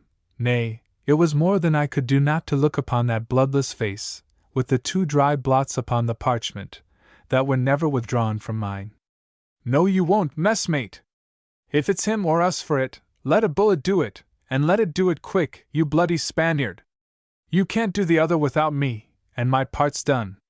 Harris was my only hope. I had seen this from the first, but my appeal I had been keeping to the very end. And now he was leaving me before a word would come. Santos had gone over to my grave, and there was Harris at the door. "It is not deep enough," said the Portuguese. "It's as deep as I mean to make it, with you sitting there talking about it." And the door stood open. "Captain?" I screamed. "For Christ's sake, Captain!" He stood there, trembling, yet even now not looking my way. "Did you ever see a man hang?" asked Santos, with a vile eye for each of us. "I once hanged 15 in a row, abominable thefts. And I once poisoned nearly 100 at one banquet, an untrustworthy tribe. But the hanging was the worst sight and the worst death. Hugh! There was one man, he was no stouter than you are, Captain." But the door slammed, we heard the captain on the stairs. There was a rustle from the leaves outside, and then a silence that I shall not attempt to describe. And indeed, I am done with this description, as I live to tell the tale, or spoil it, if I choose. I will make shorter work of this particular business than I found it at the time. Perverse I may be in old age as in my youth, but on that my agony, my humiliating agony, I decline to dwell. I suffer it afresh as I write. There are the cobwebs on the ceiling, a bloated spider crawling in one, a worse monster is gloating over me, those dull eyes of his, and my own pistol barrel, cover me in the lamplight. The crucifix pin is awry in his cravat. That is because he has offered it me to kiss. As a refinement, I feel sure my revolver is not cocked, and the hammer goes up, up. He missed me because a lantern was flashed into his eyes through the grating. He wasted the next ball in firing wildly at the light. And the last chamber's load became suddenly too precious for my person, for there were many voices overhead, there were many feet upon the stairs. Harris came first, head first, saw me still living as he reeled, hurled himself upon the boxes and one of these into the hole, all far quicker than my pen can write it. The maneuver, being the captain's, explained itself. On his heels trod Rattray, with one who brought me to my feet like the call of silver trumpets. "The house is surrounded," says the squire, very quick and quiet. "Is this your doing, Cole?" "I wish it was," said I. "But I can't complain, it saved my life." And I looked at Santos, standing dignified and alert, my still smoking pistol in his hand. "Two things to do," says Rattray. "I don't care which." He strode across the cellar and pulled at the one full bin. Something slid out. It was a binful of empty bottles, and this time they were allowed to crash upon the floor. The squire stood pointing to a manhole at the back of the bin. "That's one alternative," said he. "But it will mean leaving this much stuff at least," pointing to the boxes, "and probably all the rest at the other end. The other thing's to stop and fight." "I fight," said Santos, stalking to the door. "Have you no more ammunition for me, friend Cole? Then I must live you alive. Adios, senor." Harris cast a wistful look towards the manhole, not in cowardice, I fancy, but in sudden longing for the sea, the longing of a poor devil of a sailor man doomed to die ashore. I am still sorry to remember that Rattray judged him differently. "Come on, skipper," said he. "It's all or none aboard the lugger, and I think it will be none. Up you go, wait a second in the room above, and I'll find you an old cutlass. I shan't be longer." He turned to me with a wry smile. "We're not half-armed," he said. "They've caught us fairly on the hop, it should be fun. Goodbye, Cole, I wish you'd had another round for that revolver. Goodbye, Eva." And he held out his hand to our love, who had been watching him all this time with eyes of stone, but now she turned her back upon him without a word. His face changed. The stormlight of passion and remorse played upon it for an instant. He made a step towards her, wheeled abruptly, and took me by the shoulder instead. "Take care of her, Cole," said he. "Whatever happens, take care of her." I caught him at the foot of the stairs. I do not defend what I did. But I had more ammunition, a few wadded bullets, caps, and powder charges, loose in a jacket pocket, and I thrust them into one of his, upon a sudden impulse, not, as I think, altogether unaccountable, albeit, as I have said, so indefensible. My back was hardly turned an instant. I had left a statue of unforgiving coldness. I started round to catch in my arms a half-fainting, grief-stricken form, shaken with sobs that it broke my heart to hear. I placed her on the camp stool. I knelt down and comforted her as well as I could, stroking her hands, my arm about her heaving shoulders, with the gold-brown hair streaming over them. Such hair as it was! So much longer than I had dreamt. So soft, so fine, my soul swam with the sight and touch of it. Well for me that there broke upon us from above such a sudden din as turned my hot blood cold. A wild shout of surprise, an ensuing roar of defiance, shrieks and curses, yells of rage and pain, and pistol shot after pistol shot as loud as cannon in the confined space. I know now that the battle in the hall was a very brief affair. While it lasted, I had no sense of time, minutes or moments. They were, God forgive me, some of the very happiest in all my life. My joy was as profound as it was also selfish and incongruous. The villains were being routed. Of that there could be no doubt or question. I hoped Rattray might escape, but for the others no pity stirred in my heart, and even my sneaking sympathy with the squire could take nothing from the joy that was in my heart. Eva Denison was free. I was free. Our oppressors would trouble us no more. We were both lonely. We were both young. We had suffered together and for each other. And here she lay in my arms, her head upon my shoulder, her soft bosom heaving on my own. My blood ran hot and cold by turns. I forgot everything but our freedom and my love. I forgot my sufferings, as I would have you all forget them. I am not to be pitied. I have been in heaven on earth. I was there that night, in my great bodily weakness, and in the midst of bloodshed, death, and crime. They have stopped, cried Eva suddenly. It is over! Oh, if he is dead! And she sat upright, with bright eyes starting from a deathly face. I do not think she knew that she had been in my arms at all, any more than I knew that the firing had ceased before she told me. Excited voices were still raised overhead, but some sounded distant, yet more distinct, coming through the grating from the garden, and none were voices that we knew. One poor wretch, on the other hand, we heard plainly groaning to his death, and we looked in each other's eyes with the same thought. That's Harris, said I with, I fear, but little compassion in my tone or in my heart just then. Where are the others? Cried Eva piteously. God knows, said I. They may be done for, too. If they are, it's better than the death they would have lived to die. But only one of them was a willful murderer. Oh, Mr. Cole, go and see what has happened. Come back and tell me. I dare not come. I will stay here and pray for strength to bear whatever news you may bring me. Go quickly. I will wait and pray. So I left the poor child on her knees in that vile cellar, white face and straining hands uplifted to the foul ceiling, sweet lips quivering with prayer, eyelids reverently lowered, and the swift tears flowing from beneath them, all in the yellow light of the lantern that stood burning by her side. How different a picture from that which awaited me overhead! Chapter 19. My great hour. The library doors were shut, and I closed the secret one behind me before opening the other and peering out through a rack of bluish smoke, and there lay Captain Harris, sure enough, breathing his last in the arms of one constable, while another was seated on the table with a very wry face, twisting a tourniquet round his arm, from which the blood was dripping like raindrops from the eaves. A third officer stood in the porch, issuing directions to his men without. He's over the wall, I tell you! I saw him run up our ladder. After him every man of you, and spread! I looked in vain for Rattray and the rest, yet it seemed as if only one of them had escaped. I was still looking when the man in the porch wheeled back into the hall, and instantly caught sight of me at my door. Hello! Here's another of them! Cried he. Out you come, young fellow! Your mates are all dead men. They're not my mates. Never mind, come you out and let's have a look at you. I did so, and was confronted by a short, thick-set man, who recognized me with a smile, but whom I failed to recognize.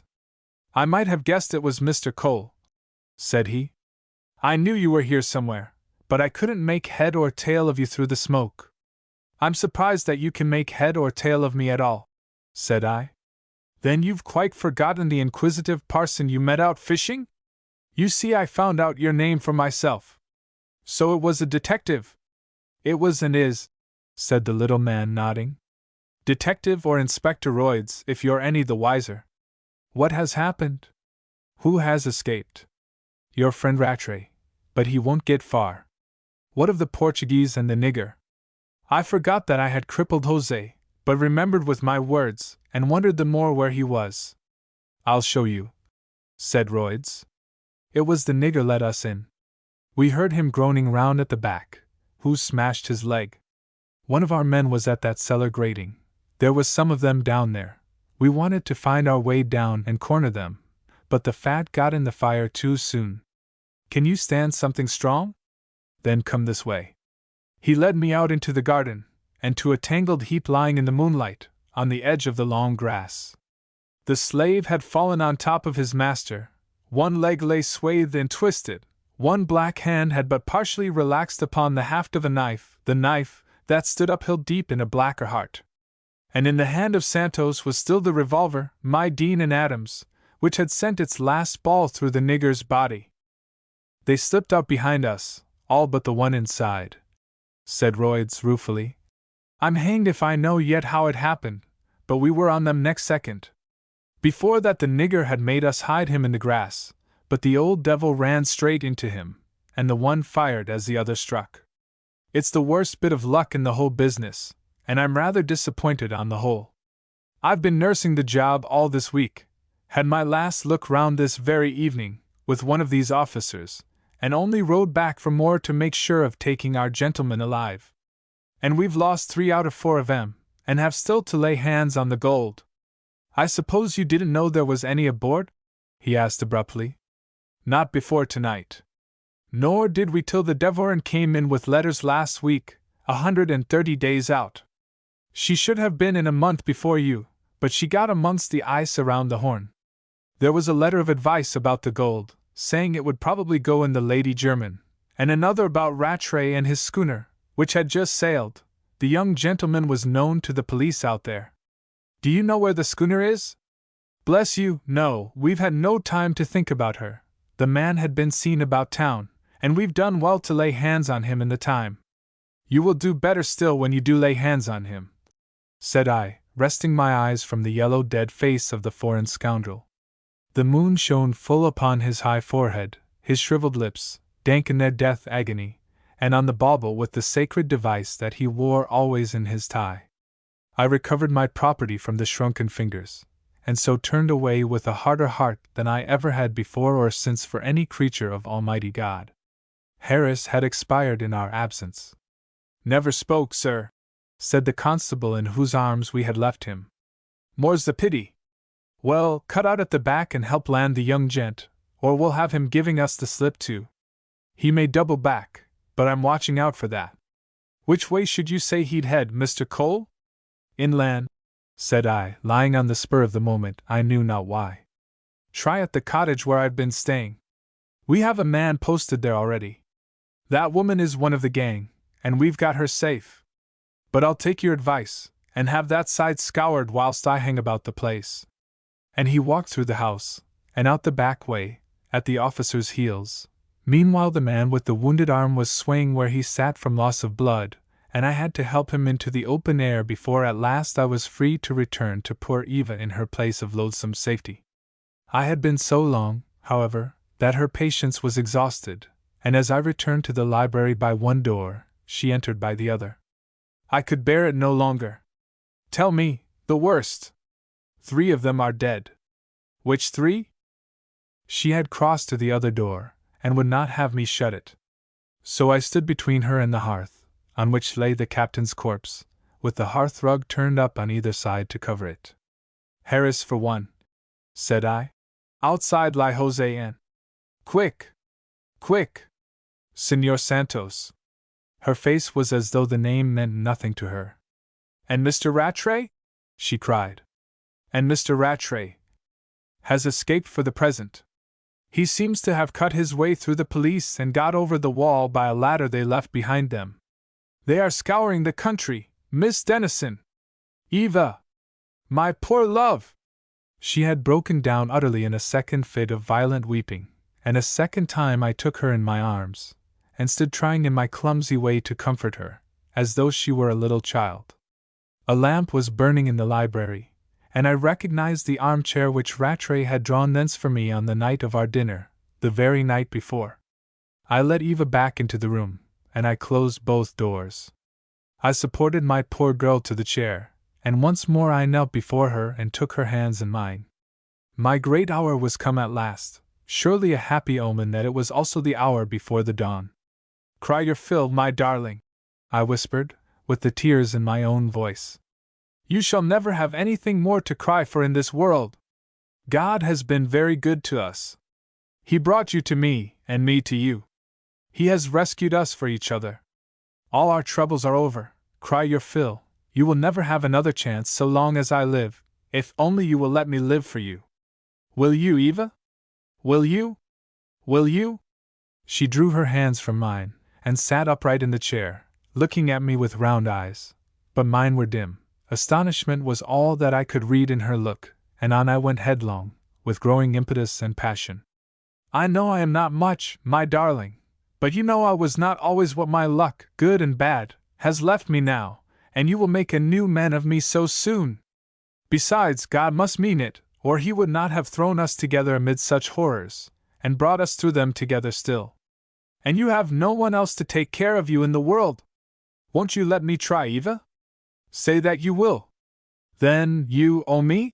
she said slowly, in a low, awestruck voice that might have told me my fate at once.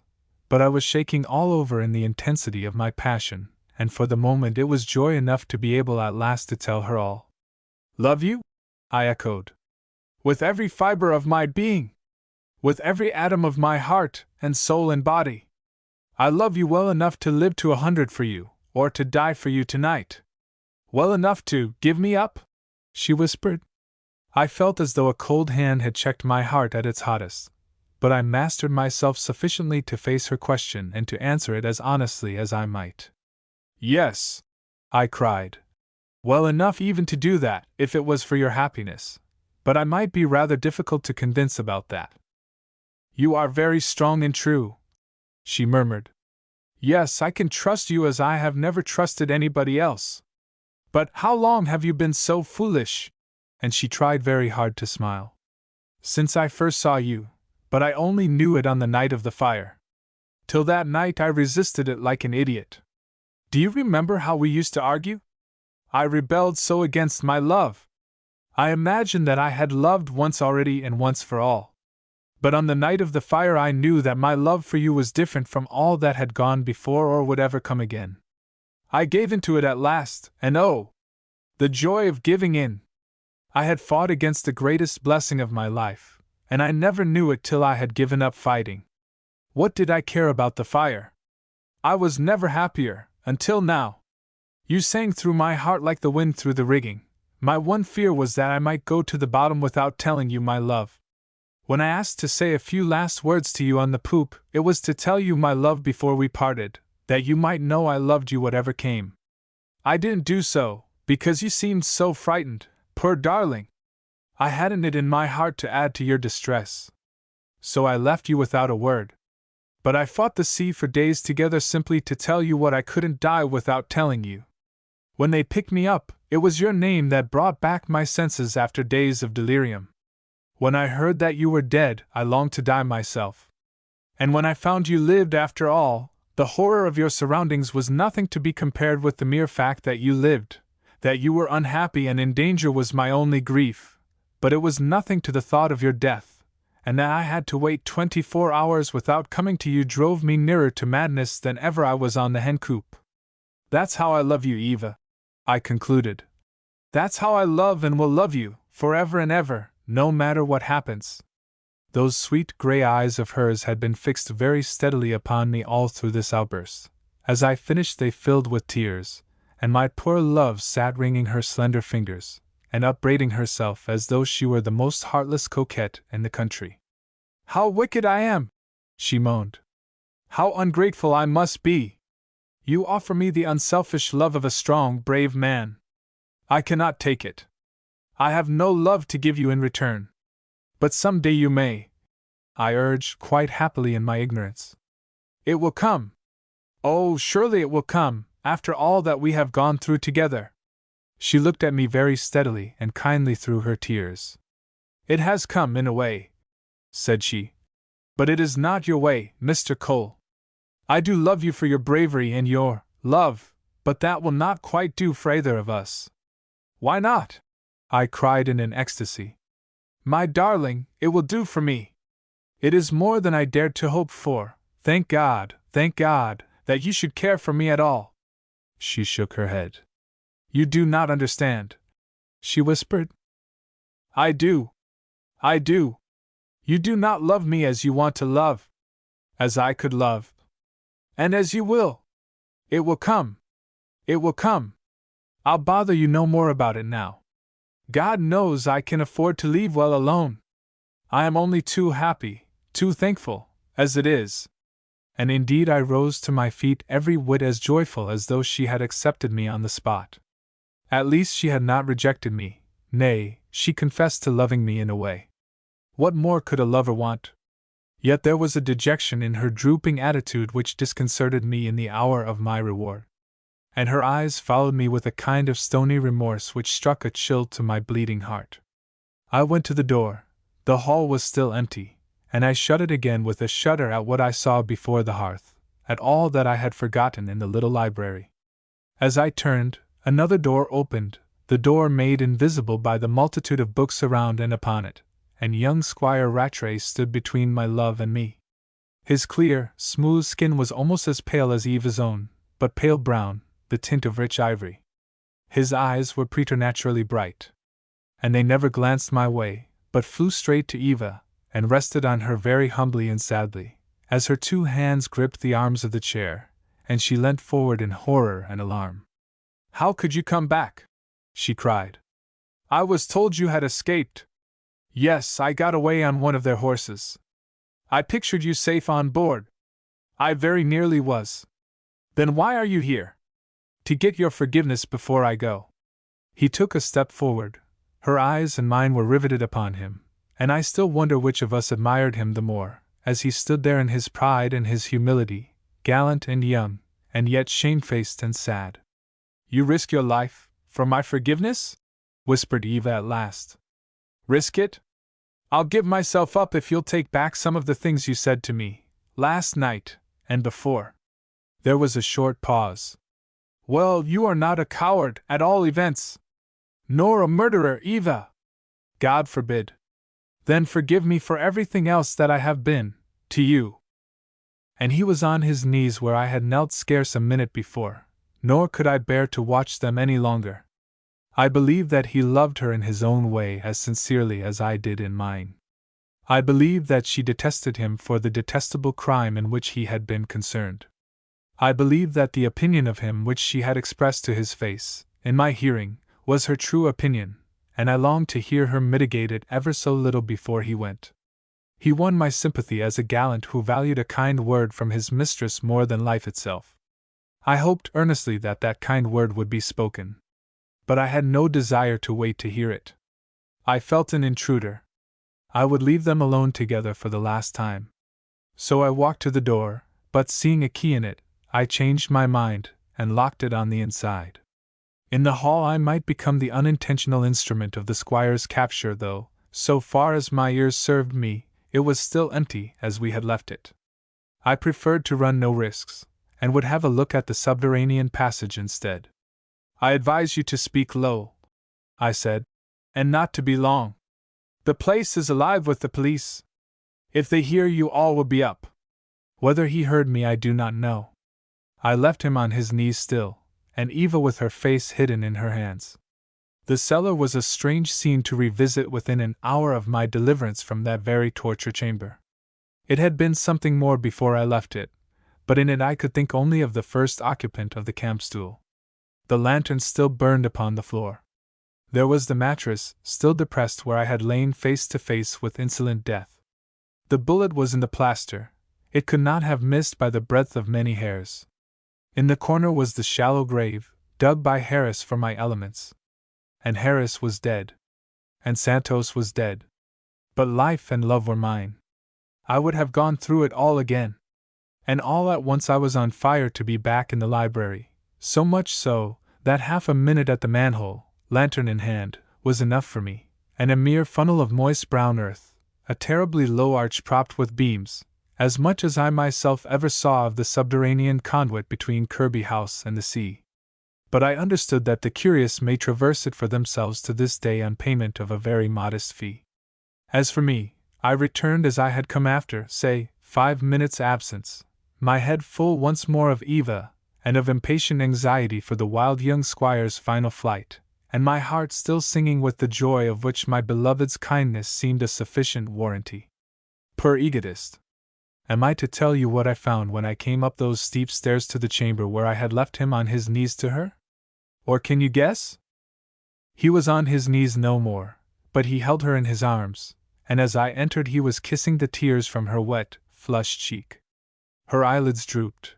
She was pale as the dead without, so pale that her eyebrows looked abnormally and dreadfully dark. She did not cling to him. Neither did she resist his caresses, but lay passive in his arms as though her proper paradise was there. And neither heard me enter. It was as though they had forgotten all the world but one another. So this is it, said I very calmly. I can hear my voice as I write.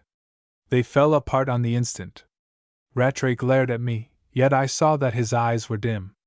Eva clasped her hands before her, and looked me steadily in the face. But never a word. You love him? I said sternly. The silence of consent remained unbroken. Villain as he is? I burst out. And at last Eva spoke. I loved him before he was won, said she. We were engaged. She looked at him standing by, his head bowed, his arms folded. Next moment she was very close to me, and fresh tears were in her eyes. But I stepped backward, for I had had enough. Can you not forgive me? Oh dear, yes. Can't you understand? Perfectly, said I. You know you said. I have said so many things. But this was that you loved me well enough to give me up. And the silly ego in me, the endless and incorrigible I, imagined her pouting for a withdrawal of those brave words. I not only said it, I declared, but I meant every word of it. None the less had I to turn from her to hide my anguish. I leaned my elbows on the narrow stone chimney-piece, which, with the grate below and a small mirror above, formed an almost solitary oasis in the four walls of books. In the mirror I saw my face. It was wizened, drawn, old before its time, and merely ugly in its sore distress, merely repulsive in its bloody bandages. And in the mirror also I saw Rattray, handsome, romantic, audacious, all that I was not, nor ever would be, and I understood, more than ever, and loathed my rival in my heart. I wheeled round on Eva. I was not going to give her up to him. I would tell her so before him, tell him so to his face. But she had turned away. She was listening to someone else. Her white forehead glistened. There were voices in the hall. Mr. Cole! Mr. Cole! Where are you, Mr. Cole? I moved over to the locked door. My hand found the key. I turned round with evil triumph in my heart, and God knows what upon my face. Rattray did not move. With lifted hands the girl was merely begging him to go by the door that was open, down the stair. He shook his head grimly. With an oath I was upon them. Go, both of you! I whispered hoarsely. Now, while you can, and I can let you. Now! Now! Still Rattray hung back. I saw him glancing wistfully at my great revolver lying on the table under the lamp. I thrust it upon him, and pushed him towards the door. You go first. She shall follow. You will not grudge me one last word? Yes, I will take your hand. If you escape, be good to her. He was gone. Without, there was a voice still calling me, but now it sounded overhead. Goodbye, Eva, I said. You have not a moment to lose. Yet those divine eyes lingered on my ugliness. You are in a very great hurry, said she, in the sharp little voice of her bitter moments. You love him, that is enough. And you too, she cried. And you too.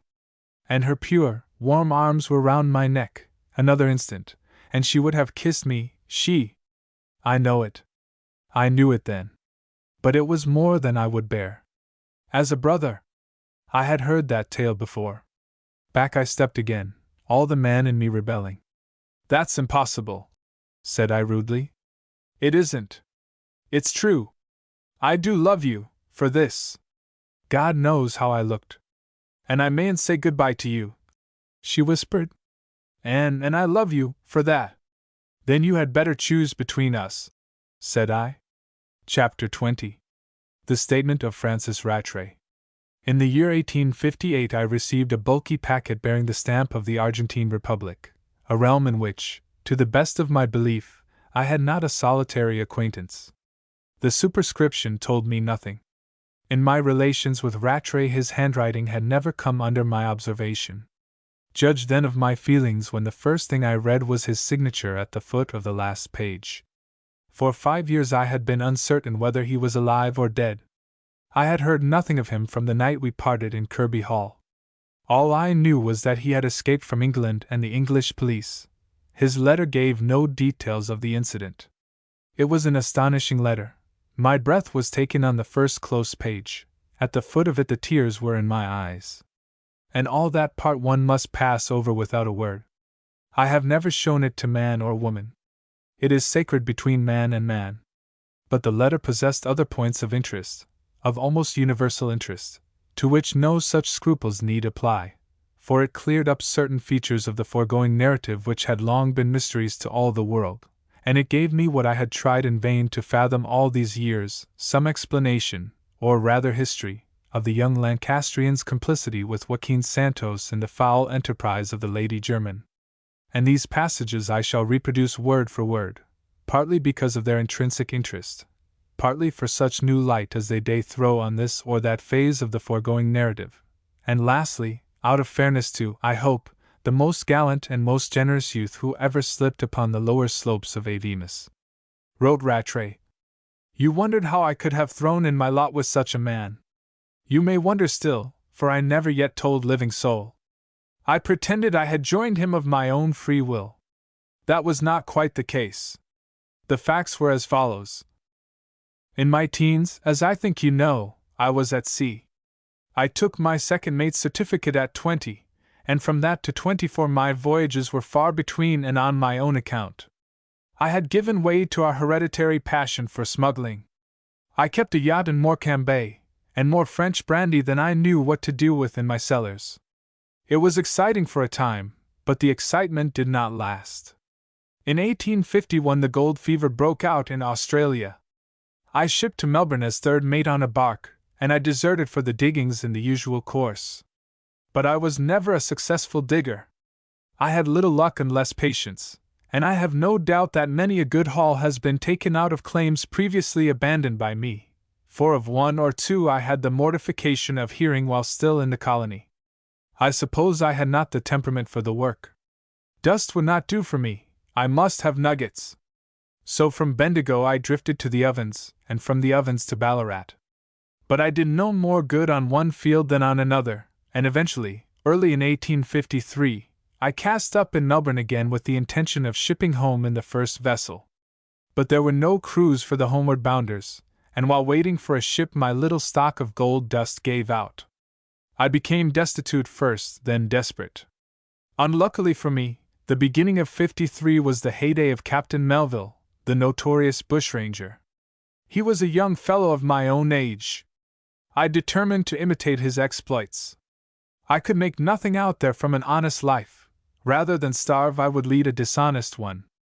I had been born with lawless tendencies. From smuggling to bushranging was an easy transition, and about the latter there seemed to be a gallantry and romantic swagger which put it on the higher plane of the two. But I was not born to be a bushranger either.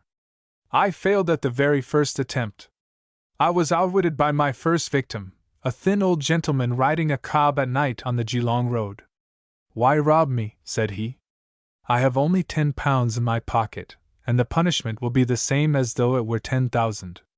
"I want your cob," said I, for I was on foot. "I'm a starving jack, and as I can't get a ship I'm going to take to the bush." He shrugged his shoulders. To starve there, said he. My friend, it is a poor sport, this bushranging. I have looked into the matter on my own account. You not only die like a dog, but you live like one too. It is not worthwhile. No crime is worthwhile under 5 figures, my friend. A starving jack, eh? Instead of robbing me of £10, why not join me and take 10,000 as your share of our first robbery? A sailor is the very man I want. I told him that what I wanted was his cob, and that it was no use his trying to hoodwink me by pretending he was one of my sort, because I knew very well that he was not, at which he shrugged again, and slowly dismounted, after offering me his money, of which I took half.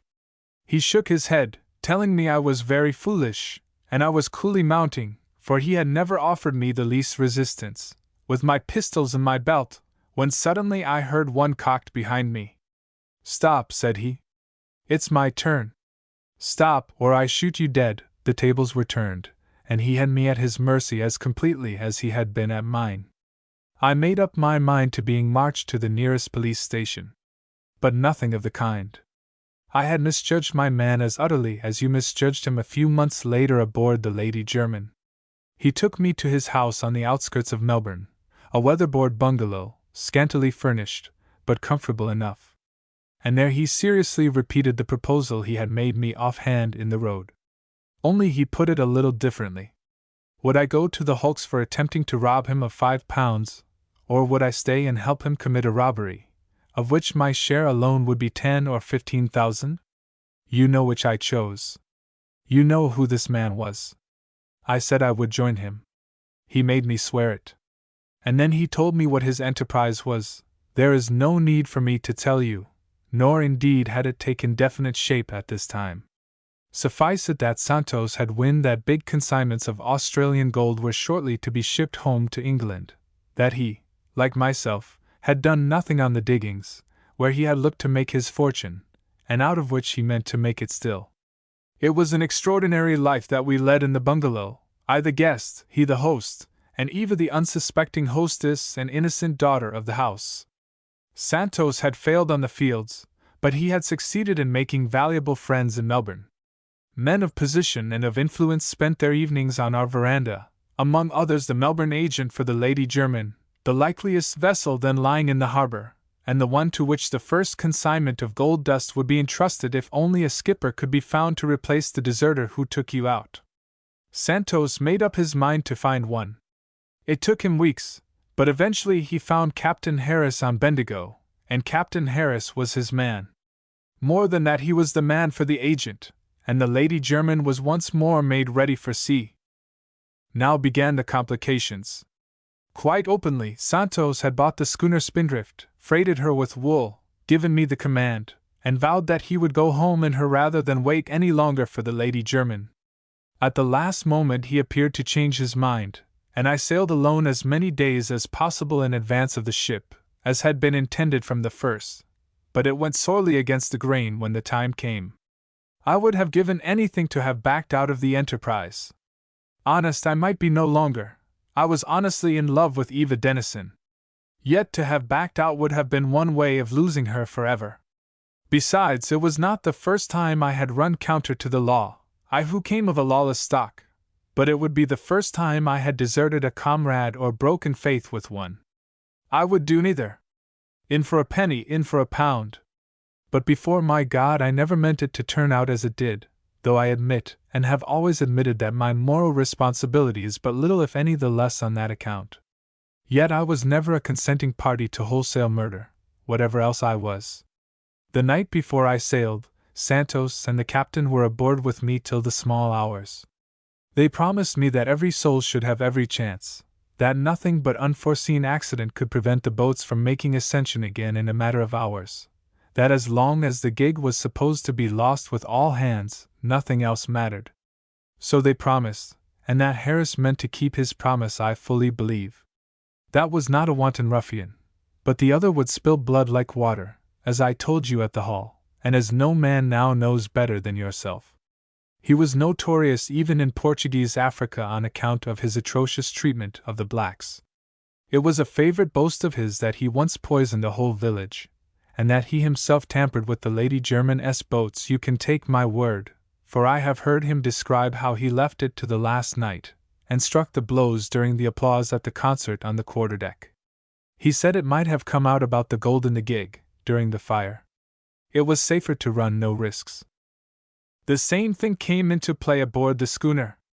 Never shall I forget the horror of that voyage after Santos came aboard. I had a crew of 8 hands all told, and 2 he brought with him in the gig. Of course they began talking about the gold. They would have their share or split when they got ashore, and there was mutiny in the air, with the steward and the quartermaster of the Lady German for ringleaders. Santos nipped it in the bud with a vengeance. He and Harris shot every man of them dead, and 2 who were shot through the heart they washed and dressed and set adrift to rot in the gig with false papers. God knows how we made Madeira. We painted the old name out and a new name in, on the way, and we shipped a Portuguese crew, not a man of whom could speak English. We shipped them aboard the Duque de Mondejo's yacht Braganza. The schooner Spindrift had disappeared from the face of the waters forever. And with the men we took in plenty of sour claret and cigarettes, and we paid them well, and the Portuguese sailor is not inquisitive under such conditions. And now, honestly, I wished I had put a bullet through my head before joining in this murderous conspiracy. But retreat was impossible, even if I had been the man to draw back after going so far, and I had a still stronger reason for standing by the others to the bitter end. I could not leave Our Lady to these ruffians. On the other hand, neither could I take her from them, for, as you know, she justly regarded me as the most flagrant ruffian of them all. It was in me and through me that she was deceived, insulted, humbled, and contaminated. That she should ever have forgiven me for a moment is more than I can credit or fathom to this hour. So there we were. She would not look at me, and I would not leave her until death removed me.